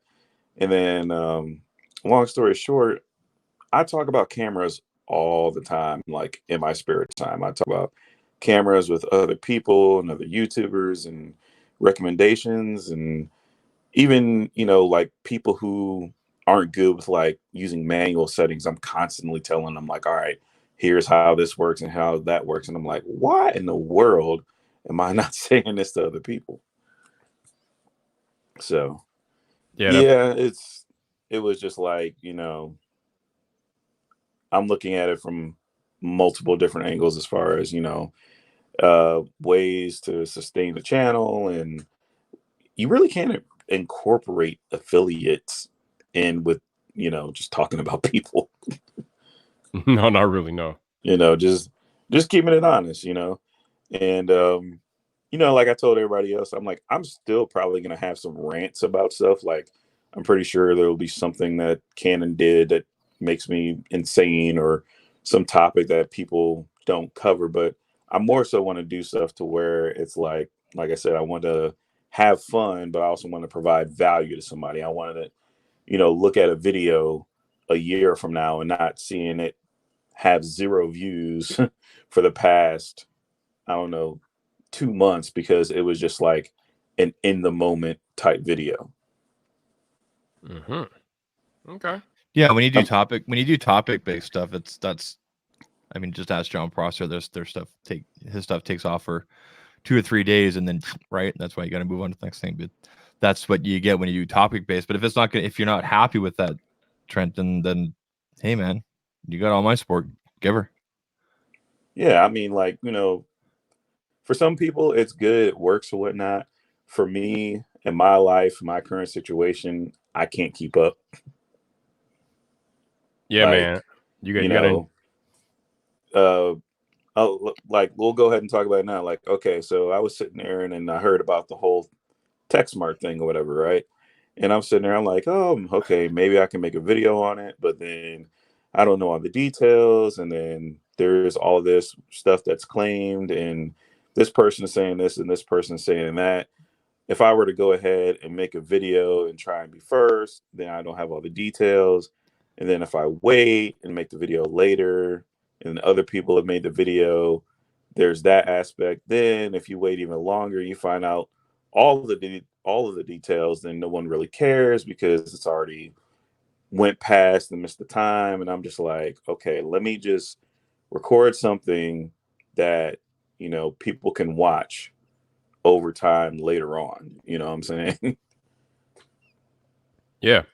I mean, we always talk about how whatever you make, you need to bring value to your viewer. And yeah, like you said, talking about people doesn't really bring value to your viewer. I mean, yeah, it's nice for a hot minute, but then people move on, and then what are you left with after that?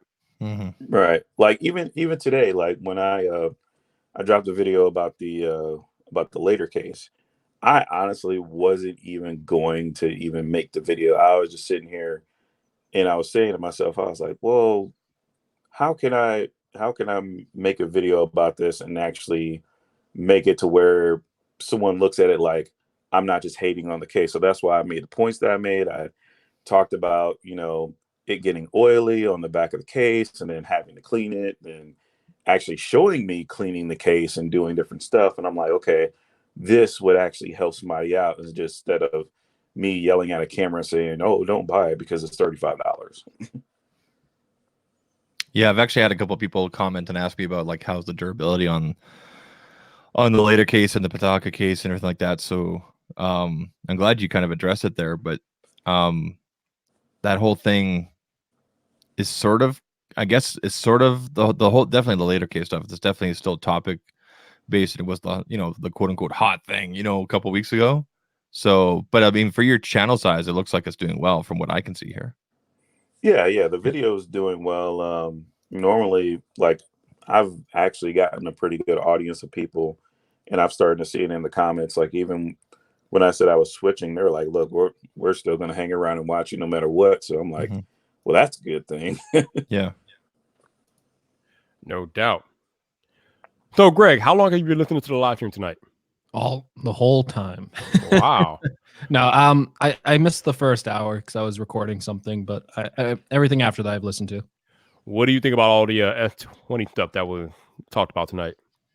It sounds interesting. What is it, like 102 megapixel camera? Yeah, 108 megapixels. Yeah. They're going to be, apparently there can be 5 different models, which is ridiculous. Sounds like Samsung. Right? That's what Samsung does, though. They flood the market. That's always been their strategy. So they actually make a bulk of their money from their tier 2 and tier 3 devices. When it comes to mobile, their Galaxy line doesn't make them any money. Yep. So but by making an additional 2 devices, like Viper said, so traditionally we have we have like a really big one, a mid-size, and a lower size, right?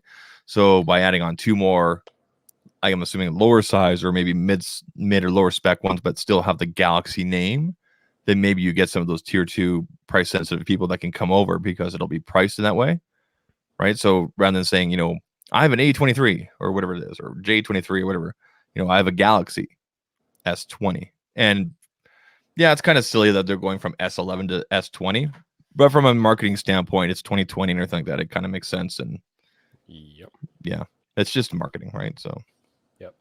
Trenton, you said you were using a Canon camera right now, right? Yeah. All right. So given that you're going into the whole camera game, I got to ask you, why Canon over Sony, man? For my use case right now, 1, it was cheap. 2, good autofocus. 3, the colors are good to where I don't have to color grade. I can literally just hit record, make the video, edit the video, and hit upload. Those are good enough reasons. Simplicity, yeah. The further barriers you can have in your way when you're creating, the better, right? So yeah, it's like how a lot of creators use an iPhone or even an iPad for record their B-roll. and then with AirDrop, it's done. Right. It's one of the reasons why I'm recording Flip out everything. Screen, that's the other thing. Flip out screen. That's huge. Yeah. Yeah. Yeah, All it's so much easier to line up my shots. Yeah, I wish Sony would get with the goddamn time with the flip out screen, but whatever. Zach, I'm about to let you go, man. I'm about to let you rip. So, we had a I think you responded to one of my tweets earlier today. Walt Marford tweeted out about how CES is not a show for products that make it to mainstream right away. Mhm. And I responded to his tweet saying that, yeah, CES is mostly an abstract idea and concept show. I mean, there are products there that make it to market, but most of the stuff the mainstream consumer normally will never see. And I think you reply with the fact that there is a lot of things at CES that do end up making it to mainstream. So this time, Zach, I'm actually asking you about what do you expect to see next week at CES, and what, in your opinion, is CES exactly? Okay, so CES, Consumer Electronics Showcase or show. Okay, whichever you want to put on. It's put on by the Consumer Technology. I can't remember what the A stands for. Greg, what does the A stand for? CTA. Association, Consumer Technology Association. I would assume association. Anyway, whatever. So they take over all of Las Vegas. They take over the Las Vegas Convention Center, both the North and the South halls, the Wynn, the Venetian, the Encore, the Sands Resort. Like the entire city is all tech. Like it's like if you're gonna go to Vegas, do not go during CES if you want to have a vacation. I mean, Vegas is crazy as it is, but holy crap. Okay, so CES, yes. Max is very much correct in what he said there. However, a large part, I don't have the exact numbers, but I can tell you this: less than 10% of the concept or new stuff that you see at CES, that all the big reporters and everybody will be reporting, all this new stuff, all these concept things, less than 10% of that will make it to market within the next 3 years. And the rest just dies off. It becomes a concept. But to paint the entire show as a concept show is completely short-sighted. There are plenty, actually, I would say, in my opinion, probably 70% or more companies that are showcasing existing or refinements to existing technology that they have. So I'm going to give you an example here. I actually have one of them here. Okay, so we're all familiar with Anchor, right? Okay, this is just a simple example. We've all seen this cable around, right? This is one of their braided cables. You can tow a truck with one of these, whatever. It's all these bend tests or anything. That's a C2C cable. Okay. When they first showed off this cable 3 years ago, it originally came like this. It originally came in like a TPU type coating. Okay. So the refinement was, here's our existing cables, but now we have this nice like material type coating and everything like that. So, or finish basically on there, braided cable. So there's gonna be a lot of companies that are there showing off existing or refinements of existing technology, and that actually gets me excited because for example, like Sateki, this is their adapter for the MacBook Pro, which I'll be traveling with. Okay, so it allows me to plug in. Then I have my ports and everything like that I need. Okay. They're going to have newer versions of this that can do has an Ethernet port or 60 hertz per 60 hertz refresh rate HDMI or something like that. So I'm looking forward to seeing that. Now, mind you, Hyperdrive actually already makes something like that, but to see refinements like that or improvements like that at the show will be cool. Are they going to have anything brand spanking new? No, probably not. I'm just using them as an example. So yes, a large portion of CES is concepts and everything, but you got to remember that a lot of that stuff, less than 10%, will make it to market within the next 3 years. But I would say even a bigger chunk, a larger chunk than just the concepts, is refinement or improvements or newer versions of existing products, maybe things that that we already buy and stuff like that. And they're also looking for feedback from creators and from consumers that may be there. But again, you have to be part of the industry, quote unquote, tech industry, in order to get in. So you need to have those credentials or like that. But they're still looking for feedback from people like, what do you like about this? What don't you like about this? So when they're showcasing their things, they can take that feedback. UAG, UAG cases. They'll have their entire setup there with all their cases and everything like that. But there's actually nothing new. They may have their new 2-in-1 folio case for all tablets. But that's about it, right? It's all existing again to showcase everything that they have. Again, it's a showcase for them. Otterbox did the same thing 2 years ago when I saw them. There was absolutely nothing new. There was a couple of new print designs for their Disney collection. That was about it. So, in a lot of ways, what was said earlier today is correct, but there's, it's much more than just a concept show. It is still very much a showcase show for existing. Honestly, it looks like to me, it looks like a lot like an auto show. Yeah, it's very similar in a lot of ways, Trenton. Absolutely. Yeah. Up here in Cleveland, we have like an international auto show, and pretty much every year they drive the cars up that are like the newer models that are refinements from last year, or maybe they're brand new. And then every year I go, I always see concept cars that never even hit the road. Oh, that happens all the time. Yeah. They still make them. Yep. We'll have the World of Wheels, and I think World of Wheels is in February up here. World of Wheels, and then the automotive show. And there's always vehicles. You're like, that's cool. We can't wait to see that next year from Lexus. And it never comes out. Right? You never see it happen. Right. So I get excited about some, like, for the brands and things that I'm seeing for my channel. There's nothing really groundbreaking. I mean, I guess the exception would be TCL, although I haven't done a lot of TV stuff on my channel. But TCL is supposed to be showing off on Monday at Mandalay Bay their new LED, micro LED televisions, I think is what it is. And they're gonna have breakfast. They just sent the email here a couple hours ago. Hey, there's breakfast. So awesome. So that I'm looking forward to, and probably doing a quick video on everything like that. But other than that, all the brands, like every that I'm meeting with, like with Nomad, with UAG, with Eternity Wireless, with My Charge, and all the other brands and everything that I'm meeting with, I'm not expecting anything groundbreaking. Maybe a different version of their existing charger, maybe a smaller compact design, and things like that. So seeing as you are going to CES, Zach, what are you looking forward to most at CES this year? Probably the networking, honestly. No. I mean, technology wise. Okay. So physically wise, I'm a big fan of portable power. So, batteries, things like that you can carry with you easily. And honestly, this, I didn't know who, I'm just going to say the name. I know you're tired of hearing the name. I didn't know anything about Pitaka until this whole thing happened, but this is their mag charger, right? So the way this works is you just push the button on there. It's wirelessly charging. And then that just sits on the back of your phone. And now my phone's charging. Now, yes, it's not a fast wireless charge. But this is brilliant right here. In the past, I am a big fan of, and I can't find it right now. Oh, hold on. So this is the guy from My Charge. They've invited me to their party, and I RSVP, but I don't know if we're gonna make it. But I like this guy. They did a video on this one, but here's why. This is everything built in. Okay, so you got the prongs that come down there to recharge this. You've got a USB-C cable that comes out that's attached. You've got a micro USB here for God knows what. Okay, you got LED lights on here, and you also have a USB-A out, and it's also Qualcomm 3.0. Like, that's everything you need to travel with. The only thing this thing doesn't do is wirelessly charge.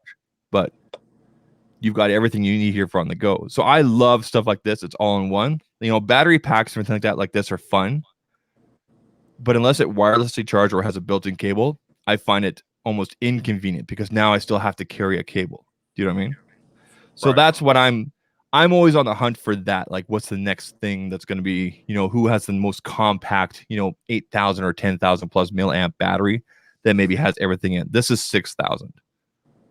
So that for me is what I'm kind of on the hunt for, is more convenient portable power, because you guys know our devices, unless you got an iPhone 11, battery life sucks on most devices, right? So like when I go out and everything like that, when I'm traveling, like I'll always have this in my other pocket, right? Unless I'm carrying the iPhones. Gotcha.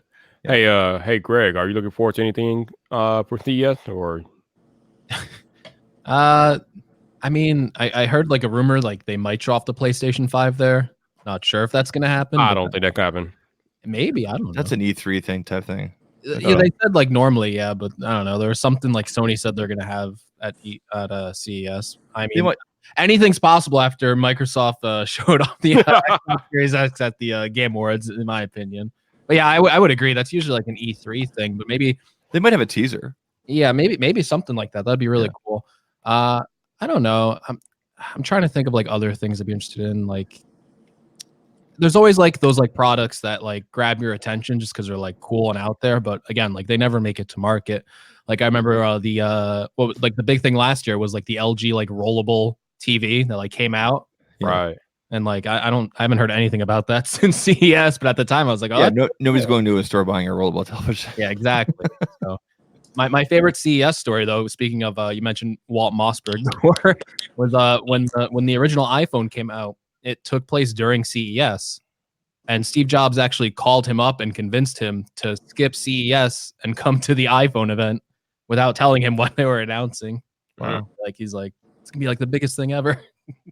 That's pretty crazy. Yeah. If I were to go, I'd be staring at TVs. It's like a TV show now. Yeah. How about that? You Trent? Anything you looking forward to? But I got some TVs, huh? I mean, honestly, that's the thing that I look at most every time I walk in Best Buy. Oh, we were talking about this earlier tonight, man. Best Buy TV wall is legit, dude. I mean, they got all these big screens. They got OLED, LCD, whatever, and they're just all just out there for you to like window shop and look at it. It's amazing. Yeah, and I don't know if you guys have them out there in Chicago, but I know they're like around the country. There's certain Best Buy stores. Like you have the regular ones where you just go in, they just got whatever TV that's up there on the wall, and that's it.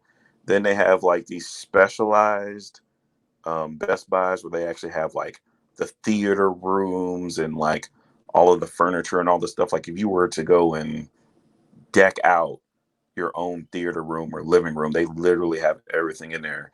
And there's one up here close to Cleveland going towards Akron. I went to that one and I almost stayed in there for about 3 or 4 hours. I didn't buy a single thing. They were like, look, you can sit down and chill. I was like, I will. You had to tell me twice. But yeah, TVs, OLEDs, micro LEDs, all that stuff. I'm into that. Nice. I lied. There is I think Elgato said they were gonna have some stuff at CES for like creative gear. And I'm excited for that. I want to see what they like announced like some of like the coolest stuff in like the past 2 years. Maybe they can give you an answer of why I've had to replace my my Thunderbolt 3 Pro port from them 3 times now in the last 2 months. Wow. You know what keeps on failing on it? What? It's a heating issue. Is the SD card reader. Imagine that. I just finished recording a video and I can't read the SD card. Ooh. Guess what came to the rescue? Dun, dun, dun, dun. Yeah, luckily I kept this. I mean, what else am I going to do with it, right? But that part keeps on overheating, and apparently it's a known issue. And this is their $400. Everything plugs into it and out to your. Yeah, that's awful. Great. I'd love to ask them that question. Hey Trent, have you seen Rise of Skywalker? Yes. Okay. I'm so happy about it. Hold that thought. All right, so I got 27 people watching this live stream right now. If you have not seen Rise of the Skywalker, you should probably leave the live stream like right now, because we're gonna get into this. I gave you all a week. The week is over with. We're about to spoil it. So, if you have not seen Star Wars: Rise of Skywalker, you should probably leave if you don't want spoilers. That being said, if you're still here, I hate the part where Yoda dies. If you're still here, that's on you. That's why not on did me. they bring Jar Jar Binks back? Come on. That was terrible how they brought him back, eh? Right. So I'm going to start with Trent since he gave such an animated reaction. So I'm going to assume, Trent, that you were not a fan. I was not a fan. What went wrong for you? Okay, so up until this point, Kylo Ren has been pretty much a joke. Like no one fears him. No one senses any sort of dread when he comes on the screen. And up until this point, the only fight that he really won was against Finn. Okay, that was the only fight. The only fight that he won was against Finn. Everybody else pretty much made Kylo Ren his whipping boy. And so what I was hoping to see in this movie was I was hoping to see Kylo Ren pretty much come out strong out the gate, to where Rey really would have to, struggle really, really, really hard, and he would finally get some sort of advantage over her, but he never does. And then finally, okay, he's good. He's coming back to the light. He gets the lightsaber, and then he comes up against the Emperor. And I'm like, okay, let it be something. And the Emperor just throws him down a damn hole. I'm like, wait. So we built this character up, well, this character's been pretty much punked out all three of these movies. Then we finally get him to come back to the light, and he and Rey are supposed to, join forces, and dude gets thrown down a hole. I mean, I don't know if I was the only one in the movie theater that just shook my head, and I was just like, what? The storyline, the way it was going to go, from if you kind of knew from the first 20 minutes like how this was going to go and everything. So is Star Wars trying to go for best writing and this and that and go for an Oscar? Probably not. They'll probably get an Oscar for cinematography, but I mean for sound engineering. But I mean, the storyline was obvious and everything, but if you really think about it, Trenton, he did win in the end, if you want to look at it that way from a certain point of view. No, I get that, but like, okay, for me, this is just totally me. I don't know about anybody else that was born after 1995, but when you watch the original Star Wars and you had like these lightsaber battles, there was some suspense to the lightsaber battles. There was some, I don't know if this person's actually going to win. Like, what are they going to do? How are they going to overcome this obstacle? Instead of, with these last three movies, you're just like, oh, Rey's going to win. Rey's going to win. She's got it. Don't worry about how we're going to beat everybody. They got it. No worry whatsoever. I mean, when you sit there, you watch Darth Vader and you see Luke go up against Darth Vader, and Darth Vader's been built up as this ultimate character. You're just like, all right, how in the world is Luke going to beat Darth Vader of all people?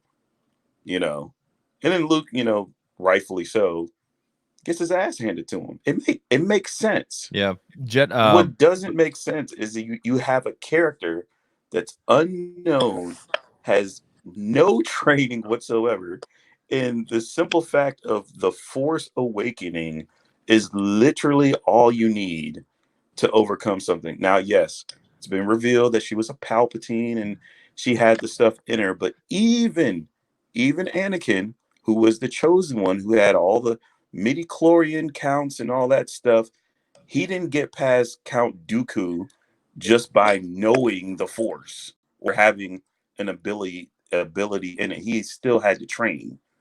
And so that, for me, it just ruined it for me. What's up, Travis? We said All Star right, Wars hold and Travis showed up.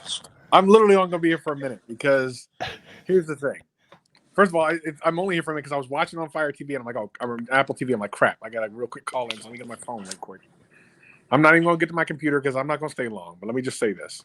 I've fallen down the rabbit hole this past week 2 or 3 times about this damn movie, and it turns out all types of stuff was supposed to happen in this movie that got completely changed and edited. Apparently, in the last couple of edits. So much so that apparently J.J. Abrams watched the final cut and had no idea what he was watching and walked out pissed. Like, apparently so much has changed in what he originally wanted versus what came out that now I can't even like argue the point about the movie anymore. Like, me, I was like, everyone needs to get over it. But after reading all of this stuff that I've read over the last 2-3 days, I'm like, it's big shenanigans, and I'm just through. So whatever you saw apparently was Disney's interpretation and not J.J. Abrams and not the original story and not the direction they were actually going to go. As a matter of fact, they're saying certain things that happened were edited completely out of sequence in that movie that did not happen the way it happened when they shot it. That's crazy. And so they did the same thing that they did with Justice League. Apparently. Yeah, there's a whole 2.5 minute scene apparently that Hayden Christensen, aka Anakin Skywalker, filmed, and it was completely cut out, and they used just his voice. There was a scene apparently with Liam Neeson. There was supposed to be stuff with Yoda. That whole part there where she's looking up in the sky and she hears all the voices, you're supposed to actually physically see them. There were supposed to be cutscenes throughout the movie where she's talking to all of them. And Disney came along and and as for a director's cut from JJ, it will never happen because Disney owns the rights.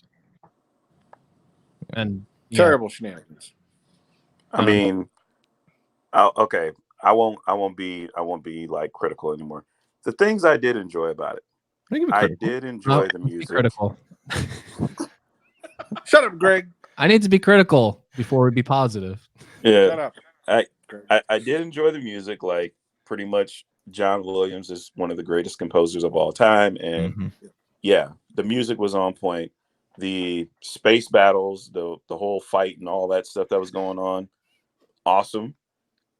Didn't really understand why they need to have a Death Star on 1,000 different, Star Destroyers, but they blew stuff up. They shot stuff. I was cool with it.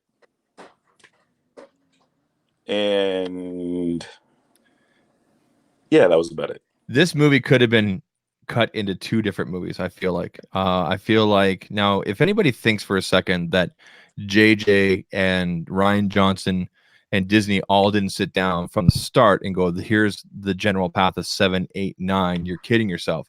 That being said, there are things that Rian Johnson did in episode 8 that made it tough for JJ Abrams to come back and fix or address going into episode 9. As an example, like when they show that whole scene of Luke and Leia training together, right? That kind of answered the question of, okay, why did Leia fly through the air after being blown out of in episode 8, right? Remember the whole floating Leia thing, right?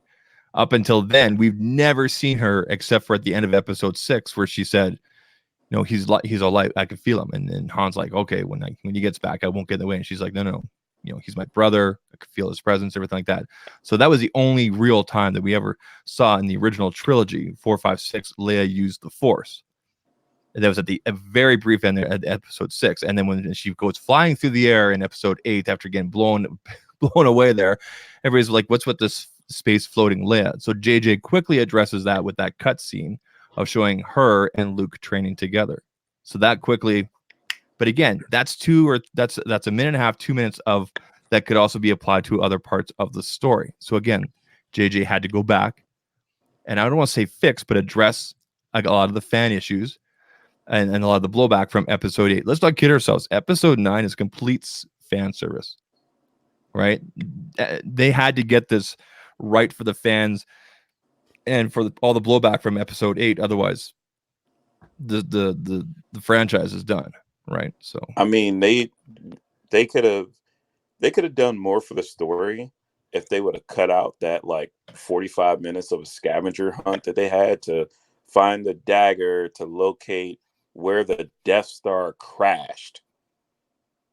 Like, that made no sense whatsoever. We're gonna go halfway across the galaxy to find a dagger that we have to hold at the horizon to see the Death Star, one of the largest things known to man. We need a dagger to find that. Gotta love it. Hey, Greg, jump in, bro. I was like, wait, what? No. Yeah, I didn't get it. I was like, this is nuts. literally a scavenger hunt. This movie makes no sense. It's awful. The pacing is bad. The story is bad. Everything about it is just, the more I think about it, the more I realize like it's just a bad movie that like really doesn't make sense and doesn't follow episode 8 at all. Zach said they didn't, you're fool if you think they didn't sit down and talk about it. I don't think they did sit down and talk about it and plan it. I don't see how these 3 movies get made that are so different from each other that don't seem to be set on a path. And then you have episode 9 come in, and right off the bat, it's like, what is the first line? The dead speak. Palpatine starts a podcast and he's telling everyone, "Hey, come to Exegol." Oh, that was one part that ticked me off as well. Like I don't need to know a super amount of details, but two things kind of ticked me off coming away from after all 9 episodes, which is one, how did Maz get the lightsaber? And apparently they explain this. Okay, so Disney always does this, or Star Wars always does this, where they have the main story and then there's comics and books and everything like that come out in encyclopedias and this and that explain more. So you buy more stuff. Apparently in the official story or encyclopedia or something like that, it does address that. Basically, the lightsaber, Luke got his hand chopped off. The lightsaber fell in the bottom of where all the garbage there is on Cloud City. It was picked up by a collector and it was passed through until Maz finally came across it, and she realized what it was and she put it away. Then Rey came across it. So there's really not a big complicated story. Now, as for while Palpatine lived, there was a line in episode 3 where I think Palpatine at least said this a couple more times, which is blah blah blah, the lines of the being as if there's something, what are things that are unnatural, right? They're unnatural things about being a Sith, and that kind of sort of addresses like how he lived and everything. But you guys saw him in the movie there. He was hooked up to that machine, finger was missing, skin's falling off and everything like that. So, and of course they did have that little blip from that guy when they were all standing around saying whatever, cloning. Okay. Right. Yeah. That's another problem with the movie. All of a sudden you have the secret Sith society, and then some random guy who's a nobody just goes, "Oh, about those Sith and their secret cloning stuff." Dark art, right, guys? And it's like, you're not even supposed to know about the Sith Order. Like, they're that secretive, and you're talking about a universe where in like A New Hope and stuff, they didn't even know what Jedi really were. It was kind of like this thing that was like a lost thing. Like, what's a Jedi? You were a Jedi Knight? What's that all about? What's the Force? That's not real. And now all of a sudden you have one guy just going, it must be that Sith cloning techniques. They got the dark arts. So it really doesn't make sense. And the first half of that movie is just so fast paced. You're moving from like planet to planet. You have no time throughout that whole movie to digest at what you're seeing, and it just continues throughout the whole movie. There are areas I believe in this director's cut. I believe that whole story, because that makes sense to me. I don't see how this movie was made with a director like J.J. Abrams, who is usually like a really good director. I just don't see how like this was put together. So I really do believe that the original cut was like 3 hours long and Disney cut out 40 minutes of it, because you have like all these unexplained areas. And I know like a lot of the fans like try and explain them away, but I'm sorry, you have like Finn and them sinking into the sand, and Finn goes, "Rey, I have to tell you something," and that's never explored again. It's never brought up throughout the entire movie. Apparently what he wanted to tell Rey this whole time was that he could feel the Force as well. Right. Which we saw that from the first 2 minutes of The Force Awakens, when they went, that was never fully addressed, and I wish that was as well. But again, this goes into the whole marketing, and we can sell this. But again, if your main core of fans and everything like that, and audience are all watching the movies, you should address these things. But again, mistakes were made, and things were not followed up on, and subverting expectations and being so edgy, whatever. Rian Johnson messed it up for JJ going forward. Now, like I said, I truly believe there was a sit down so that they had a general idea of what 7, 8, 9 was going to be, how they wanted to end. But of course, Rian Johnson came in. He was the director and the writer on episode 8, so he was allowed to inject what he wanted. But again, Disney did have to stamp that and look at the blowback. Like, I don't ever think I don't think that JJ set up Snoke to be killed in the second movie. I think that was supposed No, I don't believe that at all. And if you look at the writing, especially with Kylo Ren, like Trent was saying, he's not like a big bad guy. He was never meant to be the main villain. And all of a sudden in the second movie, you kill the main bad guy. Number one, if you remember Force Awakens, like when you look at Snoke, it's like, wow, that guy was like really intimidating. He appeared on this hologram. He was really big, and like he had like this huge presence. And then in the second movie, it's almost like comical, like the way he's like sitting there in like a robe, and he's like, Kylo Ren, and he's like being all like that. Yeah, no, I'm serious. Like all the threat was taken out of him. You were just like kind of like almost like laughing at him, like he looks so ridiculous. No, and information came out shortly after Carrie Fisher had died that they had to take a completely different turn for the movie because she was supposed to play a much larger part in episode 9, and however that ties in with the ending. And of course, Carrie Fisher, she passed away, unfortunately, and everything like that. I thought the scenes with her were very well done. No, it was not CGI. They used existing footage and built around it from episode 7. So, and that's been proven. And we'll probably be showing a lot of behind the scenes stuff. So it wasn't like a Tarkin thing. Well, when they did young Leia, it was CGI. Well, yeah, the stuff with the Leia and her, that was definitely you could. I mean, those were just quick little things, and it was also it was very clever with the masks and everything like that when they were training. So, again, very clever. So I firmly believe that if Carrie Fisher hadn't passed away, that the movie would have gone in a completely different direction. Hey, I got a completely different direction. Instead of that crazy opening where we basically say, "Hey, Palpatine, nice seeing you again," or whatever, right?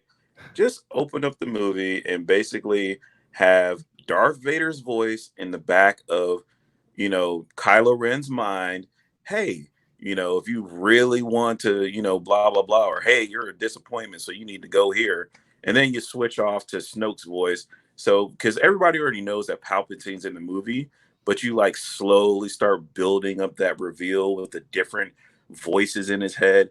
And then he finally sees, Palpatine later on, instead of, oh, hey, I got a nice little mission for you to go on. Like, what the hell? Like, yeah, and it just happens so fast. That's the problem with the first part of that movie. You're just like, wait, what's going on? Oh, Palpatine's back. Okay, now this is happening. Now that's happening, and then the whole thing with like the dagger, lining it up with the Death Star, like.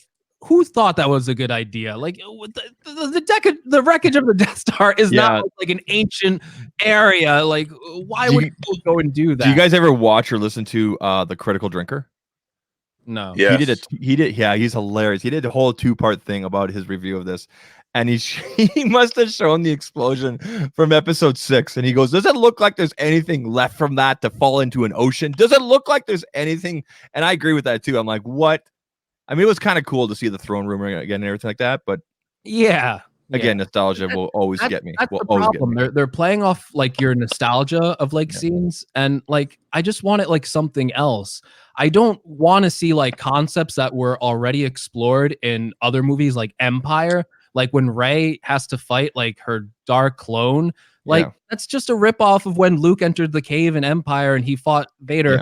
But they handled that so much better back in the day, where all of a sudden Luke's first instinct is to fight, even though Yoda said, "Don't bring your weapons in there." Hits Vader's mask off. He sees himself and he's like, and it's like, what does that mean? It's like, well, you're straying on this path to the dark side. With this in episode 9, it's thrown right in your face. Like there's no intelligence to it. It's literally, oh, look, she has look, it's exactly Rey with a red lightsaber and she's hissing.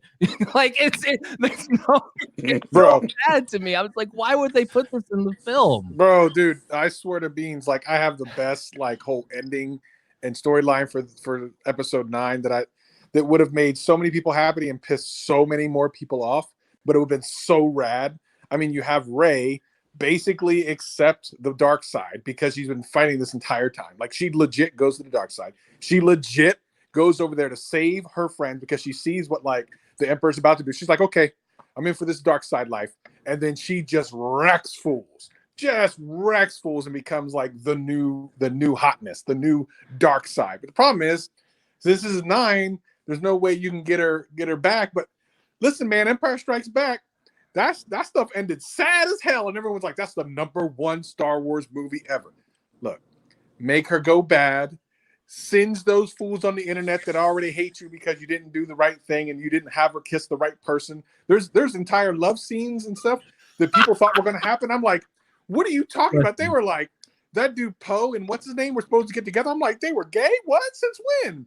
Yeah. They're trying to force that. Like, you don't know about the Finn and Poe relationship? I'm like, what? How did I miss that? Yeah, so I'm like, look, just make her bad, make her go in and savagely kill everyone. You saw what she did. Make her kill Chewie. That should have been the thing. That should not Chewie went out. Just make it just rip at your heartstrings. I want someone to explain this to me on this stream. Mm-hmm. We all saw the movie. Okay, right. Little tiny bit of force lightning, like the littlest jolt of force lightning. Ship blows up. Palpatine, mega lightning in the air. The ships just get disabled. What? Yeah, He was no, disabling them. Whoa! yeah.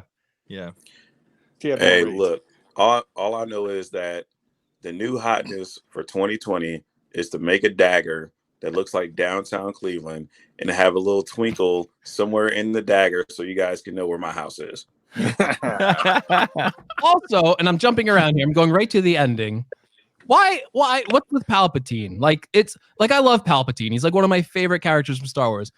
What's his obsession with like people trying to kill him? Like, I was like laughing in the theater when his MO was kill me and strike me down. And, it's like They're That dude's playing an off S&M. nostalgia. why do you want to be killed so badly? What kind of kink is this where you just want to be like, kill me? That dude's into it. and then he's just like, oh, hey, I can be young again. Let's fuck you guys up. Excuse the language. He calls it kink. It is. Why? I turned to my friends and I'm like, what's going on? Like, why does he want to be killed so badly? It's the Strike same me line down. as Return of the Jedi. Strike me down. It's Well, like, because he told her. He said he wanted to be in the body of a young girl. That's what he Oh, said. kill That's what he me, said. kinky. oh, no.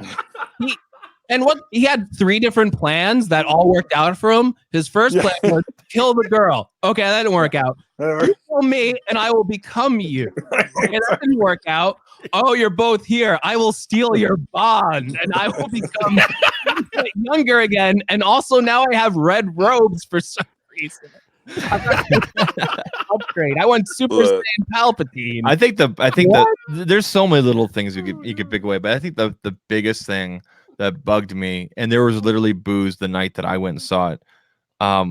You're not a Skywalker. You should have just said, "My name's Rey," and that should have been the end of it. The whole message was bloodlines don't matter. And I've seen so many reviews that mention, wouldn't it have been like a stronger ending message of my name is Rey Palpatine, and now I'm going to take the Palpatine name, which has been known throughout the beginning as like this evil name, and I'm going to turn it into a name of good.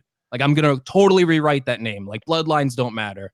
I think that would have been better just saying Rey. Skywalker. The bearing of the bearing the lightsabers and everything I thought was cool and everything, and I liked the way it was going. And then when they had that lady show up and she's like, "Who are you?" and she's like, "I'm Rey," and then there was that pause. I went, "Oh no, she's actually gonna say it." And then she looks over at them and I'm like, "No, I'm Rey Skywalker." Oh Yeah, Jesus, what are you doing? I didn't have any problem with that. But from what I understand, that whole ending was one of the things that was edited like completely weirdly. Like, apparently, first of all, the death of Kylo was so awkward. I was like, that's just really awkward the way that happened. It's like, goodbye. And I'm like, wait, what? And I think that's actually apparently that's one of the things that was edited by Disney. And it wasn't actually supposed to be like that. And I also read today that whole last scene was completely different too. Yeah. And she was in the that I guess that Kylo was actually there, and just weird other random stuff that would have made it make sense. Other Jedi that came down, and that makes so much sense hearing all that stuff, because I watched that part of the movie and I'm like, this is so anticlimactic. Your big battle is that you pick up a second lightsaber and that's it, and then he keeps shooting the lightning and he doesn't stop and it melts his face off.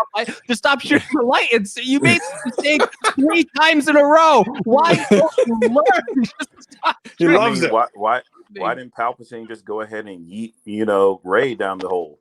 Yes.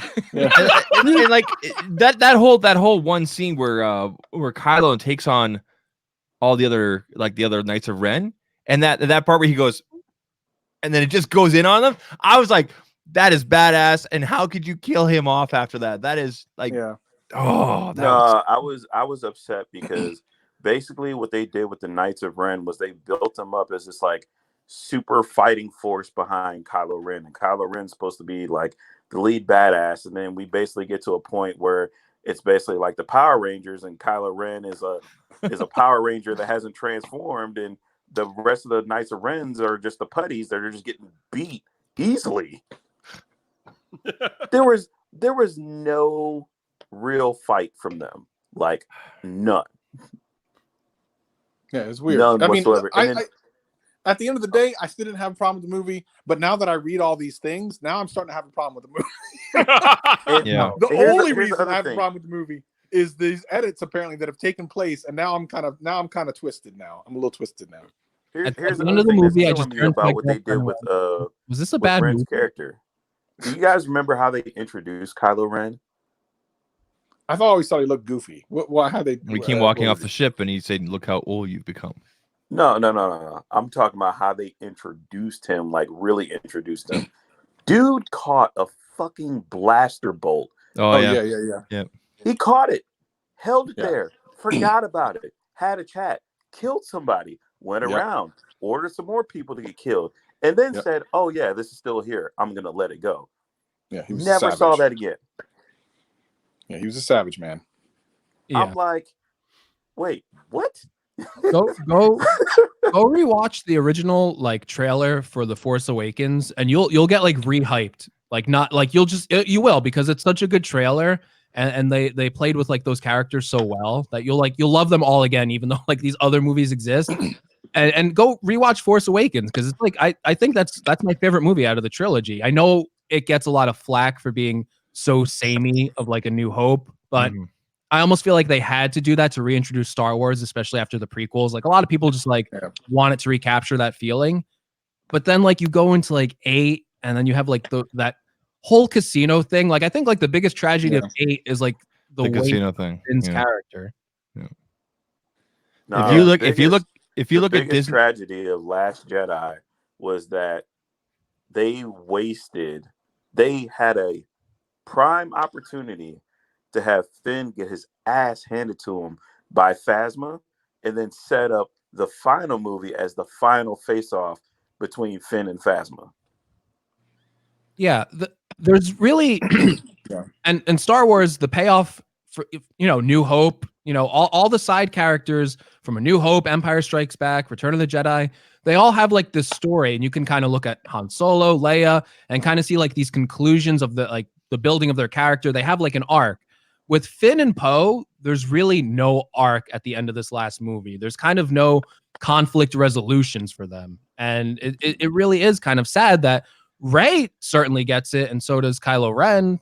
But the other characters really don't get their time to kind of solve their conflicts and kind of grow as people. Same thing with Rose, who was basically just like kind of like written off in this movie. And from the leaks that Travis's was, she was a useless character about like the cuts and stuff. Apparently, she had like a way bigger role in the movie, and Disney was like, "Oh, well, she wasn't received well in the last movie, so let's cut all of her parts." All right, let's call it what it is, man.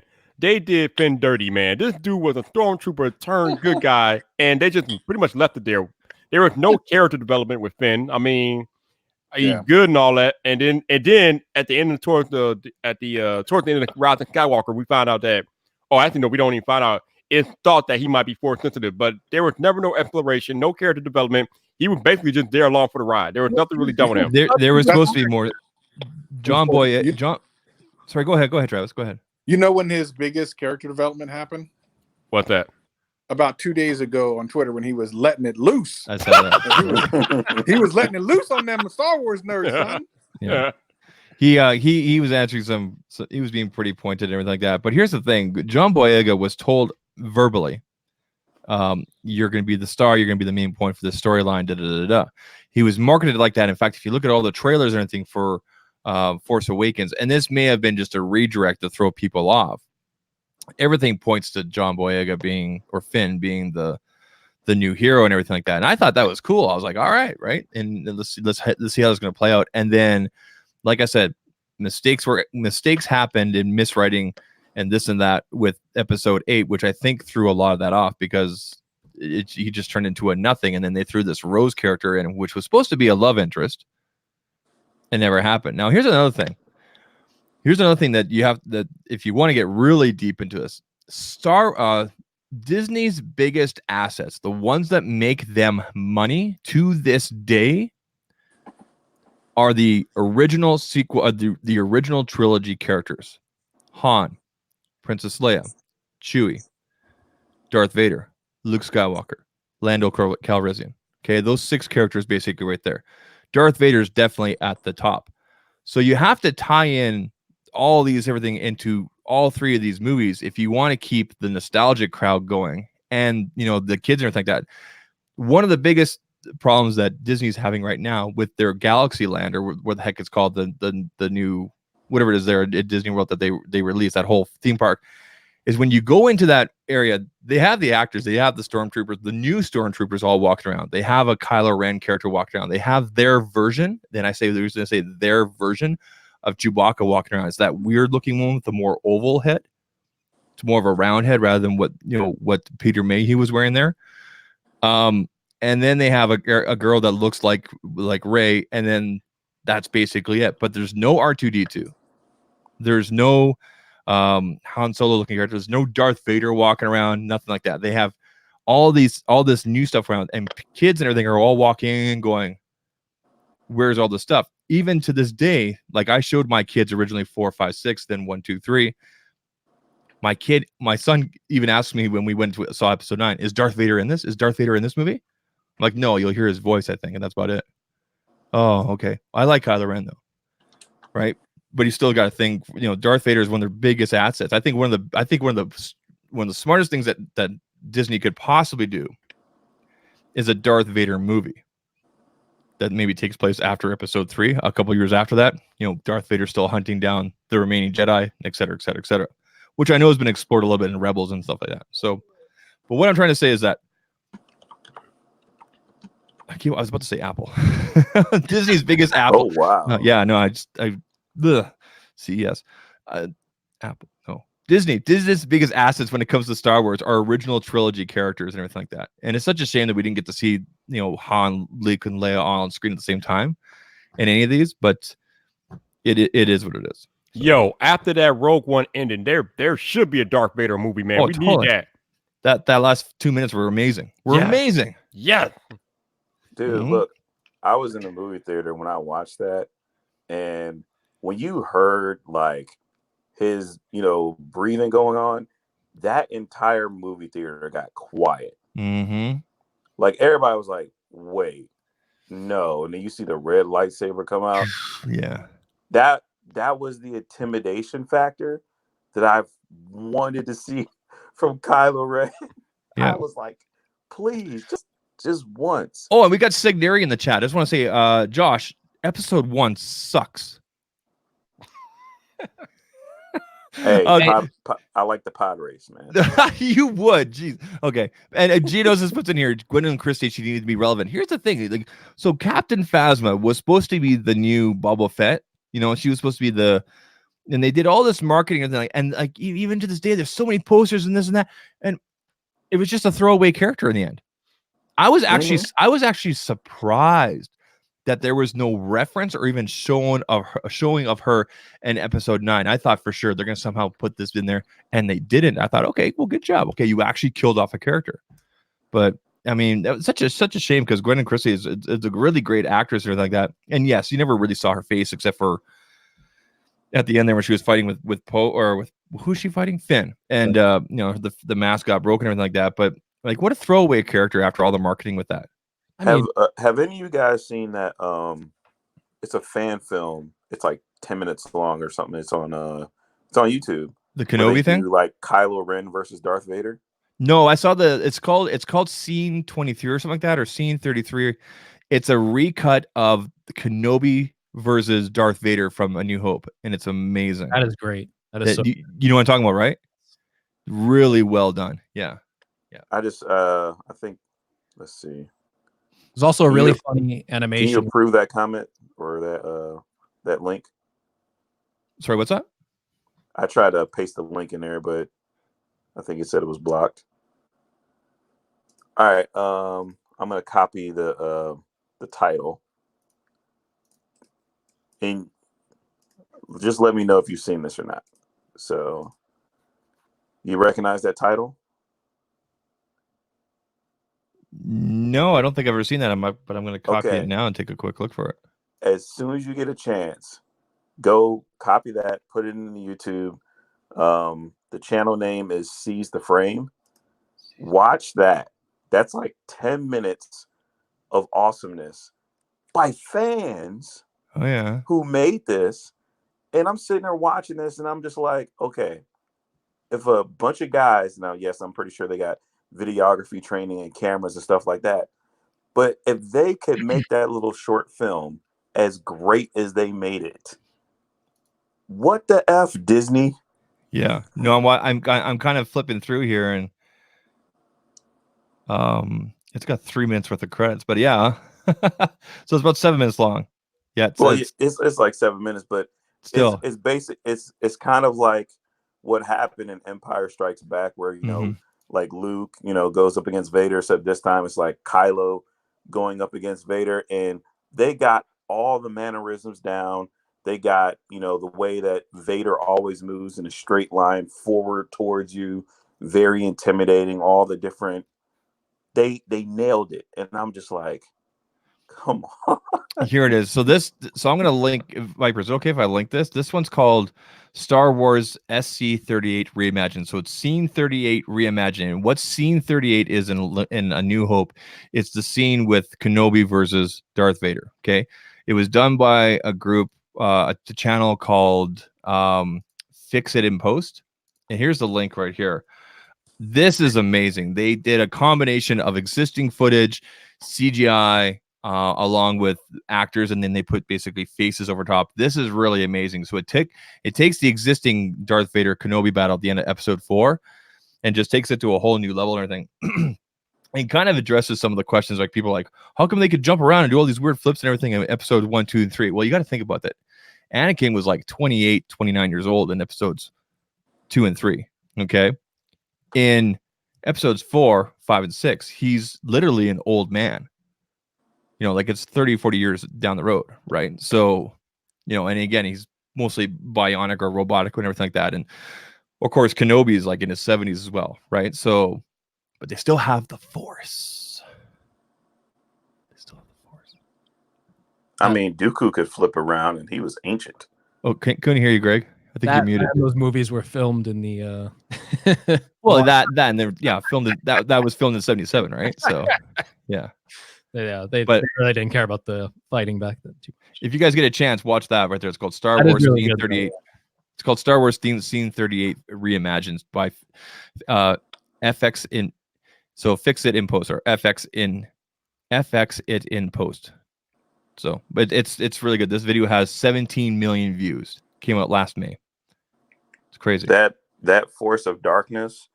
Literally, Disney could have looked at that and be like, "All right, we need to incorporate I'm gonna watch this that in episode 9." I'm gonna watch that while I pack after we're done here. So, but that being said, I do need to pack and everything like that. So, Viper, thanks for having me on. Appreciate the invite. Thanks for coming on, man. I'm gonna finish putting together my what's in my CES bag video, and then I'll hopefully get that uploaded tomorrow, and then fly. And I have to pack clothes tomorrow, which I hate packing. But safe travel, bro.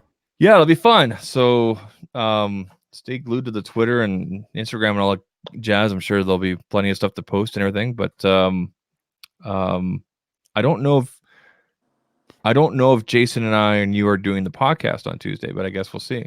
So I guess so. As it stands right now, it's kind of up in the air because it depends on where we're at. And I know that Jason's not bringing a laptop, but I will be. So we'll see. All right, gentlemen. Thanks for having me on. I'll let you guys go. Have a good night, okay? Take care, man. All right, man. Take it easy. Take care. Cheers. Hey, Craig. Any more lashing out you want to do? I could keep going. Listen, I don't know.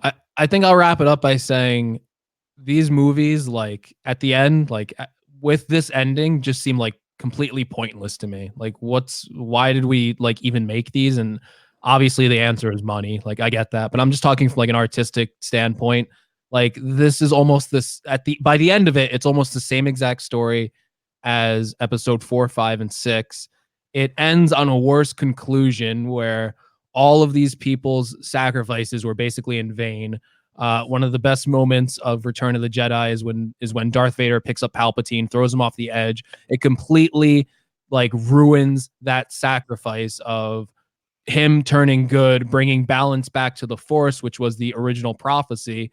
And now it's basically going, no, there was more, and the balance never came back. And Palpatine actually, he didn't die; he was still alive. So it just kind of really invalidates all of those movies and all of those characters' personal struggles. I really wish that these characters like weren't even brought back. Like I just wish that they made a Star Wars movie with their own characters and didn't feel the need to bring back, Luke Skywalker, Han Solo, and all these other older characters. I just wish it could be its own kind of story and just be in the Star Wars universe. Because I think what we're seeing from like smaller stories like The Mandalorian, that can work really well. It doesn't always have to be about older characters. I think you should just kind of leave the older movies where they were. They left on a really good point. If you want to tell a different story involving other people, that's great. I hope that, I guess there's going to be like an episode 10 or whatever. Obviously, there's going to be more main movies. There's just too much money in the Star Wars property. People see these movies. I just hope that it's just a whole new cast of characters. I don't even want to see Rey. I don't want to see Finn. Like it for me, like the characters are almost like ruined. John Boyega did like an interview, and they're like, "Do you think we'll ever see Finn back?" And he's like, "In what?" And then and then he just goes, "You're not Disney Plusing me. I'm not getting Disney Plus." He doesn't want to do the character anymore. Yeah, I think a lot of those actors they don't want any more of this Star Wars stuff because like a lot of people, Greg, are like you. They're mad or disappointed with the way these movies turned out, but they're a little bit more boisterous towards the acting than you are. But yes, I think some of these actors don't want any of it no more. They don't want to be any part of it. I don't understand how you could be mad at the actors. The actors at the end of the day are doing their job. They don't write the story. They're there to act. And if you want to say anything about these Star Wars movies, they're the best acted out of any Star Wars movie. They're better acted than 4, 5, and 6. These people are really good. If you look at the acting from the original movies, they're not great. It has a really great story, but the acting, the fighting scenes, they're like not like the best. And that's just a period of being in the time, with maybe like the only exception really being Darth Vader, which, that voice is just so iconic. And then Harrison Ford was also pretty good. But yeah, they're not like the best acted movies. Like look at Mark Hamill, like especially in like A New Hope, like the acting is just like really bad. So I don't get like all this hate towards the actors when they're just being hired to play a role, and they kind of really don't have a direction on where this story is going.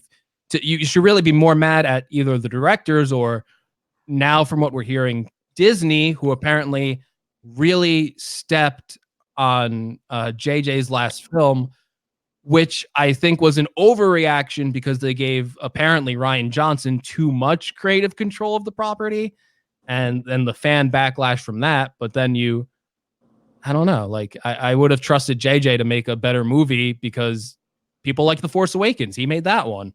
Like why? Dude, it's pretty much what's going to happen is it happens just like in every other form and facet of life. When you put someone's face on something, that's what they focus on. Like if you were to go to Best Buy right now, they didn't have your order ready or whatnot. You're not sitting there trying to find the CEO like, oh, screw you, dude. No, you're ready to be mad at whatever person is behind the counter. Like that's the way it goes. And that's the same way that people look. Like they see, Rey, they see Daisy, they see her as the main person. So that's what they lash out at. I'm pretty sure almost 90% of the people who watch this movie couldn't even pick J.J. Abrams out of a lineup. That's true, yeah. But I think Greg asking the hard questions. How in the hell did Palpatine survive? He was thrown down a cabinet pit. How did he come back? Doesn't make sense. Where did he come from? Doesn't make sense. The other thing that they could have done, but they wanted to subvert expectations.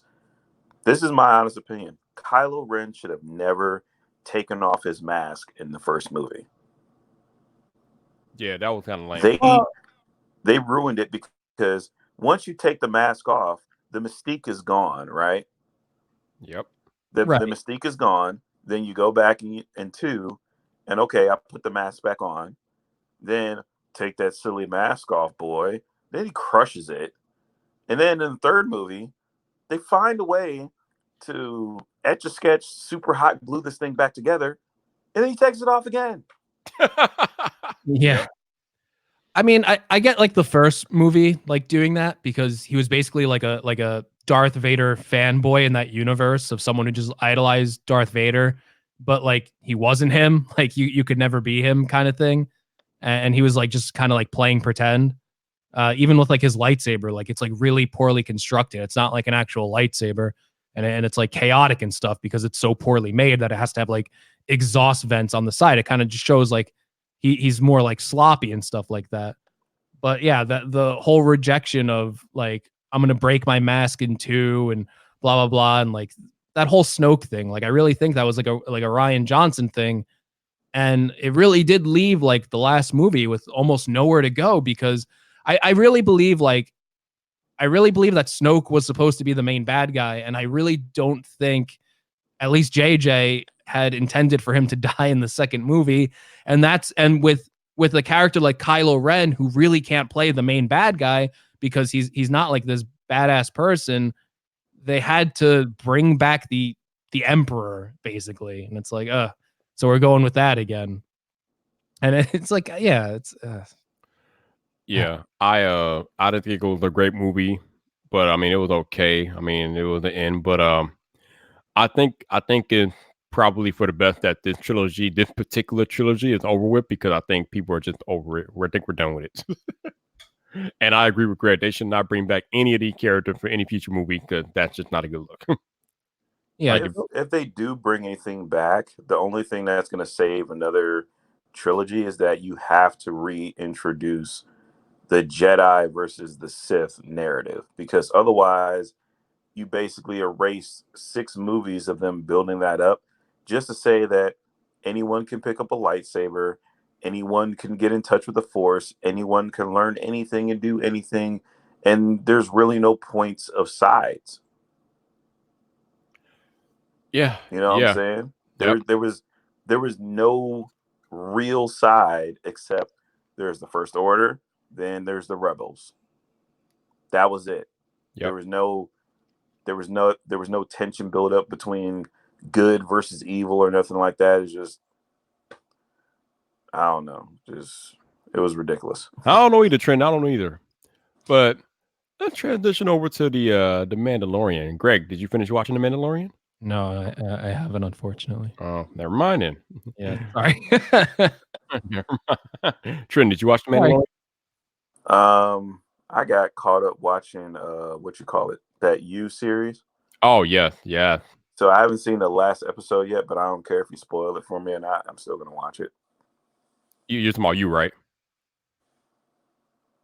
Which season are you on, Trent? I finished 2. Okay. Oh, so you finished You season 2? Yeah. Oh, okay. Oh, all right. So since you watched that, what did you think about season 2 of You? I like how they go about the I like how the story goes, but the story should be called How to Stalk Someone and Get Lucky Enough to Get Out of Every Single Situation. I know, right? I mean, like, especially with how dumb he is. Did this dude fucking watch The Never-Ending Story and find Falcor the Luck Dragon?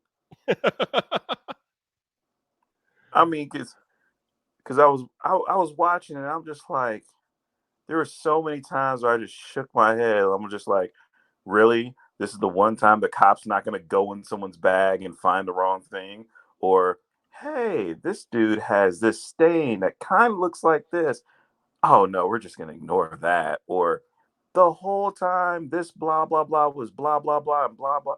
I'm just like, oh, my God, you should be in jail. Dude, he should have been in jail in season 1. This dude hit this girl over the head with a rock, leave the rock at the scene of the crime. Like, what? It should have been over there. And then... No one in the series believes in using gloves. Apparently not. And then, to make it even worse, he ended up going out to her little getaway house or her vacation house. He killed her, but he leaves a jar of his own piss in the house. Like, what? How did he not been caught yet? I don't understand. Like, and then season 2, like, oh my God, like Like, wow. I mean, Here- for a person that's that intelligent, he's awfully stupid. what I this is what I don't get, and they really don't explain this stuff in like TV shows, like where they have like these elaborate traps. Please tell me which Home Depot, Hardware, Lowe's store that you went to obtain all these materials if you're dead broke. Because because it starts off, hey, I had to come here. I only have so much money, and Right. when that money runs out, I have to figure out something else. But I just built what looks like to be a $15,000 glass steel trap prison inside of Right. a storage unit by myself. Right. And all he's doing all this while he's working at a bookstore. So he's making bank. I mean, this dude is giving like all kinds of hope to people who are like serial killers with minimum wage jobs. Crazy, man. I don't know, but it's absolutely. And then I think the thing that kind of irked me about season 2 was when he killed the dude. What the hell, Jasper? Whatever the hell this dude's name is. There was no fallout from that. Like, you killed this enforcer dude, and there's no fallout. No, fam. That usually somebody gonna know that dude's missing. They're gonna come looking for him, and there should be fallback from that. Now, maybe we might see that in season 3. I don't know, but the fact that he killed that enforcer dude and there was no fallout or no fallback, I don't know how that happened. The fact that he had the ability to kill that guy was amazing. Because all right. So one of the things I noticed, and this is more of like a film thing, they will shoot a lot of shots where it's like kind of looking up at him to kind of make him look, bigger than he normally. The dude isn't that big. That dude is actually relatively small. And like most of the encounters that he gets into, I'm like, okay, unless you had combat training, you're going to get your ass whooped if you give up 100 pounds to somebody. Mm-hmm. And then, the guy that's supposed to be the enforcer dude, I mean, he was intimidating for like 5 seconds, with the whole knife scene. And then Right. he shows back up, and then there's just like no fight put up whatsoever. Nope. Like, really, it's that easy. It's that easy. Yep. Okay. Yeah, it's I don't know, but overall, I enjoy watching the show. I mean, I don't know where they're gonna go with season 3, but the other thing that kind of irked me is that love is everything that he wanted in a woman. He wanted a woman that understood him, to love him, blah, blah, blah. She is everything that he wanted, but yet at the end of season 2, he's still not satisfied. He's afraid of love, and he's looking at his neighbor. I'm like, what? So I understood that from like the psychological point of view. He truly doesn't want love. He's more so into the chase of love. Mm-hmm. Okay. Like, he likes the stalking. He likes the manipulation. He likes trying to, obsess and overthink and get somebody to come and submit to him. And then once they finally submitted, there's no more of an obstacle or a goal for him. So he gets bored. But that's a complete contradiction to everything that he said throughout this series and this season. He's like, "Oh, love, I want to be this, and this for you. I want to be your best man. I want to grow up with our kids. Blah blah blah." So you Exactly, finally, and that shows his illness. oh, he's still all right. I mean, but that shows why he is the way he is, and why he was saying he can't, try and pursue a relationship because he'll go overboard like that. I mean, dude needs to be arrested and locked in an insane asylum anyway. But you see the motivations behind it. Yeah, like I got to say, I'm watching this, and Beck was a complete train wreck in season 1, and then Love is a complete psychopath in season 2. But she is everything that he's quote unquote looking for in a woman, and he's all in love, and he loves love. But then she reciprocates that love, and she practically just like him, and he's like, "Oh no, that's not gonna work." I'm like, "Oh, okay." And now we're left to wonder what's gonna happen in season 3. I'm guessing that him and Love are gonna be nemesis in season 3. I don't know what direction they can go with that, because if you do the whole stalking of the woman, that can kind of old after a while. So hopefully season 3 they go a different direction. I mean, of course there'll be some stalking and all that involved, but season 3 has to be completely like a different plot. So I'm thinking it's gonna be him versus Love at some point in season 3, because I mean, you can't have two of the same thing. Like you can't the opposites attract, and they're not opposites at this point. So that's gonna be interesting to see how that plays out in season 3.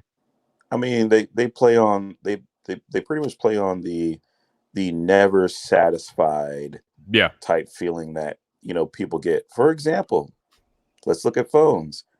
Every single year, phone comes out. We want this, we want that. It finally gets into a phone. We finally get the ultimate phone with all the stuff that we want. And then what happens? 2 months later, we're bored. We want more. We're not satisfied with what we already got because we already obtained it.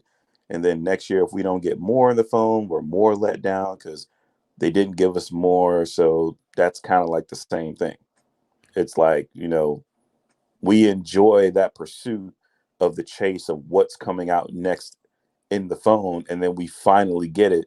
And we're happy for a little bit. But then we're like, okay, we want to go back to what's coming out next. What's the next big thing? Yeah. I think you make a good point. People, we are genuinely never satisfied. I mean, even when we want something really badly and we finally end up obtaining that want or desire, then it's not enough. We got to go on to the next want, the next desire, the next need. So it's a never-ending vicious cycle. Yep. And Greg probably like, what the hell are they talking about? I have no idea what's going on. So Greg has left the chat. There's this show on Netflix called You. Okay. It's about this guy who is obsessed with stalking women, and he will do anything, and I mean anything, Greg, to get close to these women. And it's a good show. I don't know if that's your thing, but you should check it out and see what you think. But it's a good show. It doesn't sound like my thing, but it could be good. I mean, it's good. I mean, man. Everybody was talking about it this past week when it last week when it dropped that weekend. But yeah, man. Well, Greg, I'll say this: Viper thought that Breaking Bad was not interesting. No, I didn't say that. I didn't. What did I? No, Breaking Bad was awesome. No, I'm saying before you watched it all the way through, back when you guys were talking about Breaking Bad, and you said you had never watched it all the way through, and it really wasn't your thing. Yeah, I watched the pilot, and I just wasn't interested after the pilot. Yeah, It's funny because I watched the pilot like a few years ago, and it just did not interest me at all. So when I was doing the binge thing this past week, and I watched the pilot, I'm like, this is a lot more exciting than I remember. So yeah, it's funny how that worked. But yeah, I was on. I gotta come clean. I'm not a Breaking Bad fan either. So, I mean, have you watched it, or you just not watched it at all? I've watched like episodes. Like I never got into it. So, okay. I will say this: Breaking Bad season 1 is kind of meh. Yeah. I mean, they have like a couple of good points, but most of season 1 is kind of meh. Yeah. Season 2 gets better. More stuff happens. More stuff goes down. Season 3 cranks it up even higher. Yeah. And then season 4 is like the top of the mountain. Banana. Pretty much. And then season 5, you're riding it down a little bit, and then you go up to like the end. Yeah. But there's like scenes that if you were to see just that 2-minute scene, you would want to watch the whole season of that scene. Yeah. See, here's the thing about Breaking Bad. Breaking Bad is a story. And as with most stories, you have your low points and your high points. Season 1 is unremarkable. The ending is pretty cool, but season 1 as a whole is unremarkable. The first half of season 2 is very unremarkable. I was bored as hell. I was trying to fight to make it through. But the second half of season 2 kind of picks up. Business picks up.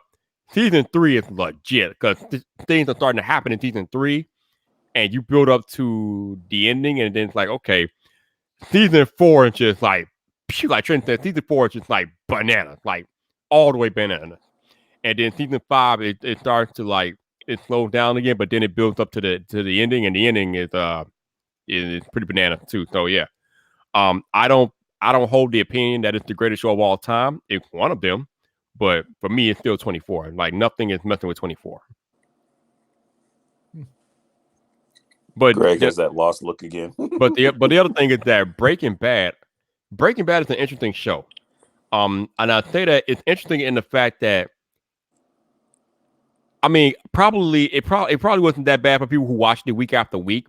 But if you binge that show, it will really take a toll on your mentality, man. That show is hard to watch binge wise. I mean, it's dark.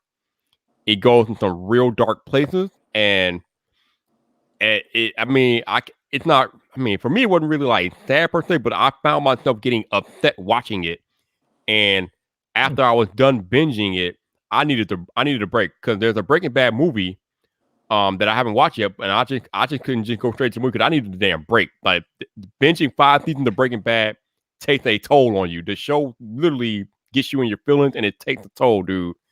So you got to be in the right mindset to like sit down and binge a show like that because it takes a toll on you mentally because just so much stuff that's going on. It just goes into some places that TV shows just don't normally go to, and it's crazy. Yeah, deep. I'm sure it's good. I those usually aren't like my type of shows that I like to watch because usually like the world's like bleak and depressing. So it's like I don't know if I want to like spend all that time watching that. Yeah, don't watch Breaking Bad then. It's not just don't watch Breaking Bad because I'm sure it is good though. It's good. If like a show is good enough like that, I will get sucked into it, even though like maybe I don't want to go watch it. But like sometimes you just get sucked into those types of shows. Yeah, so. yeah. From what you just said, you should not watch Breaking Bad. At least not right now. No. Like I said, you need to have a certain mental headspace to watch that show.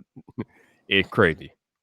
Yeah, I mean, I really don't watch too much like TV anymore, even like streaming stuff. Like I'm not even caught up on like The Mandalorian, so that's how far behind I am. And there's not that many episodes. So, Greg, did you watch the morning show? I am pretty far along in that. I have like, I think, how many episodes are there? 10. I have 2 more to go. I'm gonna need you to finish it. Okay, it's very good. It's very good. That's very also good. a show that's like real life. And it's like, huh? Oh yeah, that show will put you in a headspace too, but nothing nearly close to Breaking Bad. No, I'm sure it's not as close as Breaking Bad. No, but yeah, or I'm like, the morning show will put you in a uncomfortable headspace too. Yeah. But no, it's a little more lighthearted. Yeah, definitely. Trent, what are you watching? Are you watching anything, or are you just I'm kind of at the point to where I pretty much bottom out streaming and whatnot. Like I had the past 2 weeks off from work, so I did all of the catching up on streaming that I think I was going to do, and more so, I've really just been watching just stuff on YouTube, how-to videos, and other stuff that I actually need to just like do around the house. So I kind of, because when you sit there and you watch stream after stream after stream after stream and story after story after story, you're right. Like your head starts to hurt and you just need to take a break. Mm-hmm. Yep. So like, yeah, I still have like, Disney Plus if I want to fire up Incredibles for TJ or, want to take my mind off of something, but I'm not invested in any TV shows right now. I can understand that. I actually just did a podcast episode with Signeri today. I'm not sure when it's coming out, but Man, I did one with him last night. That dude is busy. He's on like a mad tear right now. Yeah. I was basically telling him like I've kind of like I kind of had to put like a lot of things off for like the past year where I was like really ramping up like content and also like working a full-time job to the point where it's like I really couldn't like enjoy like a lot of like TV shows, video games and stuff like that. So I'm kind of like now that I am full-time, I have a lot more like spare time, which is good because you can't keep doing that forever. So I'm kind of like having to like, it's weird because I'm like trying to like relearn like how to like relax. I know that sounds like weird to say, but it's like I have like more time now. So now I can like watch shows and stuff or play like a video game. So it's kind of like this like relearning process for me where it's like before like I always had like the channel on my mind when I got home. But now I actually can like take like major breaks from it. And it's like, oh, I could focus on this now. It's like, oh, I can watch this show. I can play this game. So I'm kind of trying to like readjust to that. Servant, have you watched that, Viper? I have not. No. I watched like the first episode the other day, and Mm-hmm. that caught me. I think I'm gonna finish that one. That was That good, huh? yeah. I like. Do you like what's his name? M. Night Shyamalan stuff. Like some of his stuff is like awful, but like when he's good, he's good. I'm not really into the horror stuff like that, but I've heard Servant is pretty good. Yeah, the first episode's really weird, and again, I've only watched the first episode. I'm not sure like what kind of direction they're gonna take it in, but it was good. I would definitely give it a shot. Oh, something must be going on because Travis is back. What's up, Travis? All right, look. Yeah. I wanted to wait until you got done watching Breaking Bad before I could show you this. But I agree with Greg because you need to have time to where you can relax and not do, I wouldn't say not do anything, but not have your time so occupied to where it feels like you never have a break. Yeah, you gotta break. All right, Travis. All right. Like, let me show you this. Is he talking? You ready? You hear me? I hear you. All right. Yeah, you got a barrel. Oh God. See that? See the cash? See the cash, son? Yep. You see my matches from the chicken place? Yep. I got my little Albuquerque Breaking Bad little coin. This is the Breaking Bad. So this is weird. I can't hear Travis at all. Open your ears, son. Anyway, for those of you who've seen the show, you know what this barrel means, and you know what all this cash is. And in here is a shirt. It's the chicken place shirt. Los Pollos Hermanos, man. That's right. So this is a season. This is the entire entire season on Blu-ray, and it was a special edition. You can only buy these for a little while. Oh, that's a Blu-ray set. Okay, that's cool as hell. Yeah, it's a Blu-ray set. It's amazing. It's every single season, and you take the Blu-rays out, they like swing out. It's pretty dope. That's dope. I just want, yeah. That's dope, bro. That's dope. Yeah, but I can't believe, as someone who like loves that show, obviously I paid over $100 for this thing. Who loves that show and talks so much about it and says like, you know, if you like good TV shows, you need to watch it. I was blown away that you managed to stream all of it in a short amount of time. Like I was like, is he really going through all the seasons? Like I didn't expect you to have it done for like maybe a month.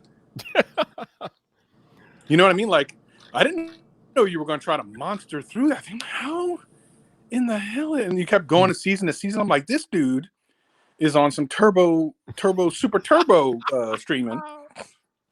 So it was nice to see because now, you know, I can talk to you about stuff, but good God. Yeah. That last season was beautifully done in a lot of ways and so much about how they told the story over the arc to me was amazing, but very like difficult. Yeah. And for you to stream through that, it's like, whoo. And you know, the funny thing about it is there's context that you're kind of missing too, because that show happened at the same time that like Dexter was happening. So yeah. I was a fan of Dexter. Yep. And I remember one year Dexter won. I think it was that year where I thought Dexter was going to win an award in Breaking Bad. And I'm like, what's Breaking Bad? So I watched the first season. I hated it.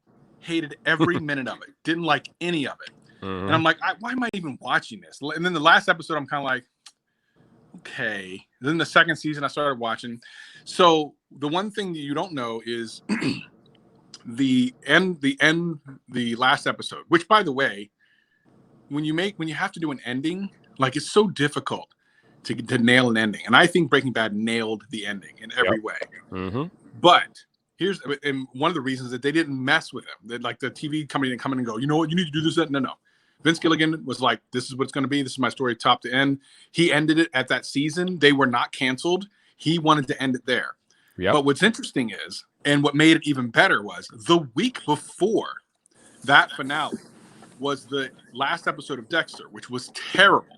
Yep. And everyone was up in arms and hate and were so upset. So everyone was kind of going into the last episode of Breaking Bad as like, come on, man, please give us something good because we just got shat on. And then he just knocked it out of the park, which made it seem even better than it was. I'd still contend that those last couple episodes were crazy good, but Oh yeah. what an interesting.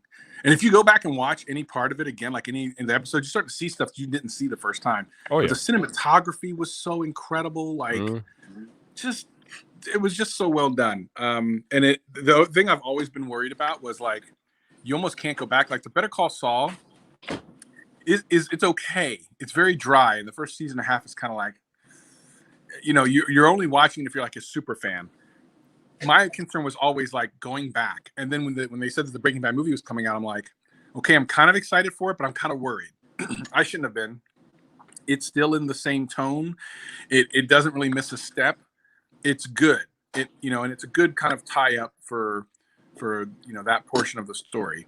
So, it's not as dark. It is a little dark, but it's not as dark because you saw some dark stuff, dude. Yeah. There was some dark stuff that happened in that show. Hell yes. And I remember like at the end of the week going, whoo, man, I'll be ready next week, but give me a couple days. I mean, you just were hammering through, dude. I don't know. You're going to have to get some therapy or something. Man.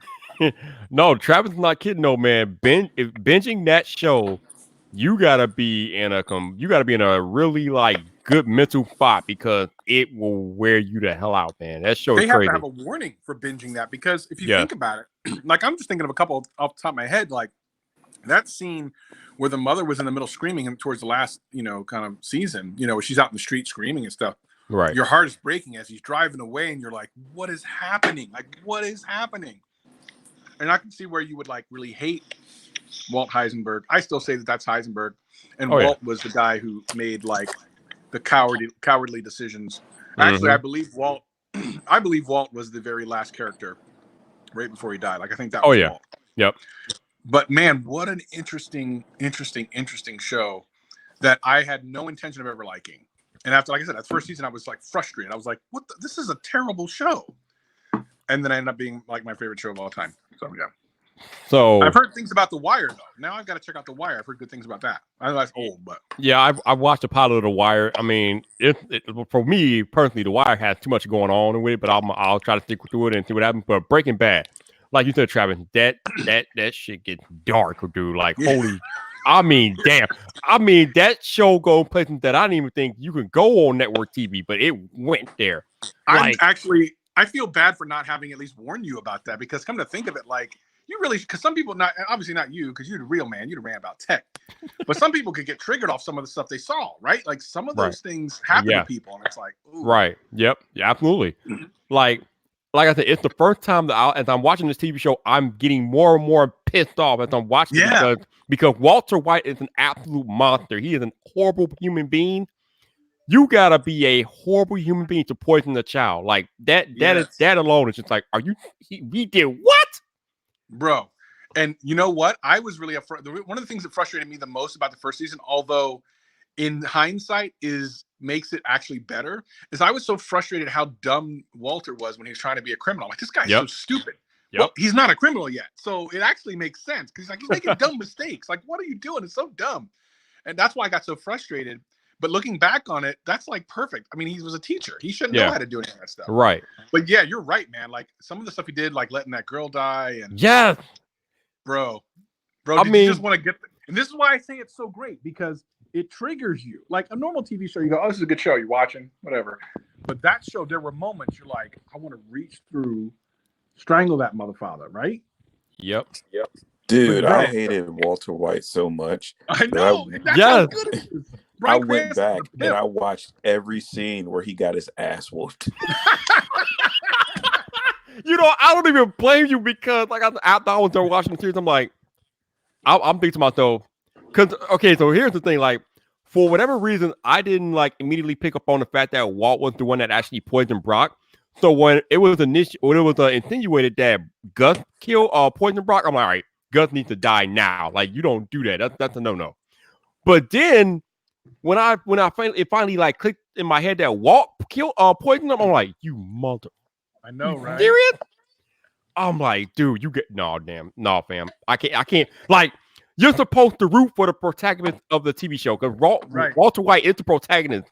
By the end of Breaking Bad, there's no way in hell I can root for him. Like, no, I can't do it. Great. It's so great. Right. Do a Star Wars like that, where you start off like the good guy, and then by the end you're like, I want this motherfucker to die, and he like doesn't die. Now, let me ask you, what was your thoughts? Because I have very distinct thoughts about Saul. Saul was great, man. I love Saul, man. Like the dude he was highly intelligent. He knew what he was doing, and he had an answer for practically every situation, man. He was awesome. Yeah. So the Better Call Saul is interesting because it is both a rewind in his past and also a fast forward in what happens after Breaking Bad. Like, where did he go and what is he doing? But it's only like in shots. It's for the most part a flashback. So it's super dry. There's very few moments of like action or something interesting. When it does happen, you're kind of like, ee! But you've waited so long for it. So I will not say that you should probably watch, even though like I watch it and I'll watch it because now I'm invested. I would not tell someone to watch it.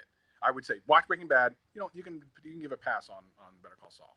Yeah, I don't really have any plans on watching it because I just don't see how it could be anything close to Breaking Bad. I mean, Saul was a good character for that Breaking Bad series, but I don't feel like I need to watch his own spinoff show. I don't feel like I need to watch that. It is interesting, but it's not on that level. What were you saying, Trenton? Oh, I thought somebody saying something. But yeah. Like Travis said, it was probably interesting, but it's not interesting enough for me to like devote time to watch a whole series about it. No. Somebody was asking me in the chat, have I watched the El Camino? I have not watched El Camino yet. I'll probably watch it tonight or tomorrow. I don't know. But yeah, man. I mean, this dude is over there dissolving bodies in hydrochloric acid, poisoning children. Man. I wish I could have seen your face when that big bathtub came down, dude. I already knew what was gonna happen, man, because Jesse was he's such a damn idiot. I'm like, dude, you about to mess up, bro. I didn't know you're gonna mess up like that, but you about to mess up.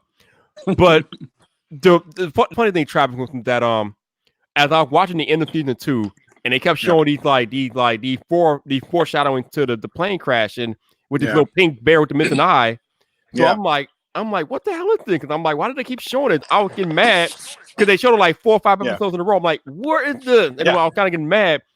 And then when the plane crashed out, I'm like, oh. I know, bro. I was like, oh, that's what that is. My favorite scene was when Gus came down there and essentially punked them with that box cutter. Bruh. It didn't say a word. Dude, he didn't say a word. Nothing. He was so cold-blooded.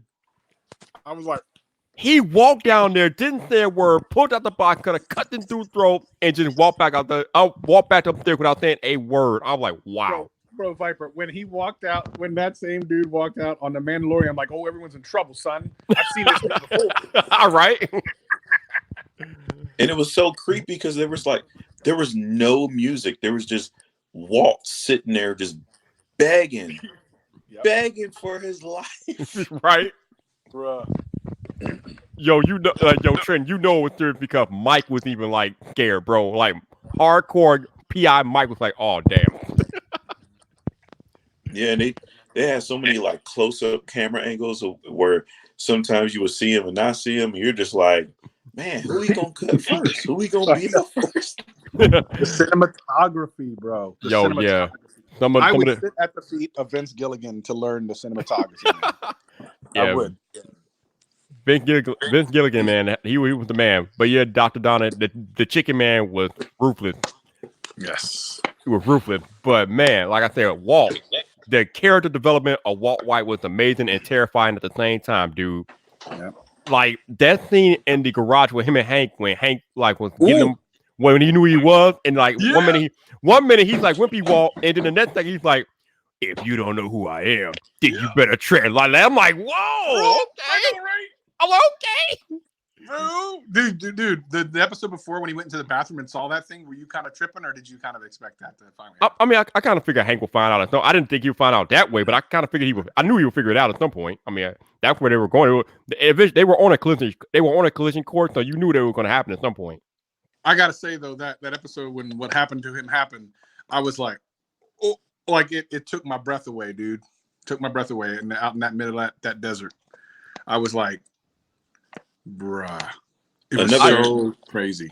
Another powerful scene that was really, really good, but a lot of people don't bring it up, was the scene between Walt and Mike, where Mike is, telling him the story about no more half measures. Yeah. Half measures. That was like, I was like, what? Yep. That's what he said, man. No more half measures. And then that one that episode when Walt goes all Godfather and kills like 10 dudes in 2 minutes. I'm like, oh my God.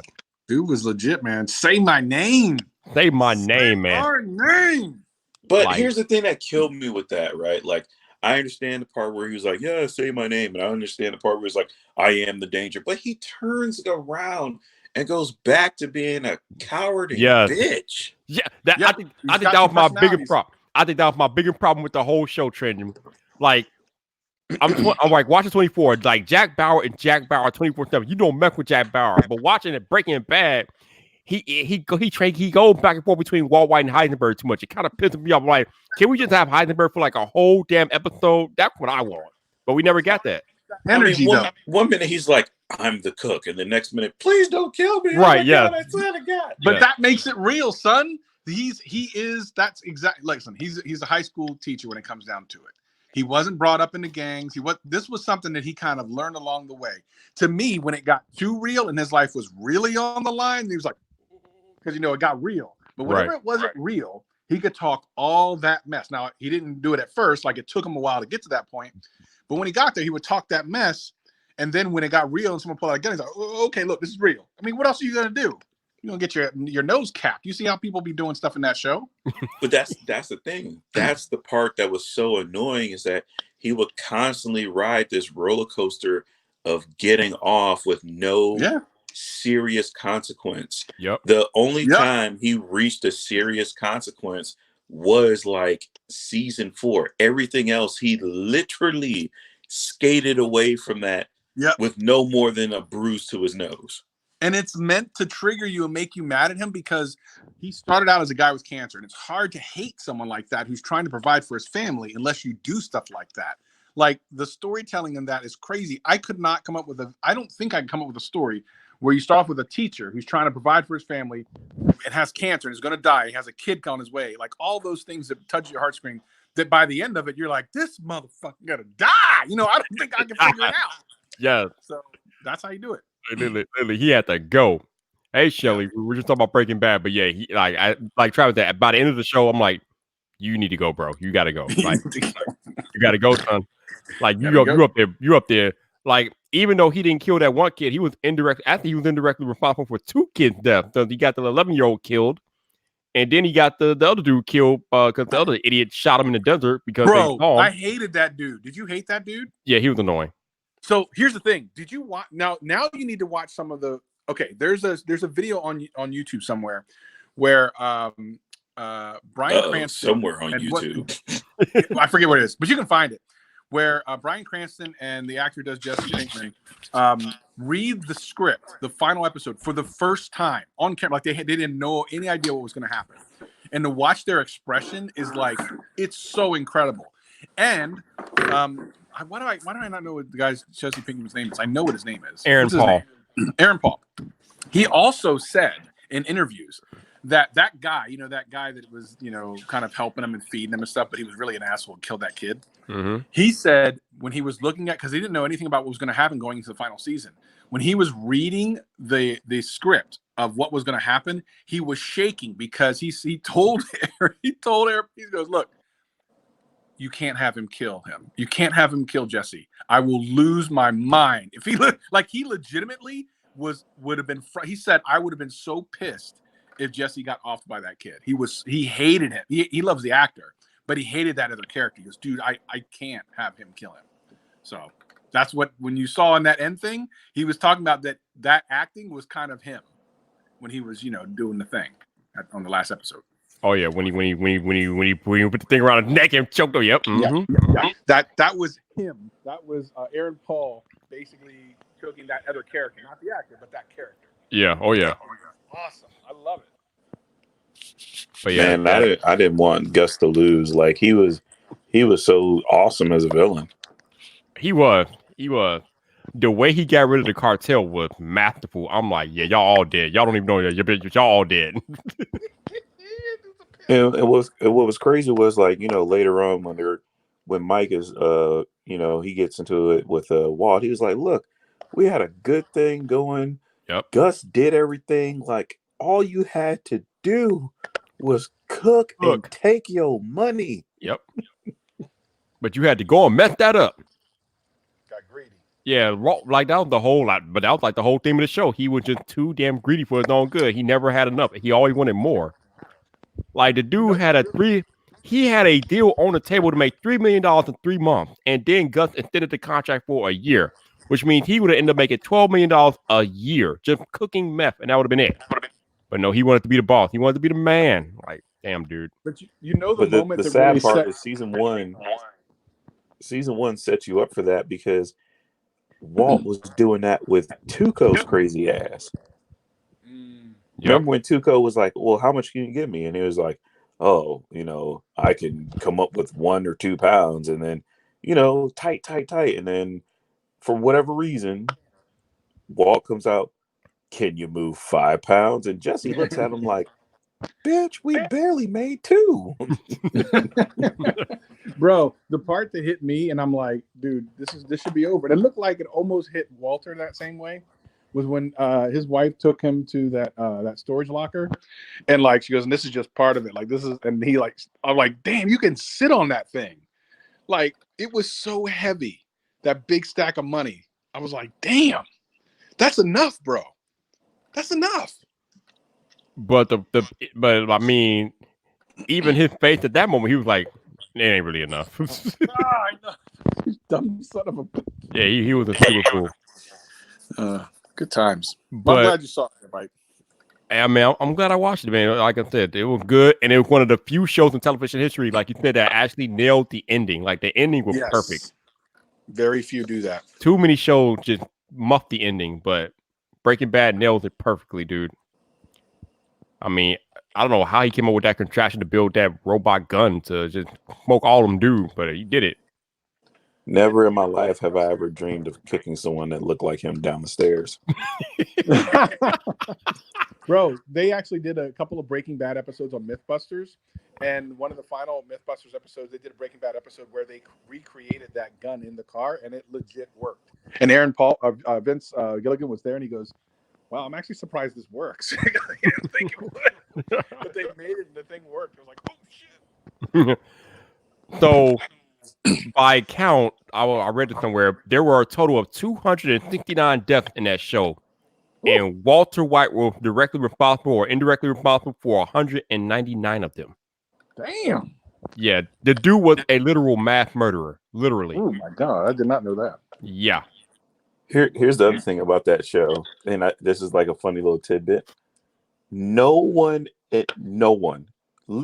no one knew what a fucking Pontiac Aztec was until that show.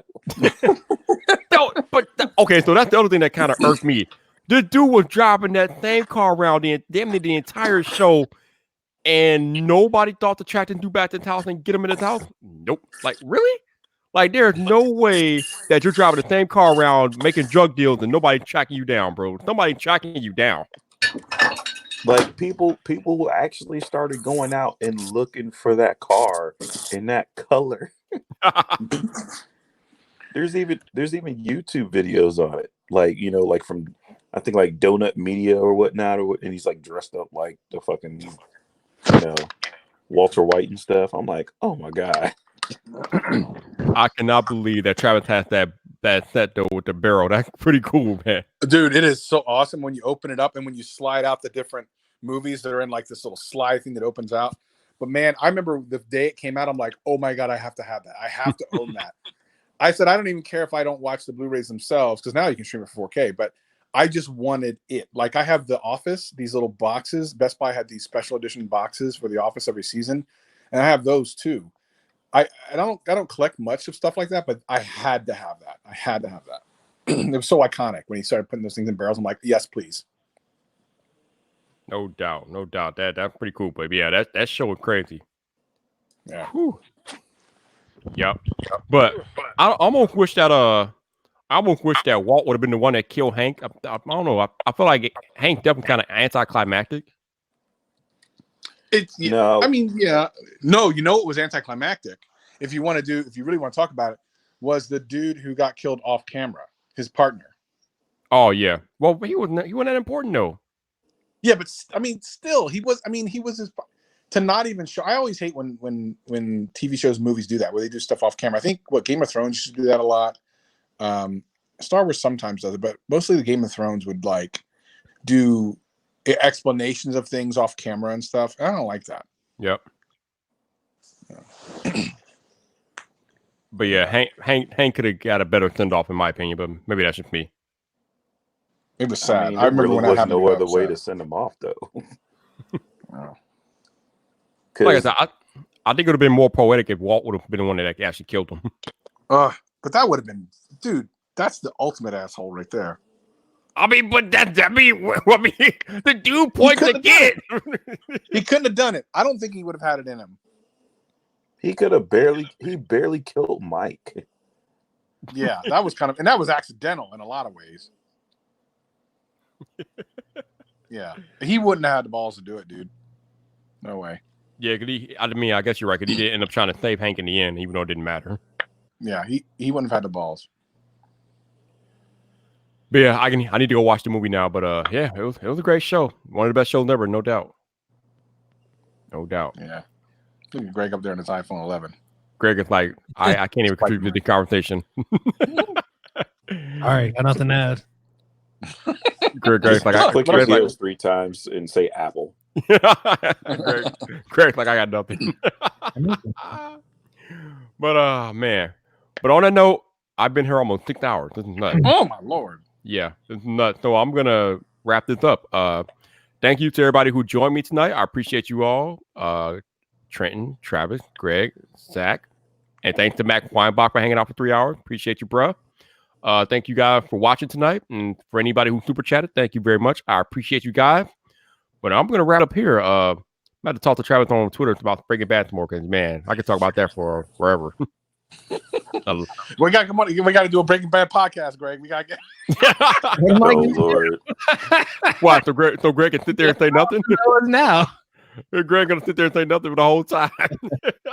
let's have Viper take over the show. Maybe we could do that, Trap. Maybe I could do like a Breaking Bad live stream on here one day. I don't know. Bro, I would be so Yeah, just make sure you call it Los Polos. Yeah.